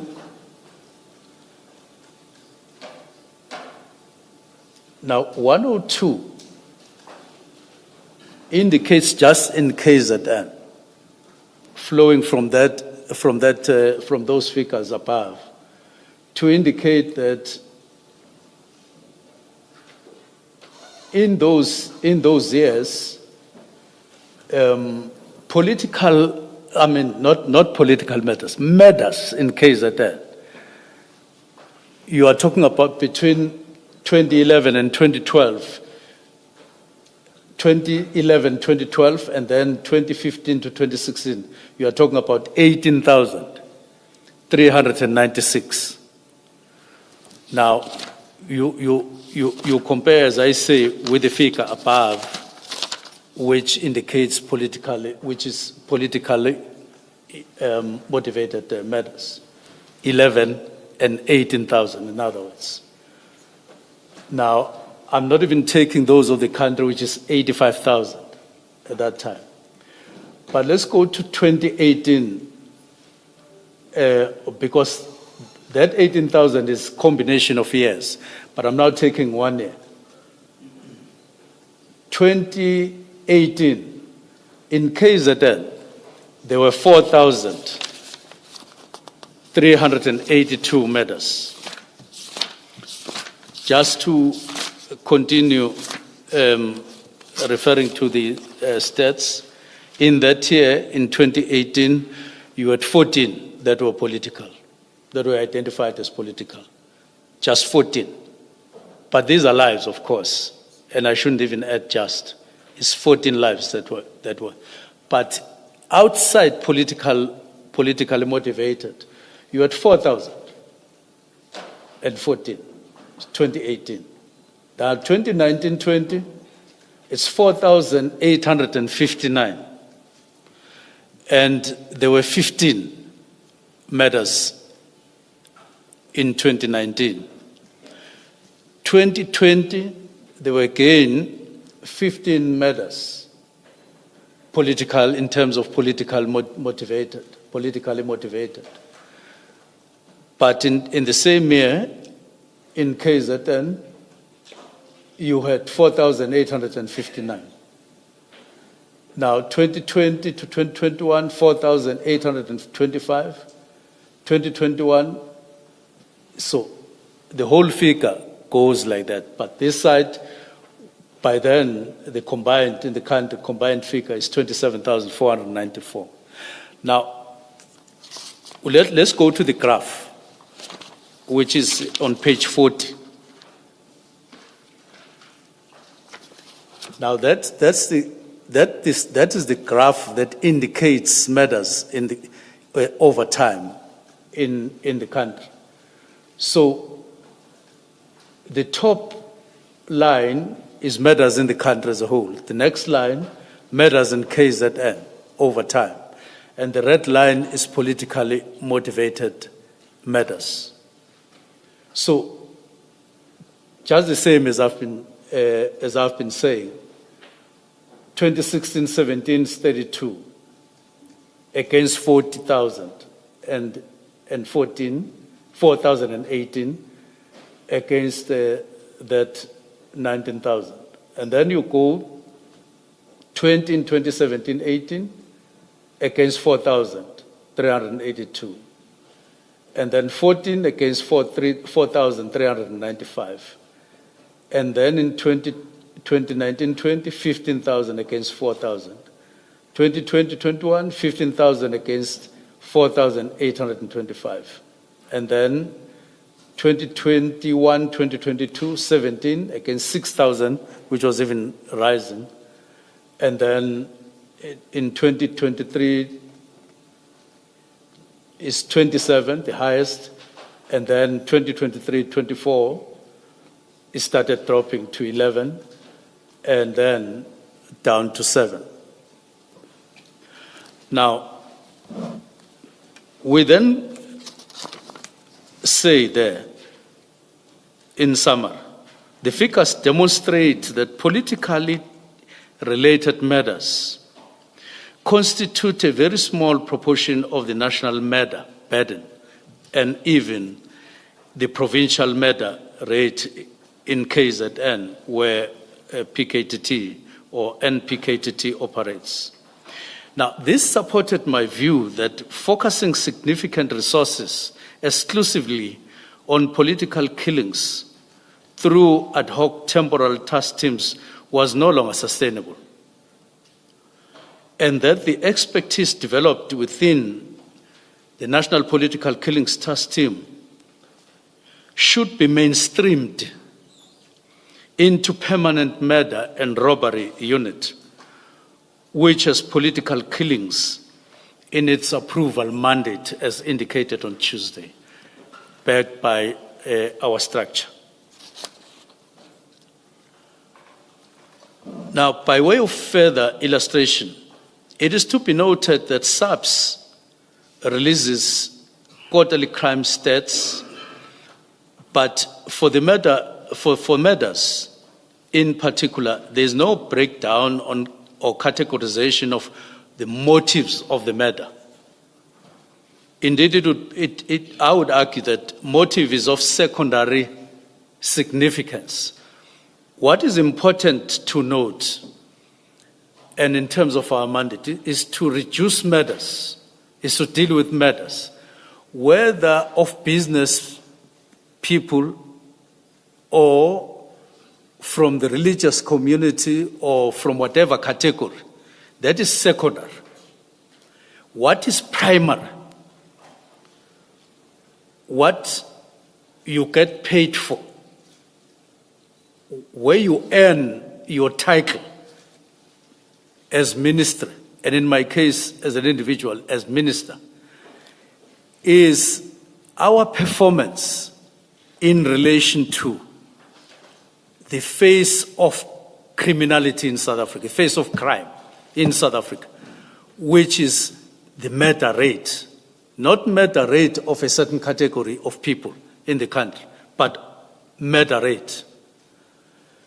And people in South Africa would say, we are making an impact, we are working, not when we reduce just one category, but across. And this is in line with the Constitution of the Republic, because it doesn't distinguish which category, whose murder is important and which one. Now against this, which we had to really ask the question internally in our consciences,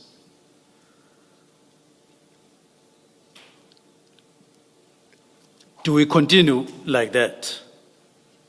So it was also my general understanding that in reality, as I indicated before, task teams are created to solve defined problems and not to operate indefinitely. And I've repeatedly indicated this matter. Now, ultimately, I was of the view that NPKTT's work should be wound down or wind up, and members should then be absorbed into one of the permanent structures. And in this case, it is murder and robbery under serious and violent crimes, which flows from the work study, which flows from the understanding of SAPS themselves, and the work that they had done over years, and so on. Now, when I then indicated in the directive that NPKTT is no longer serving the main concern, in other words, no longer addressing the main concern, and I put it as no longer required, it was based on the disjuncture that I was feeling internally, that in reality there is a disjuncture, and it's backed by figures. If you don't interrupt what is happening, you are actually saying this disjuncture must continue when you have power to exercise in the form of a directive to highlight the importance and the urgency to deal with this particular matter. Hence the directive. So it was not out of not recognizing the work done by the PKTT, despite the fact because I was really alone. So that I don't, the word we, I normally use because I'm with deputy ministers, but it is important to indicate that I didn't consult them in writing. But I have a hangover of we, but I was alone in this. Minister, before you proceed, Chair, I see it's about 1 o'clock. However, if we turn a page to questions. Thank you, Chair. Thank you very much. I will deal with paragraph 112 just for its relevance, because it talks about the former request. It talks about requests. I beg your pardon. Let me start with 111. There is a difference between the request for extensions leading up to 2022 and the request for financial approval in the absence of a concurrent request for an extension post-2022. For an example, the request for approval and request for funding for the period 2018-7 1 to 2020 December 31 and the period 2019 September to 2020 March 31. And there is a vast difference between the two, between these requests. The former category, the old ones, a request for extension, they are specific and detailed in their purpose, background, operational approach, composition relating to the task team in question, and estimated expenditure is reflected. On the other hand, the latter, that is beyond 2022, they were done without a concurrent request for extension submitted in the same function. They were simply requests for financial authority. There's a difference. You would read pages and pages in the older ones before you come to the finance part or the funding part. But post-2022, almost the second page, it's a request for funding. So those extensions got reduced to just requests for finance. And these differences are discernible. But I'm a resident of KZN. And I'm conversant with matters there, political and otherwise. And even without the benefit of any study or figures, the general conversation in KZN by the end of 2024 was that political killings are down. They were no longer part of the conversation as they were in 2018 and a couple of years after that, and general consensus that you would find in the normal course of conversations will tell you so, without any studies and without any figures. So 113 says mere approvals for funding are to be distinguished from formal extensions of the National Political Killings Task Team, and there is, to date, no work study contemplating that the National Political Killings Task Team should be transformed into a permanent structure intended to operate indefinitely. What there is instead, there is a proposal over years that you now must integrate, you now must allow National Political Killings Task Team to be absorbed by murder and robbery under serious and violent crimes. This is what we are saying in those paragraphs. But we are also highlighting sensitivity in terms of allocating resources within policing, that it's a matter of concern and it's very important. So I go to paragraph 115. So following the work study, the intention was always that the NPKTT functions would be reabsorbed into permanent structures. Let me make this point. It may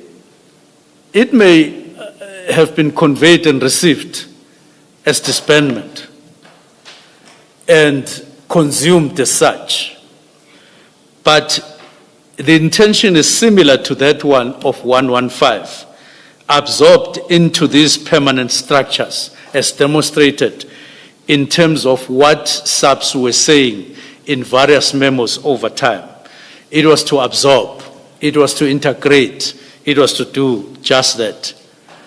But the term disband came in, of course, in the conversations right from 2019. It was not introduced by me alone. It was there in 2024 before I arrived. And as such, it got to be part of the conversation. Now, so that's why I'm saying then in those paragraphs preceding where I am, we're getting to the belly or this real substance that went into the processing of the letter of disbandment. But I proceed to the resources and budgetary considerations, and I'm not going to be detailed there because it's there. I've spoken about it, except to say that allocation of resources, I consider it to be Minister, policy making. Oh, Minister, I had understood Ms. Law to say that you should stop At this just before starting with resources and budgetary considerations. Let us... yes, Before we do yes. so, Commissioner Kumalo's mic went on. I thought he's got a question for the minister. Oh, all right. Otherwise, happy to. Thank you, Chair. Let us adjourn and resume at 2 p.m. Thank you.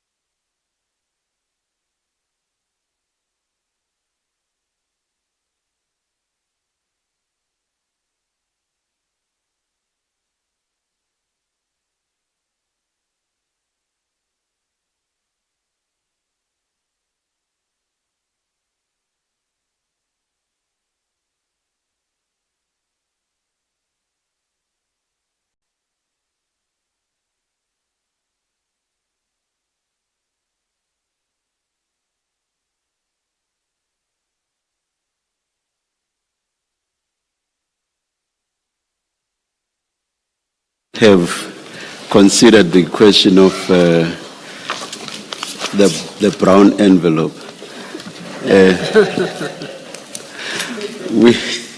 We have decided to give it back to you, Minister, and to ask that you seek legal advice from your legal representatives as to what you want to do with it and the people reflected on the list. That's what we suggest, Minister. Yes. Thank you very much.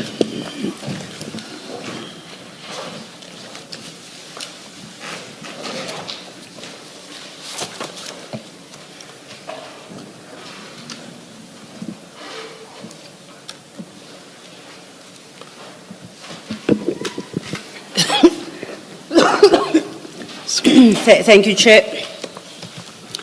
Minister, just to orientate us, before we broke for lunch, we were at your page 43. And we had just dealt with paragraph 116, which would then lead us to the next sub-item in that chapter, that you have headed resource and budgetary considerations. I would invite you to pick it up from there, but so we don't run into crisis time and into a crisis in respect of time. I would like to remind us that in putting forward your version, you still have a significant chapter to deal with, which you had procedure followed preceding the 31st December 2024 directive.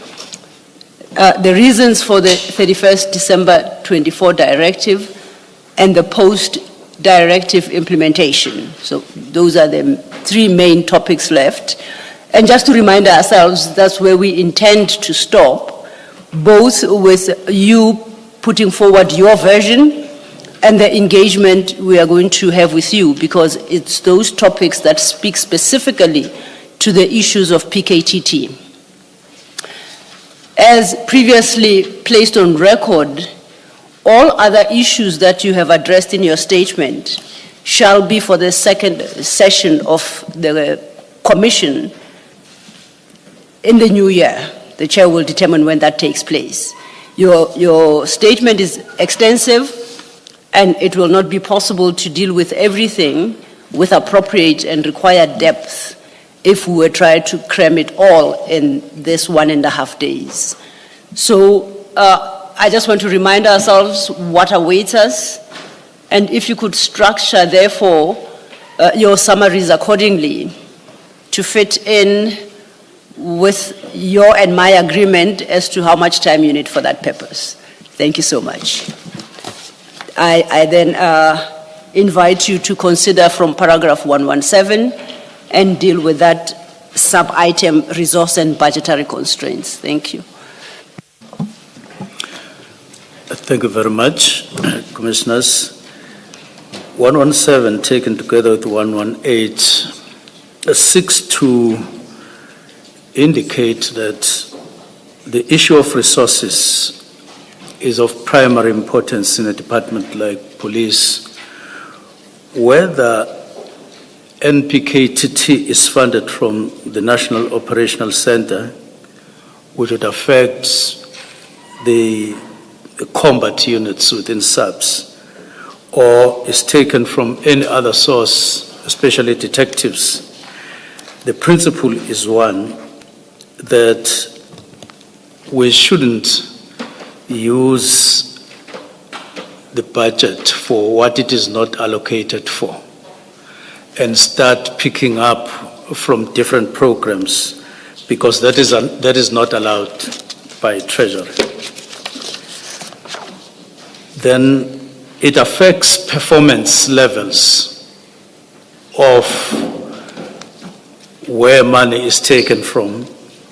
If it's taken from detectives, for instance, it causes the standstill that is there in SAPS. Things like physical dockets, things like many dockets to a detective, which is very cumbersome, resulting into poor performance and convictions and all of that. Having made that point, to say the whole of SAP's resources are an issue that cannot escape my attention as minister because it is so important. I indicate on page 44 that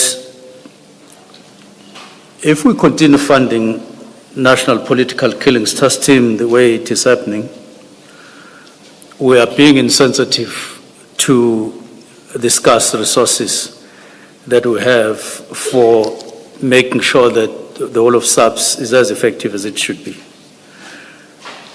PKTT or NPKTT, there's a budget items there just for 12 months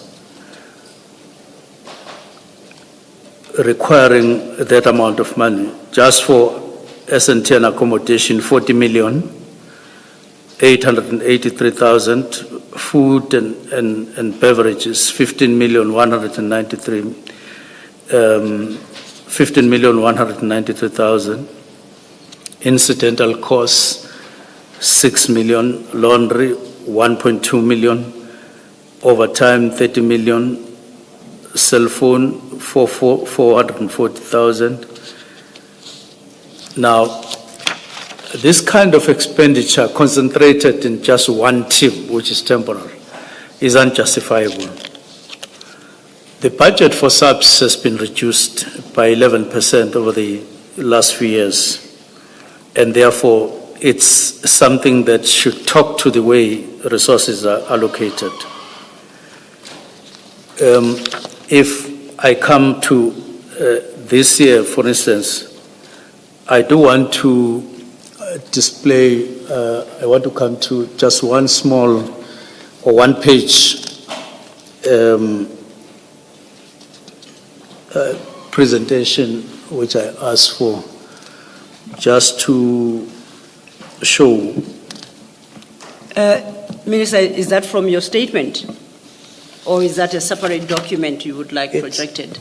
It's in the bundle. It's not. It talks to case management. It's an annexure to your statement. Yes, case management, and I'm not necessarily focusing on that. I'm just focusing on the results that we have on, especially convictions and so on. You have this document in the bundle. I think we will project what we believe is the document. It's an extract from presentation to the portfolio committee. It's a two-page document, if I may. And I'll present one page, the first page. Okay. It's got section 1, case management docket status, politically related cases. That's the heading of the document you want. Or are we in the wrong document?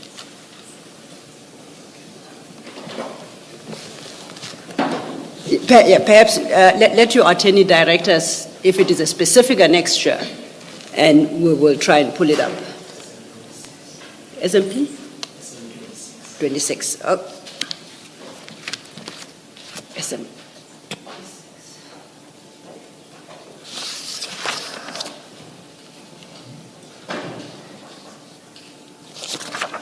While we obtain an electronic copy, Commissioners, that is, it appears at page 565 in volume 3 of the Minister's statement.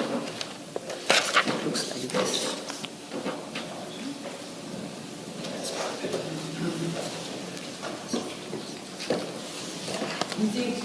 Okay. Minister, we think we have located the correct document. Can you direct us to the correct page now? It's just the first page of the two. And under the heading purpose. Under the presentation to the portfolio committee. He's talking about it. I'm just taking one page. Okay. Yes. Yes.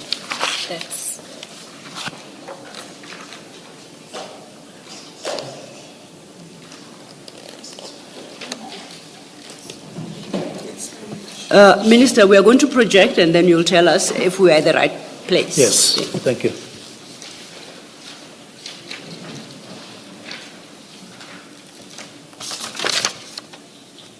Is that the page you wanted That's to the speak page. to? Okay. I'm just wanting us to take this as a package. Number one, that is 119, which I've just presented, the expenditure pattern of the NPKTT. Sorry, Ms. Silo, we are in the right annexure. Which page is it? We are trying to locate it. We were provided with this. We provided with this two-pager. Minister Mchunu's attorney told us it's annexure 26. But what you have on the screen will not appear at annexure 26. It's an extra document that we have been provided with. But the minister confirms that that is the document he wants to talk to. So perhaps afterwards, once again, we'll have a conversation with the attorneys to understand where this particular document fits in his annexures. I would propose that perhaps in the meantime, he speaks to what's on the screen.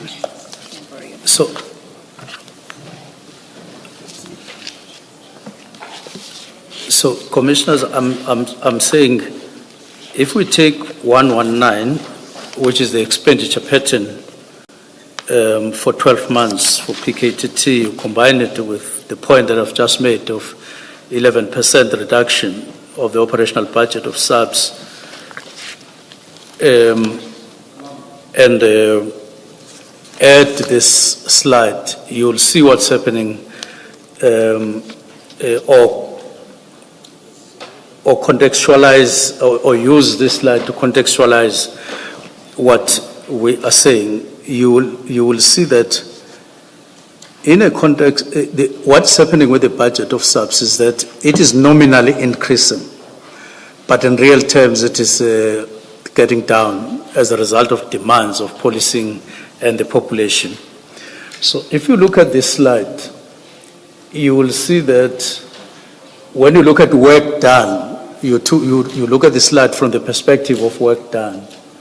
Cases that are finalized under investigation, other, and then you have 191 that are finalized over. You have 333 dockets over the period since 2018, and then 199 finalized, which is 57%. But out of 191, there are 56 where the guilt verdict has been given, which is 29% of the 191. And then the last line, figure 3, if you could push it up a bit, you will see that out of 333 dockets, you have 56 guilty verdicts, and then that constitutes 17% of the 33 cases. Now, you can make whatever opinion and so on, but the thing is, when you look at it from the perspective of value for money in a context of a deteriorating budget, it will tell you that you rather have to review the way you want to use the resources in the department. That's the purpose of those. And then I'm Sorry, adding... Minister, Yes. just to make sure that I don't lose you, is what you're conveying with this statistic, are you conveying that the PKTT has not been successful? There's never been value for money from the beginning. Is that what you're seeking to show with the statistics? Yes, in the directive, there is a half a sentence or something that says, that talks to the value for money. And if you look at stats, you look at the deteriorating budget, you look at demands which are affecting performance, you look at what we spend, in 12 months for one task team, but then you look at the outcomes, it constitutes a doubt that you are happy with the value for money in that. And from where I sit, I felt I wasn't happy and satisfied with the value for money. And I may as well indicate here that when NPKTT was established, it was 2018, it followed an incident in which wherein Mchunu had just been murdered. But to date, we are yet to secure or see a conviction arising from that murder. As we speak, my understanding from the family, who are not distant from that family, you are talking about 5 suspects, all in all, on that case of 2018. 4 of those suspects are suspected for conspiring to murder. And then 1 is a suspect for murder. So at the moment, 7 years down the line, we are yet to see a conviction that relates directly to the first case, which was almost a test case when NPKTT was established, and there is none yet registered. But let me move on. And I do want to say that is not necessarily to say personally I blame NPKTT for that, because they're part of SAPS, and it merely indicates expenditure patterns vis-a-vis the actual results and so on. There is then a question of inequities in SAPS between task teams and between units. And I point out that if you continue with National Political Killings Task Team focusing on KZN, you definitely are duplicating. In as much as you may not want to accept that as a fact, but that is in reality what's happening. And it has been the case for some time. You have murder and robbery, and it is around 45 people or so. And then you have NPKTT dealing with murders at the same time. You rather rationalize and you spend once in a sustainable manner, and that is beneficial to the people. So you stop duplicating. But at one point, I said to the National Commissioner, murder is murder.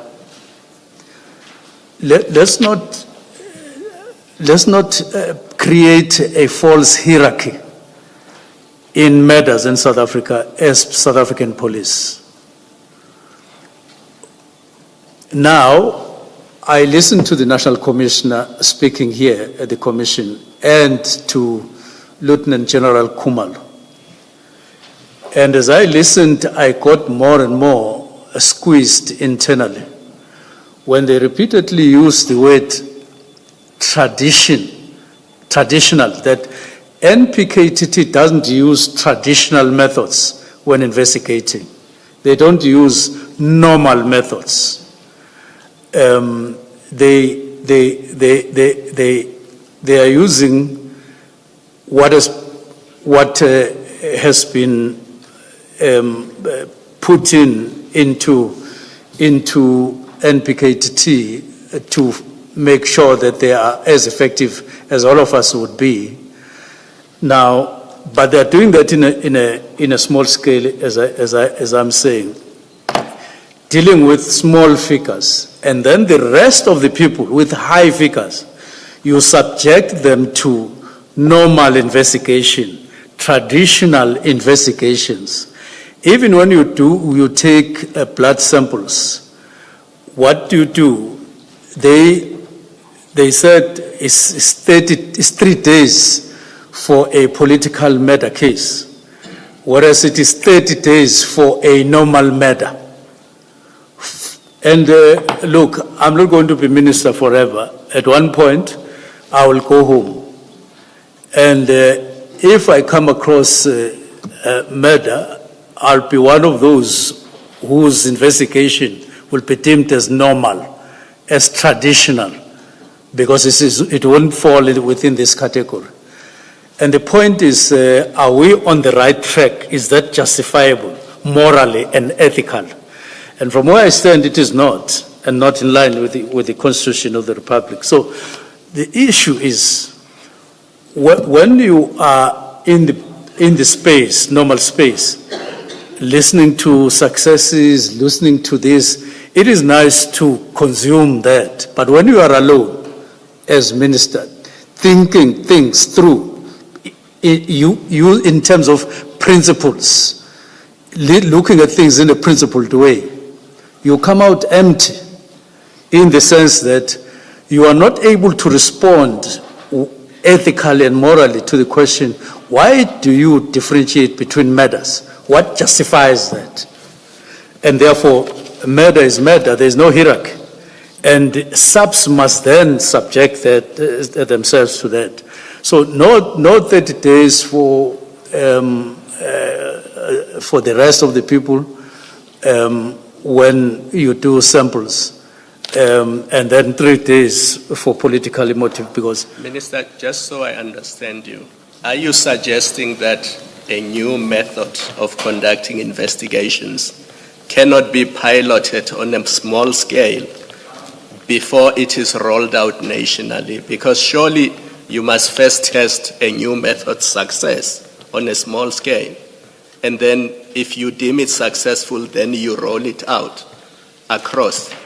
Are you suggesting that that is not the correct way of doing things? Not really.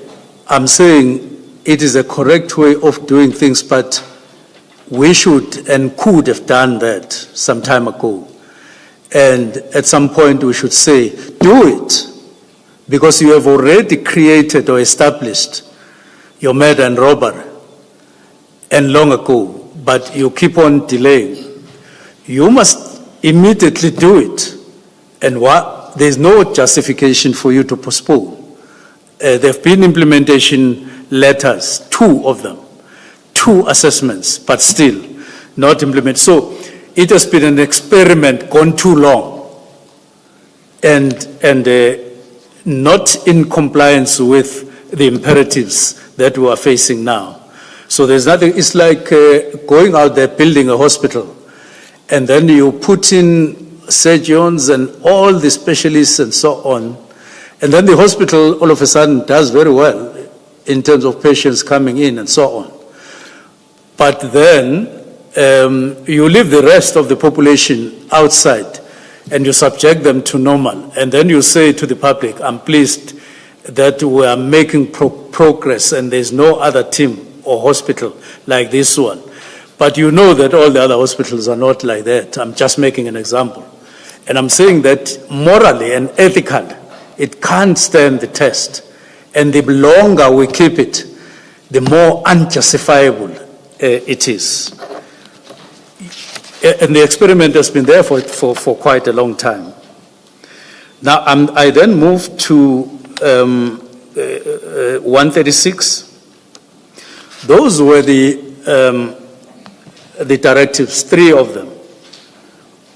Although we are now running with 1363, but there were those others, and they were selected because of their impact on crime in South Africa at the moment. I'm not going to go to each one of them, but I'm just highlighting the reason why 3 were selected. Ministry has a number of priorities, quite a number. But then from those priorities, I selected those. It was just for one reason. At the beginning of the year, 2025, just take those 3, focus, get rid of them, and then go to the rest because of their impact on crime in South Africa, and attend to them.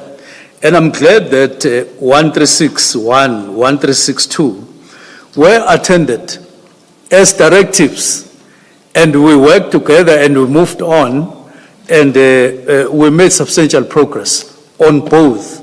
The one that remained behind as a result of people changing their mind midway, we then diverted and sidestepped, and we are in that particular situation. But the two moved on very smoothly and made a lot of progress. I will deal with them maybe when I come back. Then there were several meetings that took place, 142, 144, 143, just highlighting our focus on matters, on firearms and on drugs, all those matters, up until follow-up meetings on those dates, as I indicate. Those were various meetings dealing with the same structures, priorities, and making progress. Still following that report, the Marai report on implementation. Now, I'm saying that on paragraph 154, I'm just highlighting the very same issue that as far as I'm concerned, there's a problem of compliance with Treasury guidelines. We get our budget allocated for this, and then we compel ourselves to use the budget for something else, which we can't keep on doing. It's not a way of running a department, a proper way of department, because it leads to irregularities consistently. And then decision finalization and the 31st. So by the 31st, by late December, we had gone through the work study. We had done the memorandum related to the PKTT, asking for money midway and so on. We had done with what accompanies the Marai report, the work study, the Marai report.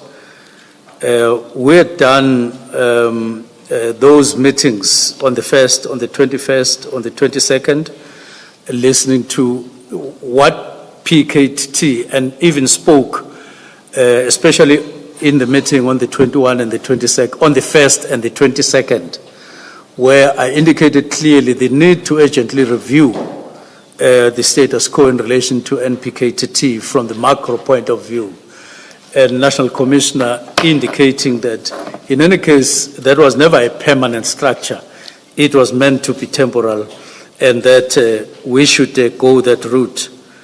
And then December 31st, the actual directives. And I do want to say that when I indicated with reference to the PKTT, I attached the word immediately.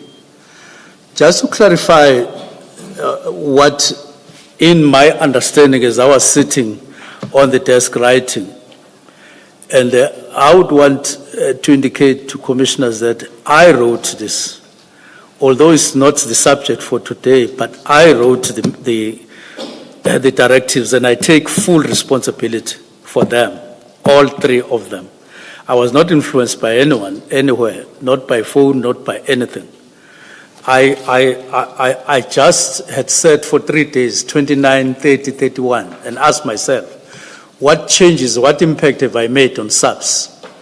This is my 5th month in the department. I'm heading for the 6th month. And I need to see qualitatively the difference that I've made. And then I wrote these directives wanting to select just 3 issues that would make further impact on the work that we had done, and not come to the department and just stay and not make any difference. And therefore, immediately, I know exactly where it came from. It says... Minister, maybe here is my suggestion. It's page 476. SM20 in your annexures bundle. In my Yes. annexure. So maybe as you are talking, have it in front of you. It will make it easier. Okay. It just comes naturally. It says, Minister, to assist you, if you could pull out your file 2, do you have your file 2 close by? It should be marked 2 of 5. is it a different? It's not with your statement. Your statement is a standalone Oh, in file. another okay. There is help coming. It's fine, they'll assist me. So when we get to file 2, she's going to open page 476 for you, which is the disbandment letter that you issued. And it is that document that Commissioner Kumalo suggests. Okay. When you deal with these aspects, I touch you do on so this. with reference to that document. Thank you. Thank you for guidance. Are you finding it? Okay, good.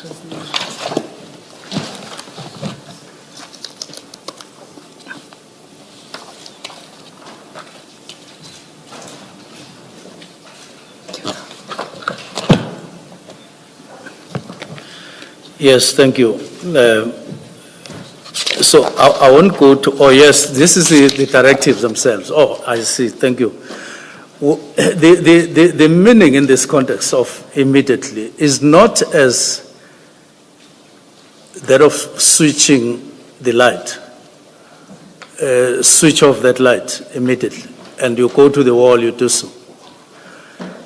That is why, from where I sit, immediately can't be read alone in the directives. It needs to be read with what I requested from the National Commissioner saying, go and prepare the preliminary report, and then also later, after the preliminary report, there should be MINESCO. MINESCO is where minister and deputy minister, that is ministry, sit with top management, so that we consider what I have taken a decision on immediately. So immediately would then mean the decision has been taken immediately. Then prepare for those two things. So when you read that immediately alone, you remove the preliminary report and you remove the MINESCO meeting that was attached to that very directive, immediately loses meaning as in the directive. I'm sorry, Minister. I want to understand your use of immediately. What do you say immediately relates to? Does it relate to the disbandment, that is disbandment immediately? If not, what do you say it relates to? I'm not sure I understood you. It relates to a decision having been taken. So saying to the National Commissioner, take note that the decision has been taken immediately. The decision. So it is you that acted immediately. Maybe let me put it like this to explain. It doesn't say, for instance, with immediate effect. It says immediately, meaning this decision has been taken immediately. So the way I'm sitting, I think the two mean the same. But in the context, especially when you attach the preliminary report, which is not required as of 31, it is required for another date, and then the MINESCO, it clearly sends a message that this immediate is not like switching off. It's not like whoever is driving. Minister, when I studied or was taught English in my younger days, they would say an adverb. What does it do? It modifies a verb, I think, and an adjective qualifies a noun. That's the grammar I was taught. So your immediately is an adverb. So which verb in your sentence does it modify or does it relate to? That's where I want to be sure of what exactly you mean. Because as the sentence stands, it follows immediately after the verb disestablished. And ordinarily, I would read that to mean that you want the task team disestablished immediately. So the immediately relates to disestablished. So that's what must happen immediately. Now, with those views and a little bit of grammar insofar as I understand it, can you try to explain and make me understand your use of immediately? It says immediately, yes. Yes. But then, because I understood that immediately is a process, it denotes a process. There would definitely be a process which the National Commissioner needs to speak to or respond to. It is immediately, but pointing to two futuristic events. The preliminary report, if you like, you would say, oh, okay, it's immediately, but not before the preliminary report is presented, or not before the UNESCO, because otherwise what would be the meaning of writing, asking for a preliminary report, if it was not indicating a timeline? It was indicating a timeline.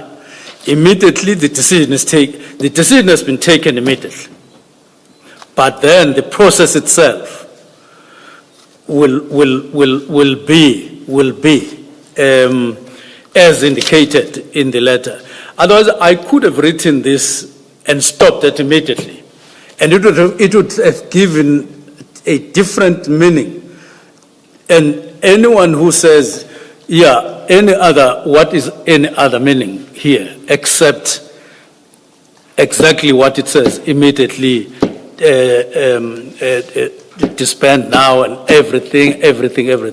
But once you say it's like saying pending a preliminary report, pending the UNESCO meeting.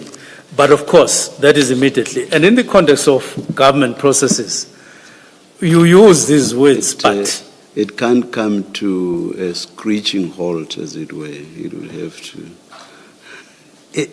Pardon? I'm saying what you are saying, basically, Minister, is that it could not come to a screeching halt. It wouldn't. All right. It wouldn't. All right, Minister. Thank you. I was not interrogating you. I just wanted to understand your use of immediately. Thank you. Thank you very much. Can I, Minister, can I just follow up on that? I do apologize, Mr. No, it's now quite that okay. the Thank chair you, has started there. And it's on the back of this discussion with the chairperson, how you're explaining what you contemplated with the use of immediately. Now, there are two things that you ask the National Commissioner to do. You say he must give a preliminary report on the 20th of January, and then the last act in execution of your decision is a final and closing report that must be submitted to a late meeting in January 2025. Now, in the interim report, in the light of this discussion with the chair, what did you expect to see in the implementation of this instruction? What do you expect to see in the interim report? I was expecting just any kind of a response that would give effect to the directive. If not, any other response from the National Commissioner. And I must say, I've done this even in other departments a few times, even in a meeting, to say, DG, we've taken a decision now. We have immediately taken a decision. And I would even ask, how long would it take you? A week? I'm the first one normally to say a week, and DG would say, Minister, 2 weeks. And I would say fine. Because I've come to understand how officials of government work. they work very hard, but not without one form or the other of relaxing. Sometimes in a situation where you really feel the pressure yourself. So I was expecting that National Commissioner would respond. That is the word. He would respond to the directive. But in particular, indicating how this would be given effect, how it would happen from his perspective. Simply because even if I left it in earlier where I was explaining the powers of the minister vis-a-vis the powers of the National Commissioner, but they are the two sides of the same coin. Yes. And, okay, I note what you say. I guess we'll have a further discussion.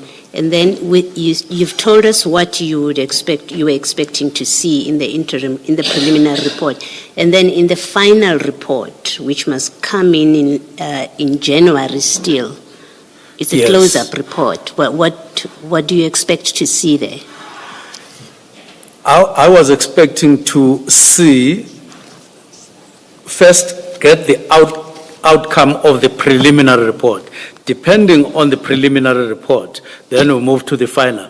I knew that this is quite a tight time frame, but it was deliberate, just to highlight the urgency, to highlight the importance, to highlight what I wanted to draw the attention of the department to right at the beginning of the year. I knew that, as usual, there would be flexibilities in the process. At one point, as an example, I wanted us to hold a workshop, a 3-day workshop, in February or so.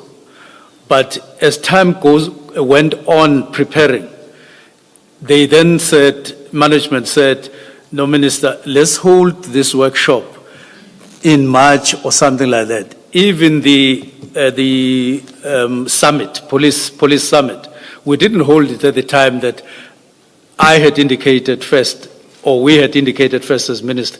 We held it much later. It happens quite frequently that as minister, you want this period and you pronounce it. But then the officials, when they implement, when they operationalize, they find that they come back to you, they propose a different time frame. It happens quite frequently, and I hope not just me alone, all of us. So that, I'm sorry. Okay. I'm sorry, Minister. Okay. No, I was going to hand back to Ms. Sill. I just wanted clarification of what you were contemplating, and I note your explanation. I guess we'll have further discussion about it. But I think I'll hand back to your evidence leader.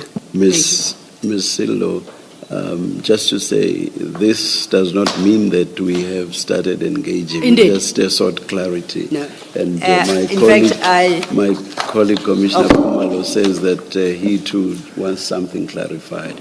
We will. And I just wanted to point out that I think when Commissioner Baloyi indicated she wanted to say something, and I do appreciate that we haven't finished that session where the minister gives his version. But at the same time, it is necessary that we introduce some logic to how we approach things. So in light of us trying to, or at least the three of you trying to have a better understanding of that paragraph, that last paragraph, I too have some questions.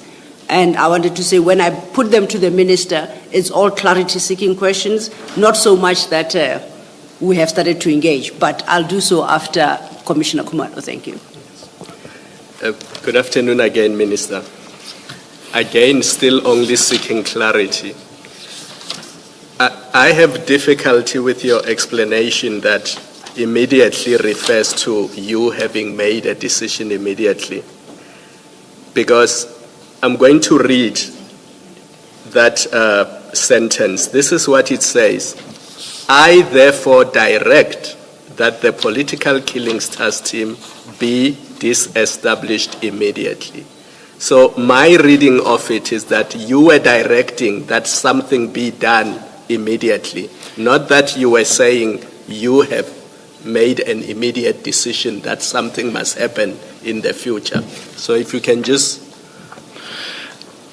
Definitely, that is part of what immediately, in terms of the decision that has been taken, would mean. It would mean start thinking about the process, start preparing the report, start, aligning yourself with this or any other kind of response. So it indicates that even though we are not stopping now, everything, switching off now, but switch on the process.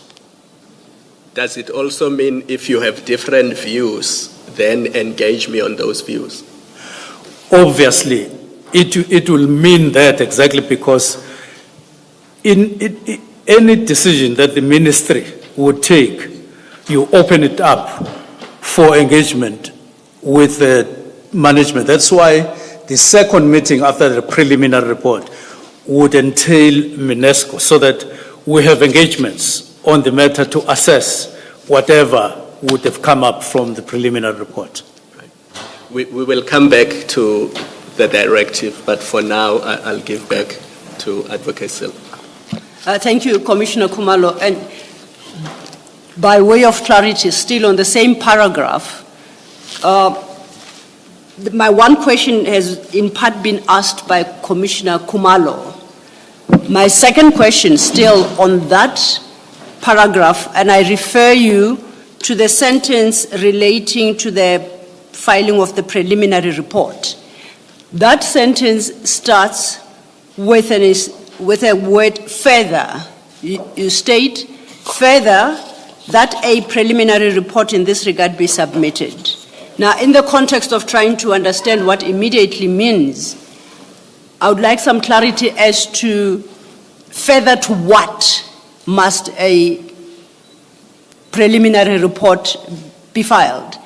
My interpretation of that paragraph is further to the immediate disbandment, a preliminary report must be filed.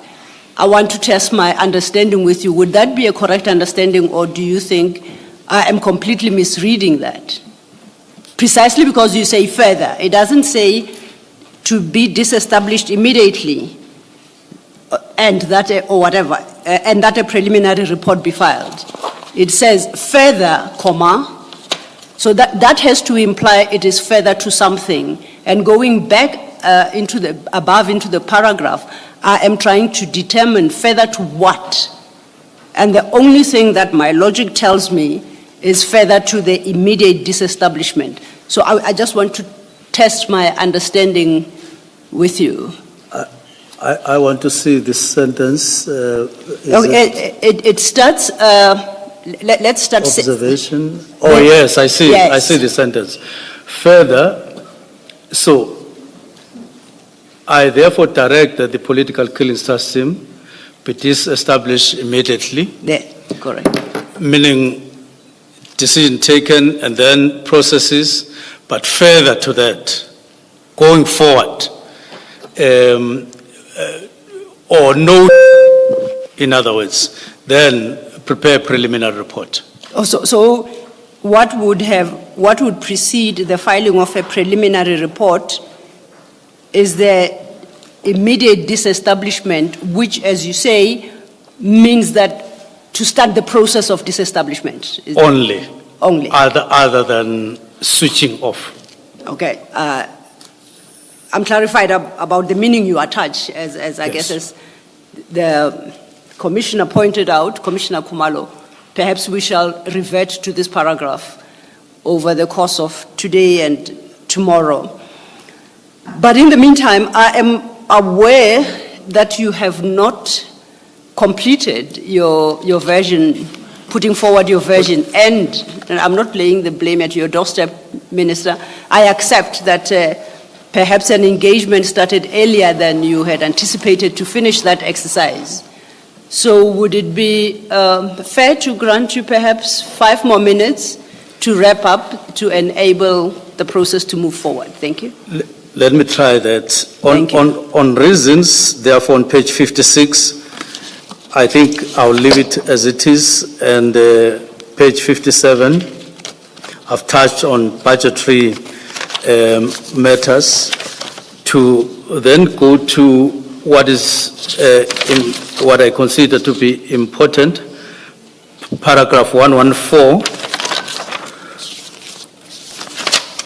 Yes. To indicate that on paragraph 114, since the letter required a report to be prepared by the 20th,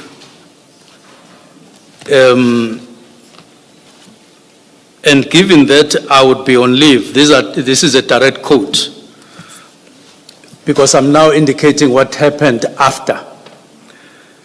Until I would be on leave until 14 January 2025, I instructed Brigadier Litoko of my office to forward the letter from the Minister to all Deputy National Commissioners, including Lieutenant General Sibia, to instruct them to prepare the necessary report. To me, that kind of response from the National Commissioner was a response which resonated with the letter and spirit of what I had written in terms of the directives on paragraph 114. 114 of your statement, Minister. It's, is it? It can't yes, be. I'm reading, I see that it's 58, 56, 57. Minister, may I don't know what invite you happened, to but- page 59 of your statement, page 59, Yes. and if you have regard to paragraph 176. Yes. My understanding is this is what you've just spoken to now. Yes, the mistake I've done is to make a quotation outside this. I'm Oh. sorry about that. I see the It's fine. error that I It's all made. right. So we're on paragraph 176. Yes. Thank you. Sorry about that. To say what then happens on the 3rd, it's that there is then the directive now of the National Commissioner to his staff in the office to say, write such and such a letter and inform Deputy National Commissioners and follow, and inform them accordingly, which indicated to me two things. One was that we were one with the National Commissioner. When I received the news, or when I got the indication that the National Commissioner has instructed Brigadier Lutoko as early as the 3rd of January while he was on leave. That was just a couple of days after the letter of the directive in relation to PKTT. And then the next thing is 16 January. Well, that was a separate meeting, and the 17th. I will come back at some other point on those. But what is important is on page 60, paragraph 179, wherein it says, on 22 January 2025, National Commissioner finished a comprehensive memorandum to me acknowledging receipt of my 31st December 24 directive. Now, I want to go to paragraph 180.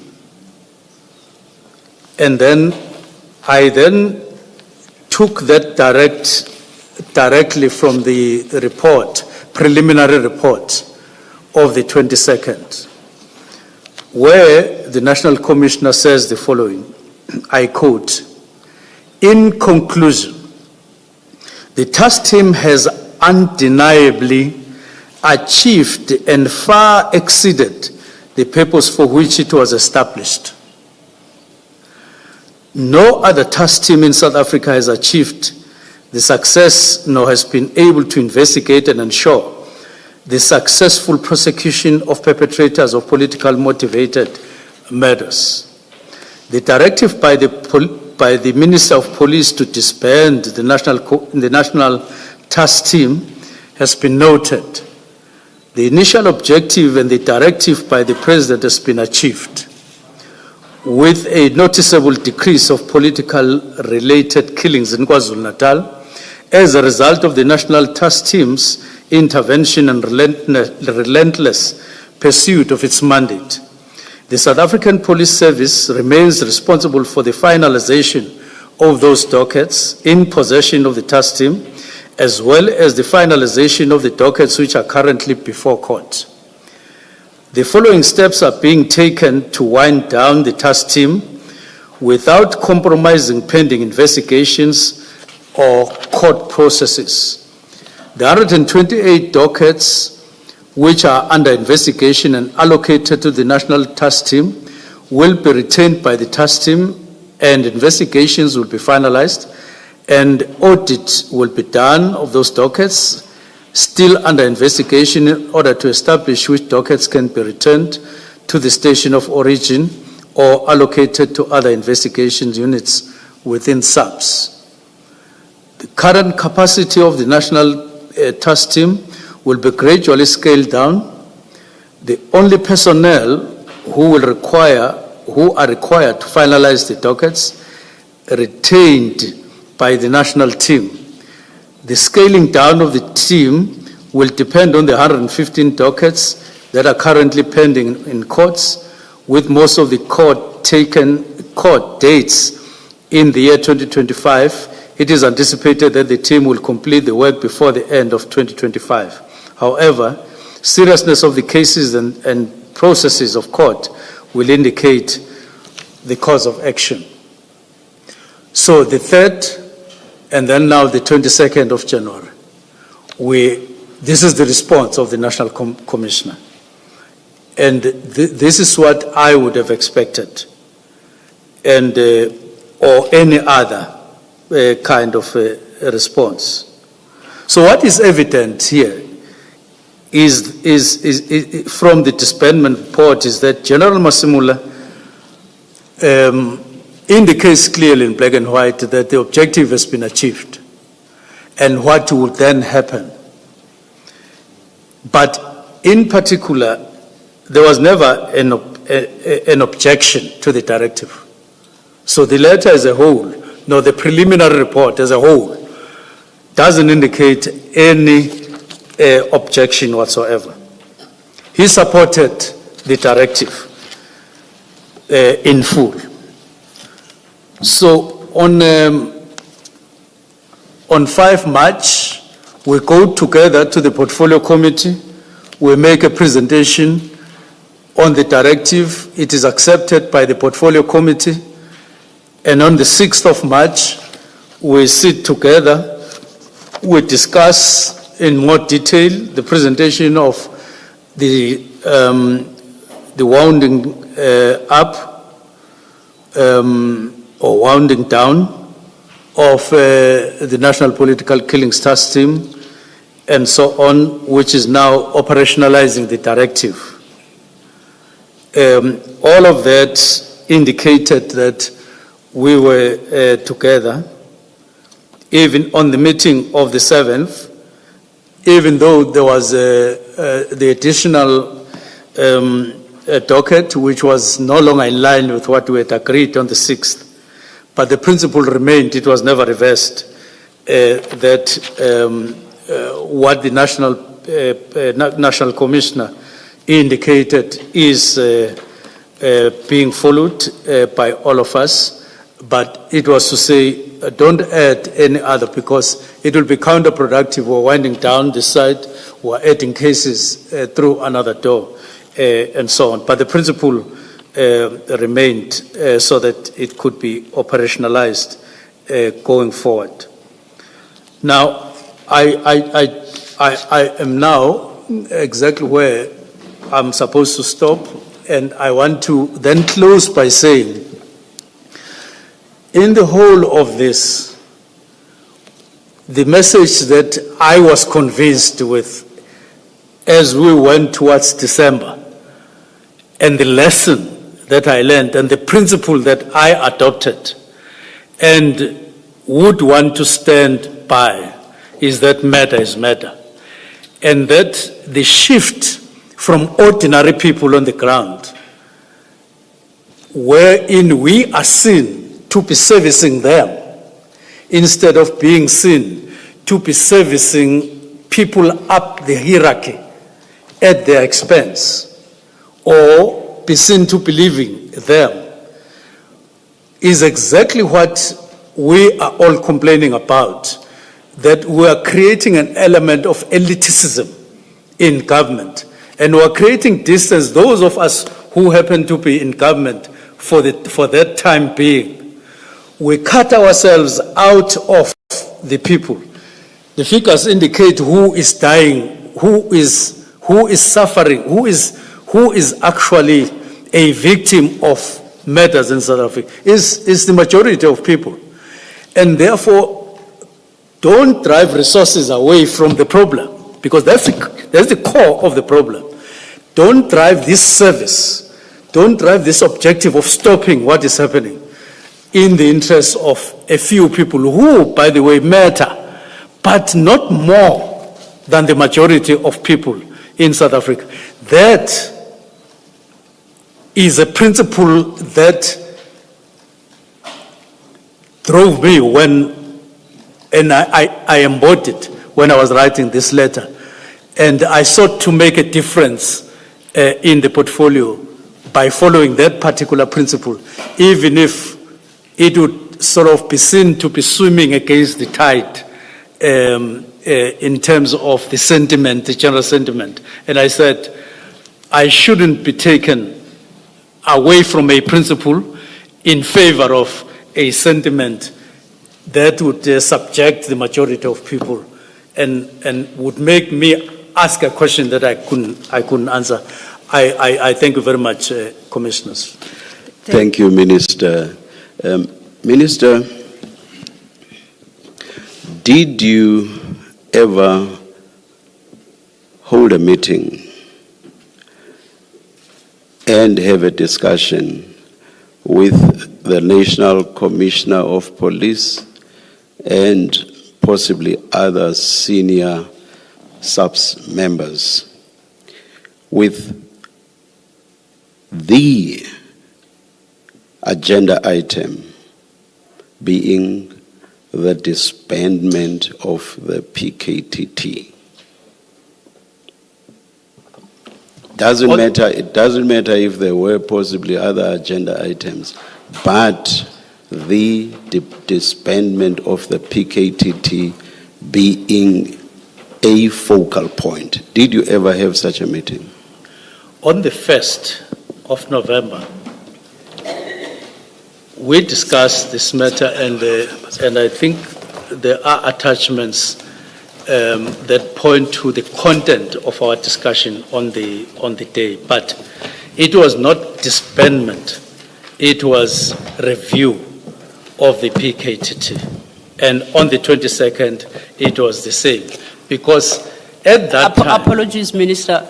Perhaps let's work through that answer with reference to the actual annexures. You referenced the meeting of the 1st of November. The 1st of November. You have attached a document marked SM1 that should be in your file 2 or 5. That should be the first document in that file.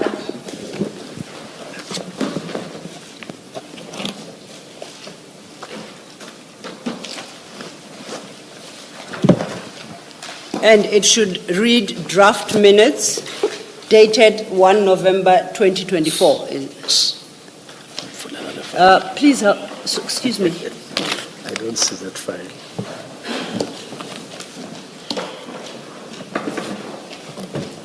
I don't want to take a lot of time. That 4. Page 1.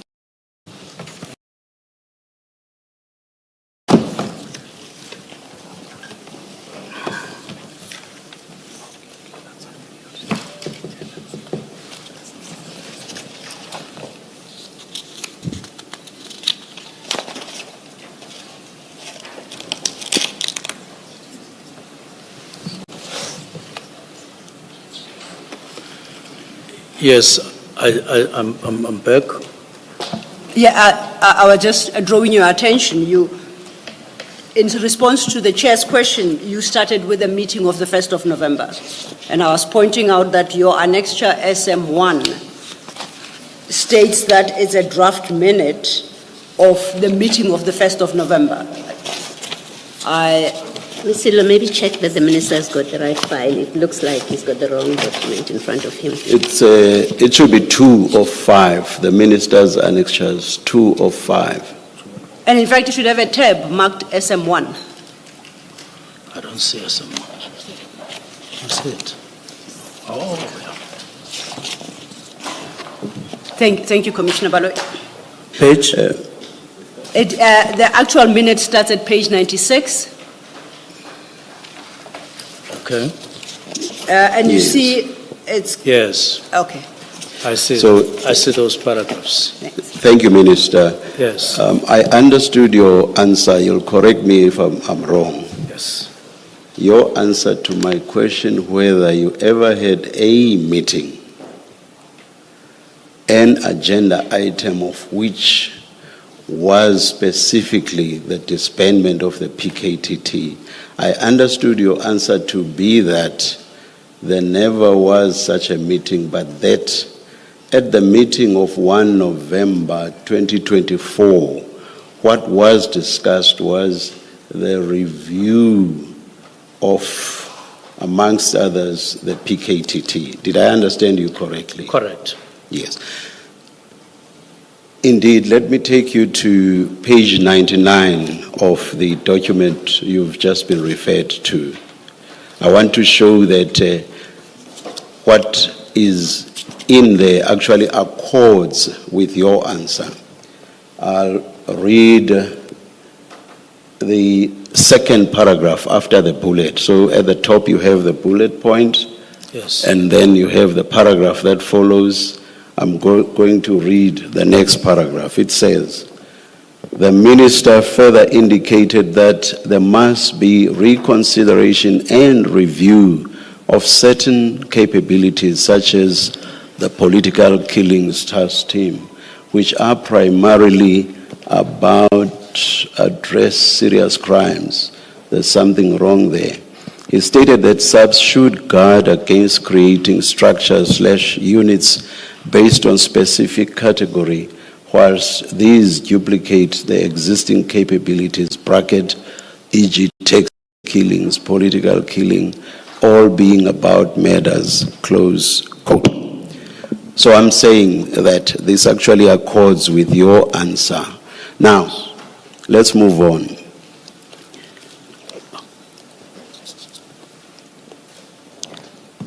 From then, that point, that is from 1 November 2024 up to and including 31 December 2024, did you ever have any other meeting that discussed the disestablishment of the PKTT? We had a more or less similar meeting Similar, meaning still a review. on the 22nd. Still about a review. Yes. So effectively, or perhaps before the question I almost asked, Minister, what was the relationship, working relationship of course, between you and the National Commissioner from the time you became Minister of Police up to the 31st of December 2021? What was the working relationship like between the two of you? It was what I could describe as a very good relationship. Very Working good working relationship. Yes. Thank you. Now, on the 31st of December 2024, you surprise everybody within SAPS, in particular the top management, with your decision of that day. And you do this having a very good working relationship with the National Commissioner of Police. You accept that that is effectively what you did. You as it were, if I were to be metaphorical, you drop a bomb like that. Not exactly. Not exactly. Not exactly. Why not? The reason is in the narrative that starts from 2019 with anticipated reintegration of the team that had been established, then extending. The narrative was always that the NPKTT, right from the beginning, is for 6 months. And then it gets extended another 6 months, then a year, then another year. But in the minds of management, in the minds of SAPS management combined, both from the ministry and from management, it is anticipated, it is expected, it is something that we should be doing, even when you now had teams functional, Med and Robert. But so, yes, maybe an element of surprise, but not exactly, because it's something that has been in the mind, has been spoken about, and it has always been something that we could do anytime, just required somebody to come forward and say, the time is this one. Minister, the PKTT is in existence, and for the time when there would be interministerial committee meetings at which the PKTT would report, it was always praised throughout, correct? Yes, correct. And in fact, all of these meetings, let me say most perhaps, most of these meetings are post the one event you referred to, which is what was that report? The 29, report, the work study. Oh, the work study. Most of these meetings go into the 2000s, and it's not just one meeting. They go into the 2000s. And the work study is in 2019, am I correct? Yes. Yes. It started in 2018. So beyond the work study that you partly rely on, the PKTT is being praised at meetings of the Interministerial Committee, correct? Correct? Yes, correct. Correct. Now you are suggesting that because something had happened or had been said in the work study, therefore, senior management of SAPS must have expected that you could just drop what I will continue to call this bombshell, even though they have been praised throughout, right up to the time of the last meeting of the IMC. No, they were actually expecting a disbandment. Can you seriously say that, Minister? Come again, Chair, on the last part. I am saying, Minister, right up to the last meeting of the IMC, which was in the 2000s in terms of years, they were being praised.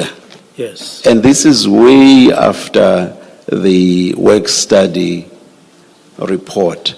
Yes. So what I'm saying is, surely if they are being praised, Minister, they can't expect that, but we're going to be terminated the very following day. So what I'm putting to you is, on what basis can you seriously contend that they must have been expecting that the PKTT would be disbanded? Just on what basis? They are being praised for what they do. On what basis could they think, despite our performance, good performance, insofar as I'm not talking about Dr. De Haas and other people, Yes. you know, and I'm by no means judging what they, Dr. De Haas and others have said, not at all. But I'm saying, in accordance with the assessment of the IMC, they are performing very, very well. On what basis can you seriously suggest that they must have been expecting that they could be disbanded any day? Now, firstly, on the basis that subsequent to, and I'm careful, you will correct me, just shortly after the letter of the directive, National Commissioner in the preliminary report says they have achieved what they were supposed to achieve, which is not something that I think just arose after the directive. It would have been there, noticed and identified. That is my point number one. In other words, and secondly, I would say, on the basis that, therefore, they would have been seen even by management not only to have performed very well and commended, but have achieved what they were set up to achieve.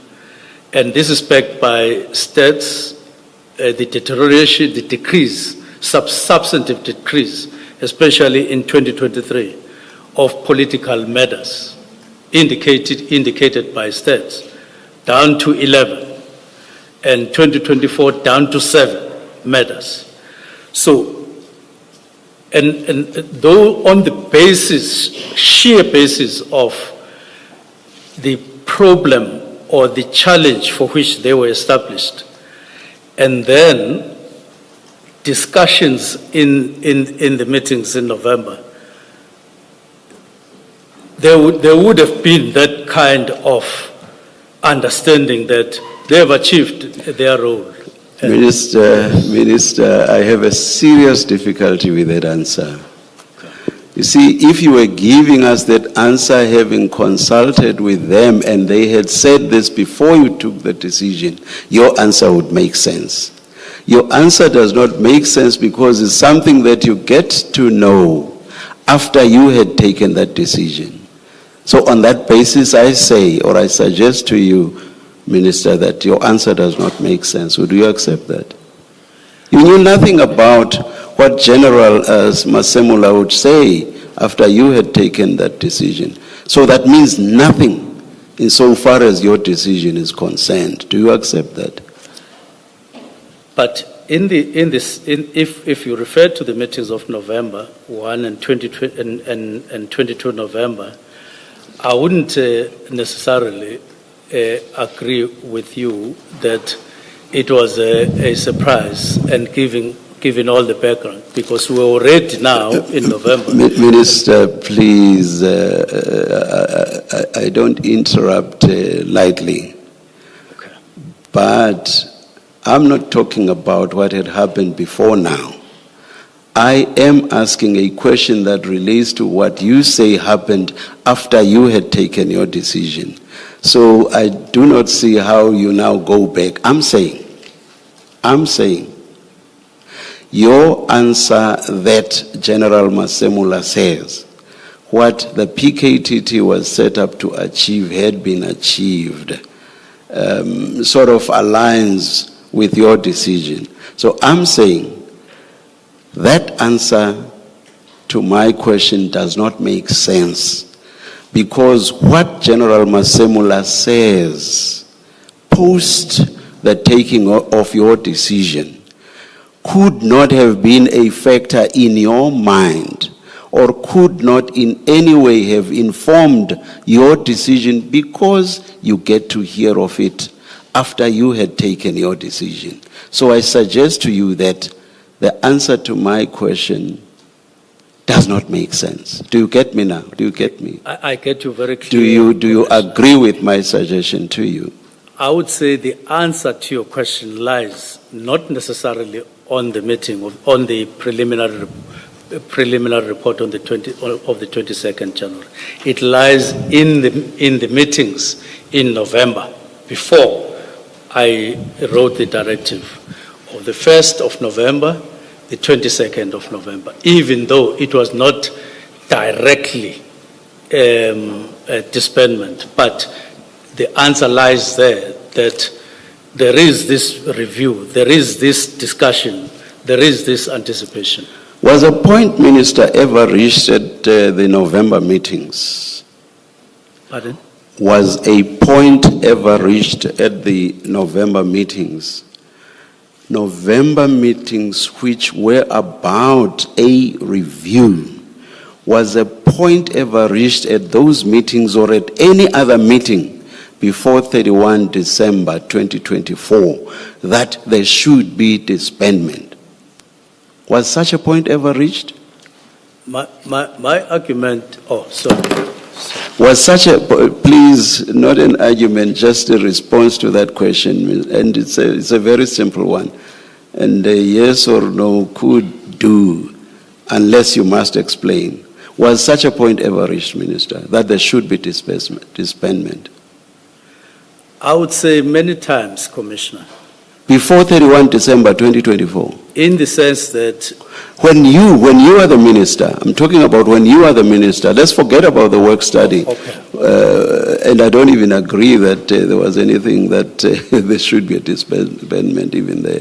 But anyway, the November meetings up to 31 December 2024, was a point ever reached? So I'm giving you a timeline. Was a point ever reached that the PKTT should be disbandment? Was such a point ever reached?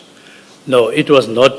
That point was never reached, except in context of what we were discussing. You see why I'm asking you this question? Because you keep going back to the November meetings. That is why I want a categorical answer from you, okay, whether a point was ever reached that the PKTT should be disbanded. So your answer is that no such point was ever reached.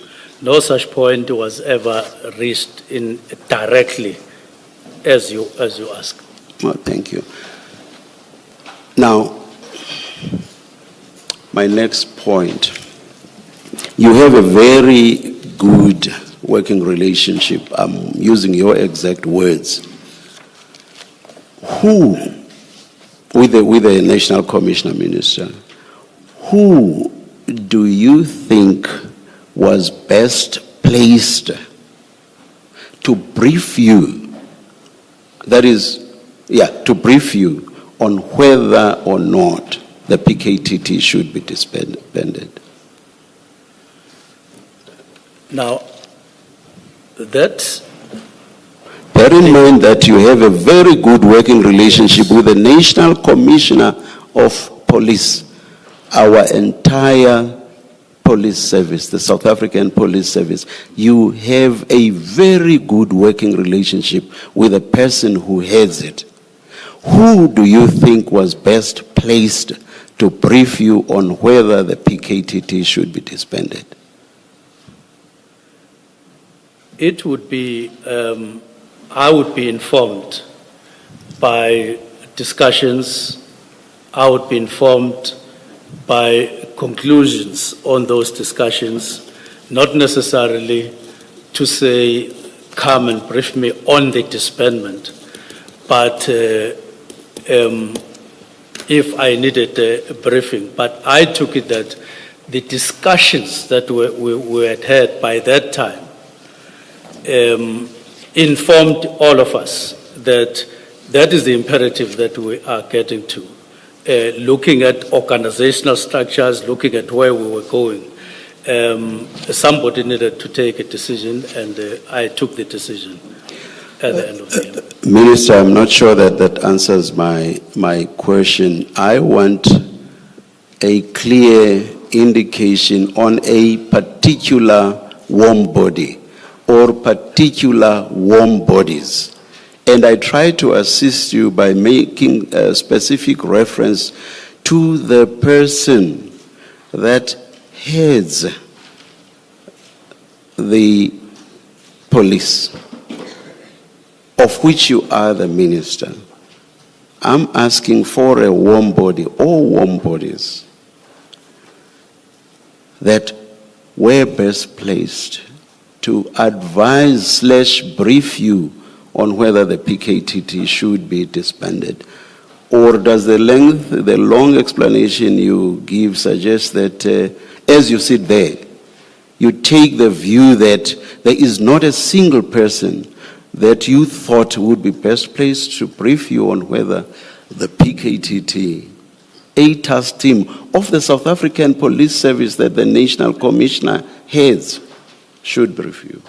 Are you saying, as you sit there, there is no such person?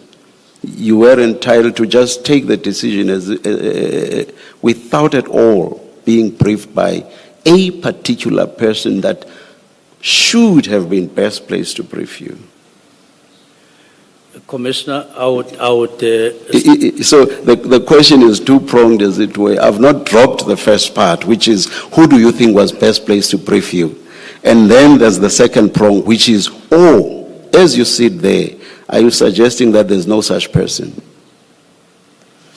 No, I'm merely saying we had discussions, in other words, briefings from the National Commissioner in November, and we were agreeing that there should be a review, but it was not particularly on disbandment. And if there would have been identification of the need for a briefing before, it would have been. Again, Minister, I'm asking about a person that would have been best placed. I'm not asking you about what was done or what was not done. Who is the person, who is the functionary that would have been best placed to brief you? That's a very simple question, Minister, please. It is the National Commissioner. We all know you did. We all know that you took the decision without asking him to brief you on whether the PKTD should be disbanded. Is that correct? That is correct. Now, if he was the person best placed to brief you, why did you not ask him to brief you? Now, this decision, as I say, flows from the 29th, when I finally took the break. 29, 30, 31, I write. 29, when you finally did what? 29 December. When you finally did what? When I finally took the break to reflect on what we had been doing all the time. So I reflect on the 28th, I reflect on the 30th, and I say, let me issue this directive, and then we will start engaging after. And in the meantime, there would then be space for all of us to engage. If it comes to a point where we have to review the decision through the preliminary report or something else, that I would be prepared to do. If you were open to a review, what was the big rush? Pardon? If you were open to a possible review which could have resulted in the reversal of the decision, what was the big rush? You say 29, 30, 31, you decide. What was the big rush? What was the big rush, Minister?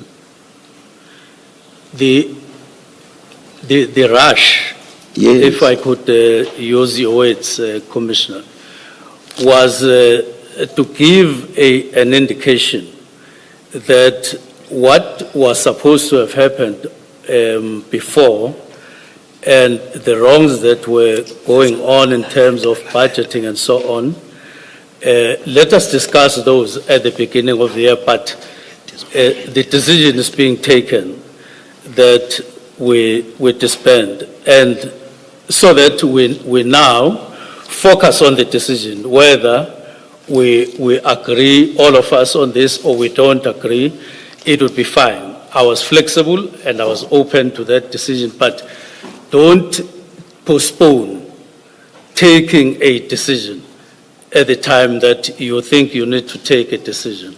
And I didn't see anything wrong in taking the decision, but open and flexible to whatever that could come after the engagements.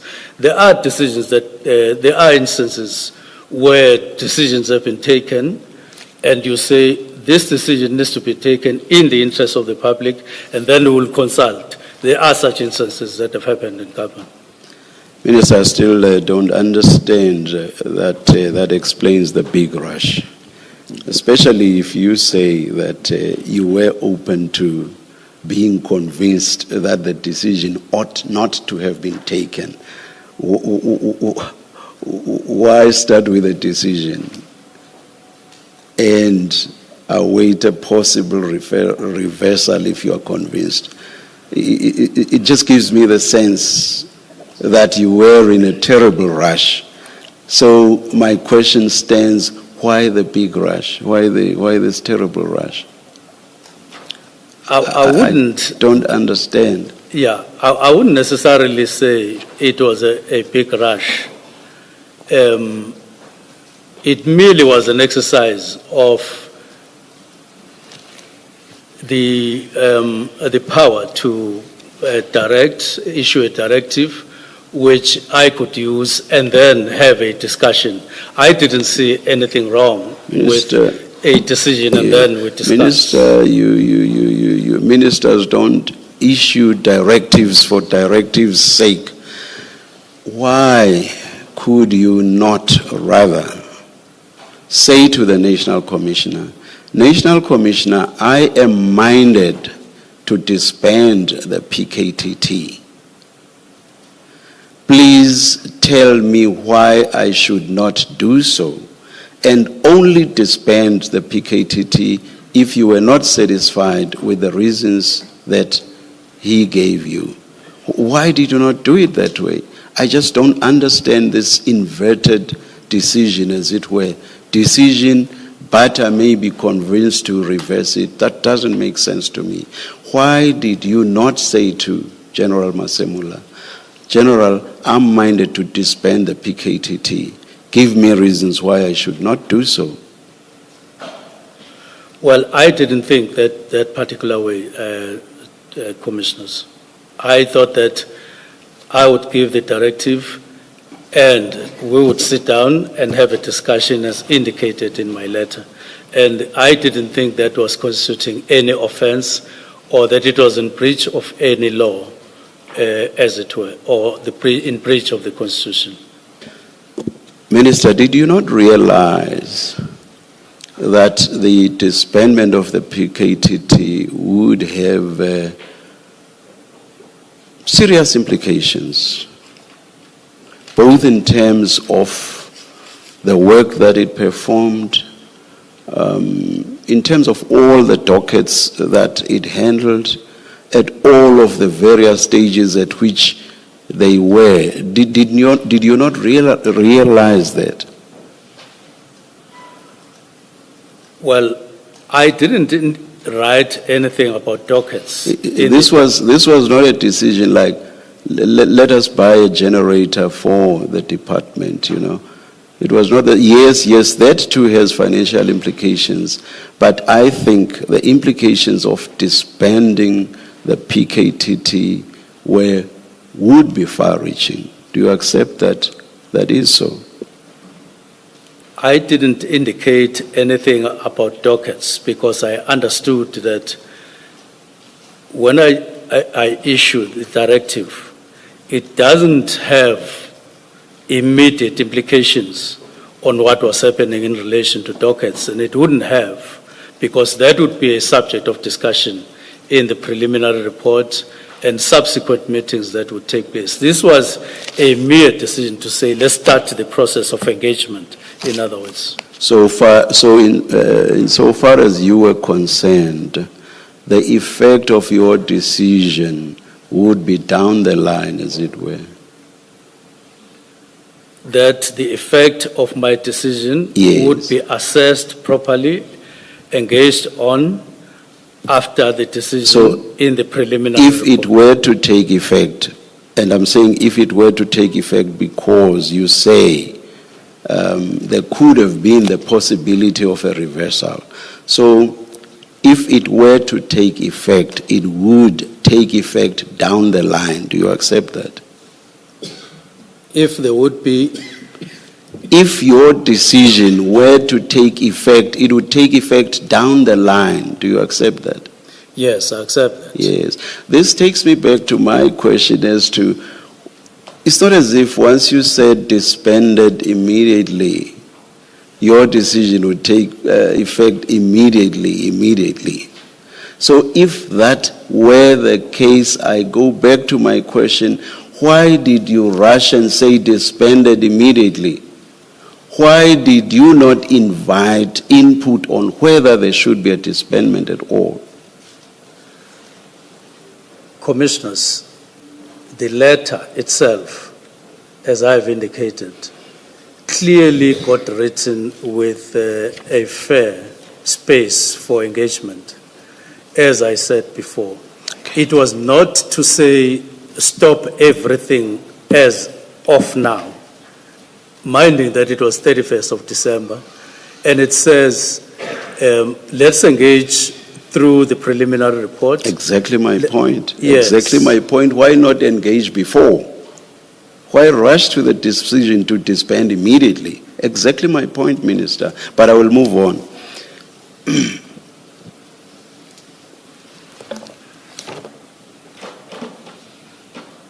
Maybe let me leave my colleagues, perhaps will deal with the disbandment issue and your letter later.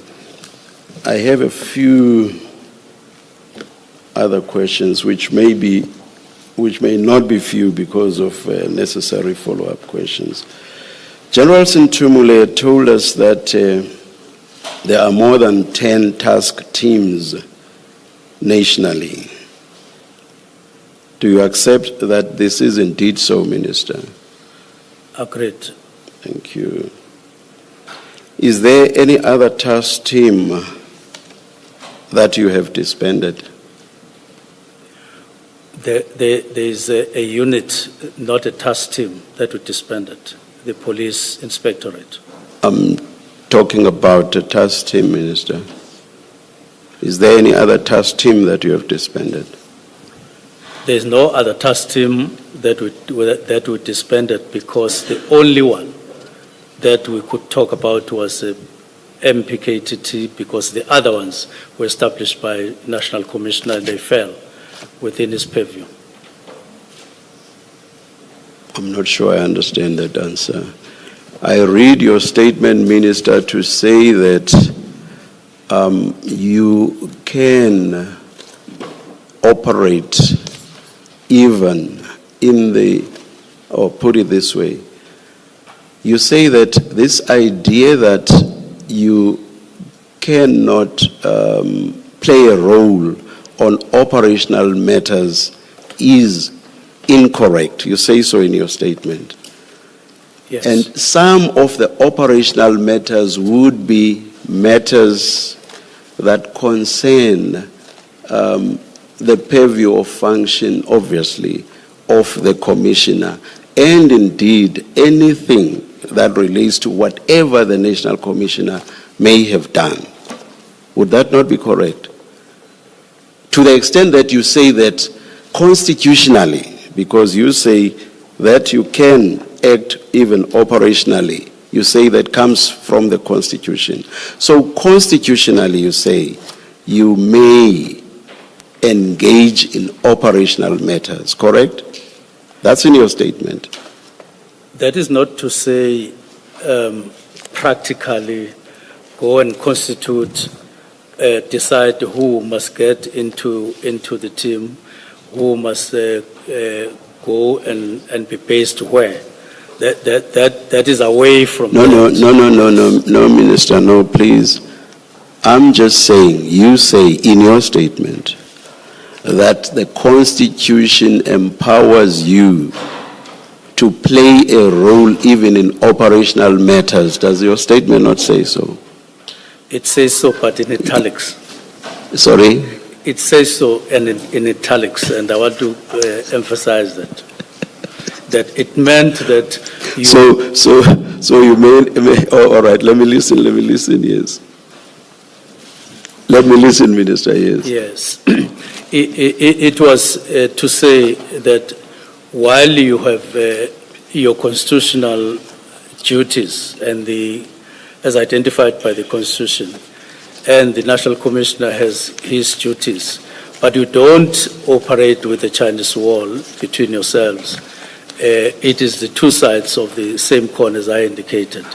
Therefore, when exercising your duties, you are aware of how they will impact practically or, yes, practically. So you are saying then, Minister, yes. oh, sorry. Yes. Operational. Operation. So you are saying, I'm taking you back to your point about not having disbanded any other task team. So effectively you are saying that even if a task team may be operating in the most criminal and horrendous manner, you would never ever disband it purely because it was set up by the National Commissioner. No, I'm not saying that. There would be an engagement, there would be a discussion to say what is happening here, and let us discuss what we are getting in terms of what this task team is doing or what is happening around this task team, either because it gives us bad image or for whatever reason. Then we would engage, because that would be a task team established in terms of 11(2)D. And if the National Commissioner dug in his heels, you would throw your hands up in the air and say, I'm not disbanding this task team because it was established by the National Commissioner. Not at all. We would engage further. No. Let's take you to the very end point where even you are satisfied that further engagement is not going to take you anywhere. So the National Commissioner is digging in his heels. You would throw your hands up in the air. Not at all. It would mean that we are now incompatible. And because the National Commissioner is appointed by the President, I would go to the President to say we are becoming incompatible with the National Commissioner based on 1, 2, 3, and then he takes a decision. I will leave it at that because I was tempted to say, and then a new National Commissioner is appointed, and that National Commissioner is happy with the existence of that task team, but I will leave it there.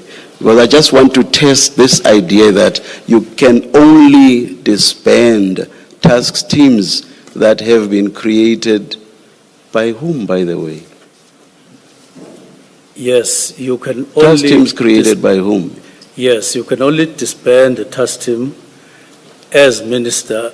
Created by whom? Created by first... Because you, the minister, cannot create any task teams.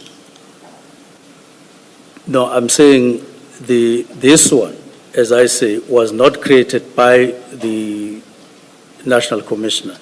It was created through the intervention of the President, then the task team, the interministerial, and then deciding that there should be a mechanism. But that's what informed the decision. But yes. The actual creation would have been in terms of statute, and where would that be? It would be in SAPS, and it must have been by the National Commissioner ultimately. It may have been informed by what the President said, that filtering down to the IMC, then that filtering down to the National Commissioner. So this must have been created by the National Commissioner as well. Because statutorily, there is no way that something called an interministerial committee could, as a matter of law, set up a task team.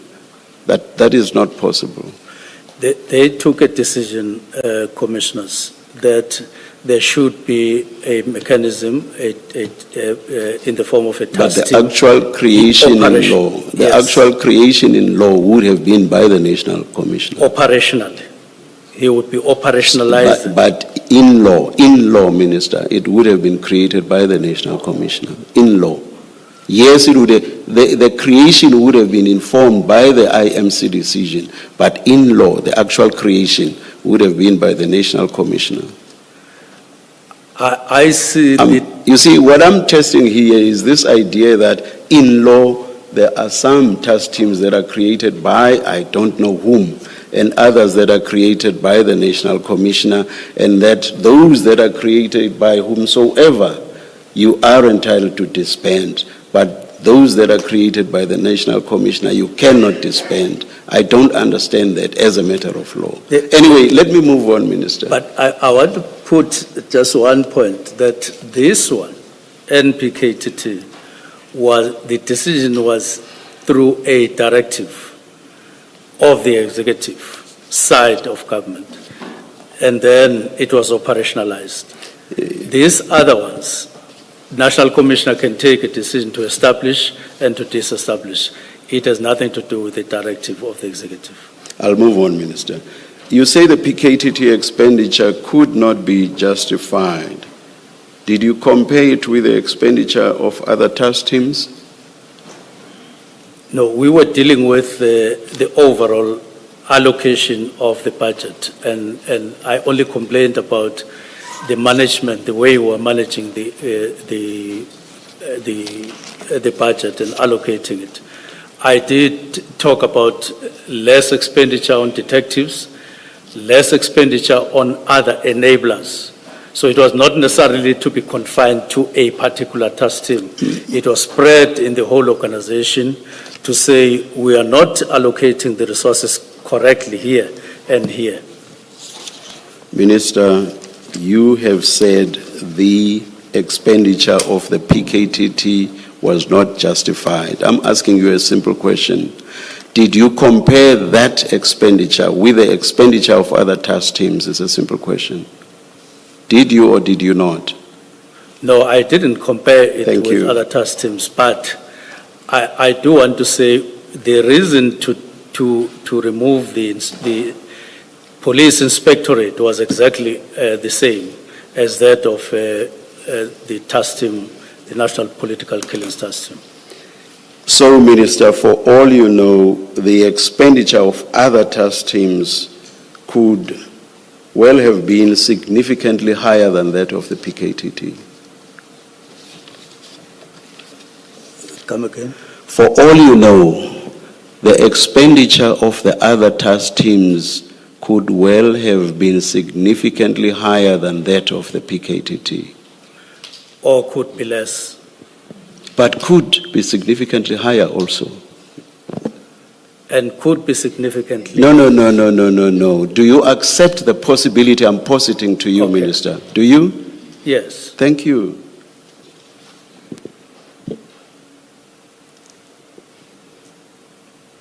Did you ever assess the continued utility of any other task team, that is of the more than 10 task teams, besides the PKTT? Did you ever assess the utility of the others, continued utility of the others? Not exactly, but I'm saying it was in the form of assessing the organizational structures, all of them, and not necessarily one by one.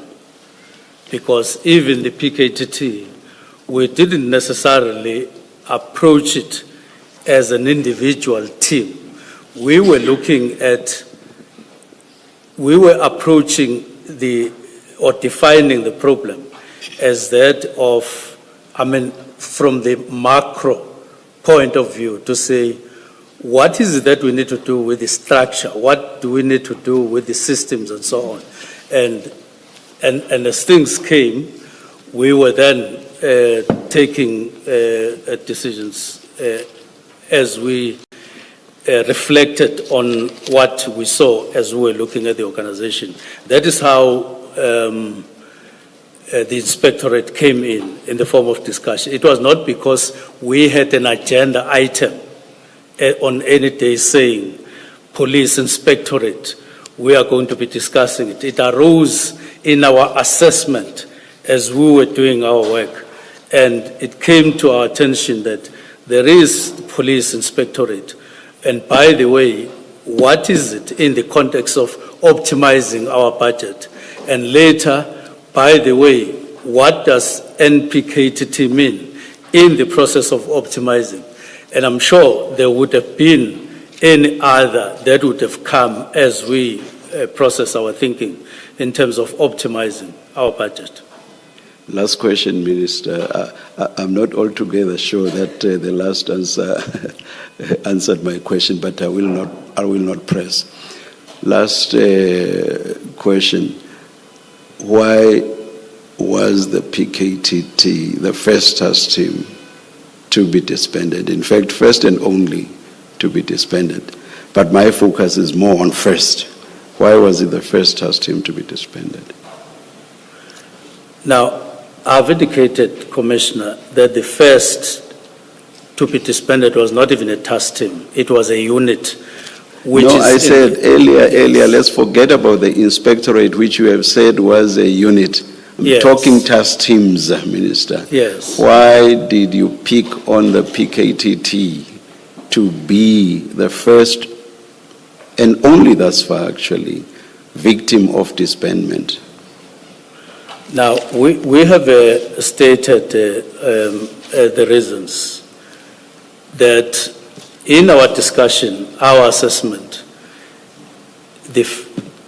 our attention got caught by PKTT, and in view of us discussing the structure in relation to murder and robbery and all of the history that we have been indicating, and there is no other task team that fell in that particular category as we were discussing.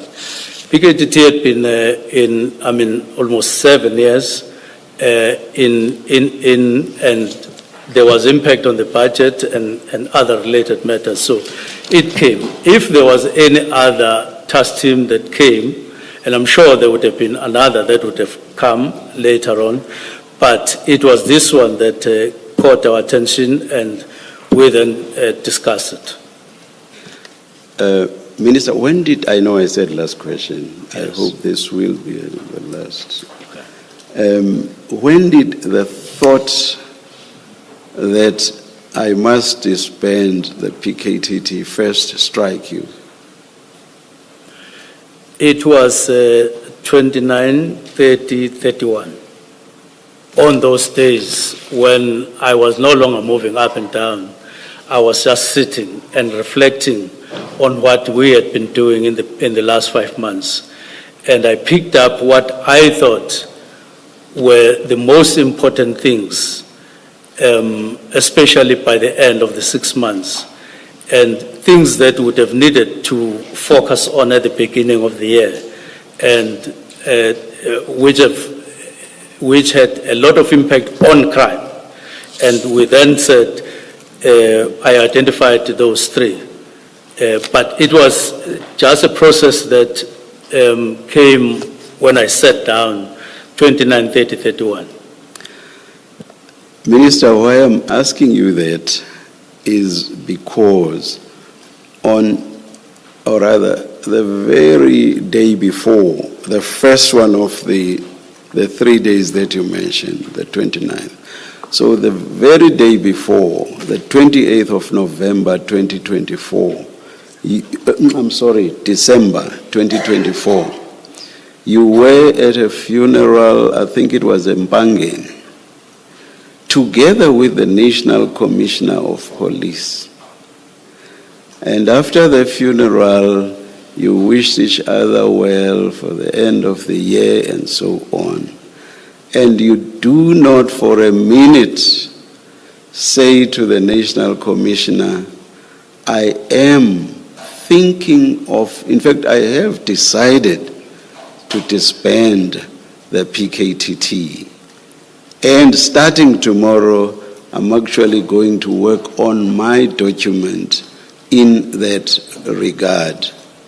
But I know what your answer will be. Your answer is going to be, no, Commissioner, you are talking about the 28th, and the thought struck me only on the 29th. I was going to say to you, it is very strange that you did not mention the disbandment to the National Commissioner on the 28th. But I will not suggest it because you say you were suddenly struck by this thought on the 29th. I will leave it at that. But I find it very strange that on something so important with the sort of implications that you yourself realized, because you say you did not expect it, even though you said immediately, you did not expect it to happen there and there. On something so important with such implications that you would only have thought of it within 3 days of the issuance of your letter. So you think now and you act very quickly within 3 days. Poof, you've decided on an issue that is that important with all of these implications. I would, as I say, have suggested that at the latest, you should have mentioned this to the National Commissioner on the 28th at the funeral at Mpangeni. But I say I will not suggest so. You may comment if you want to. Thank you very much. The reflections that I made on the 29th, on the 30th, and on the 31st were not necessarily out of the rest of the work that we had been doing, because those reflections were taking the 5 months that I had been in office. Now, and what was happening only was that I then got time to sit down for the first time in 5 months to think carefully, what is it that we've been doing? What is it that we need to do? What would be the impact, or what has been the impact of what we've been doing? How do we enhance the impact, particularly at the end of 6 months and at the beginning of the year? So all these things come together. I'm seated, I'm not driving the following morning and so on.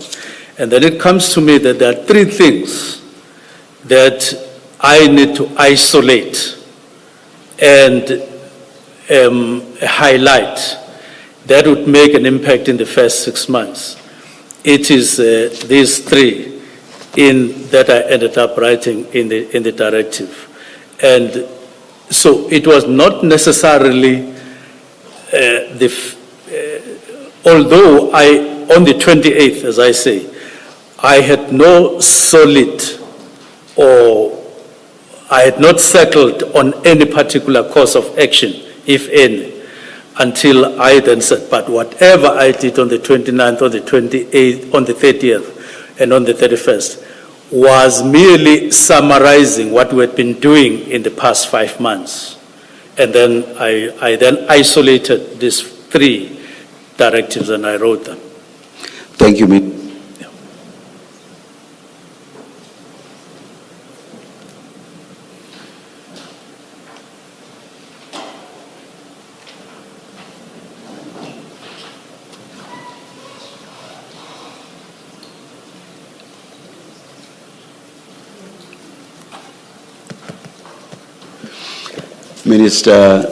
We meant to adjourn now at 4 o'clock.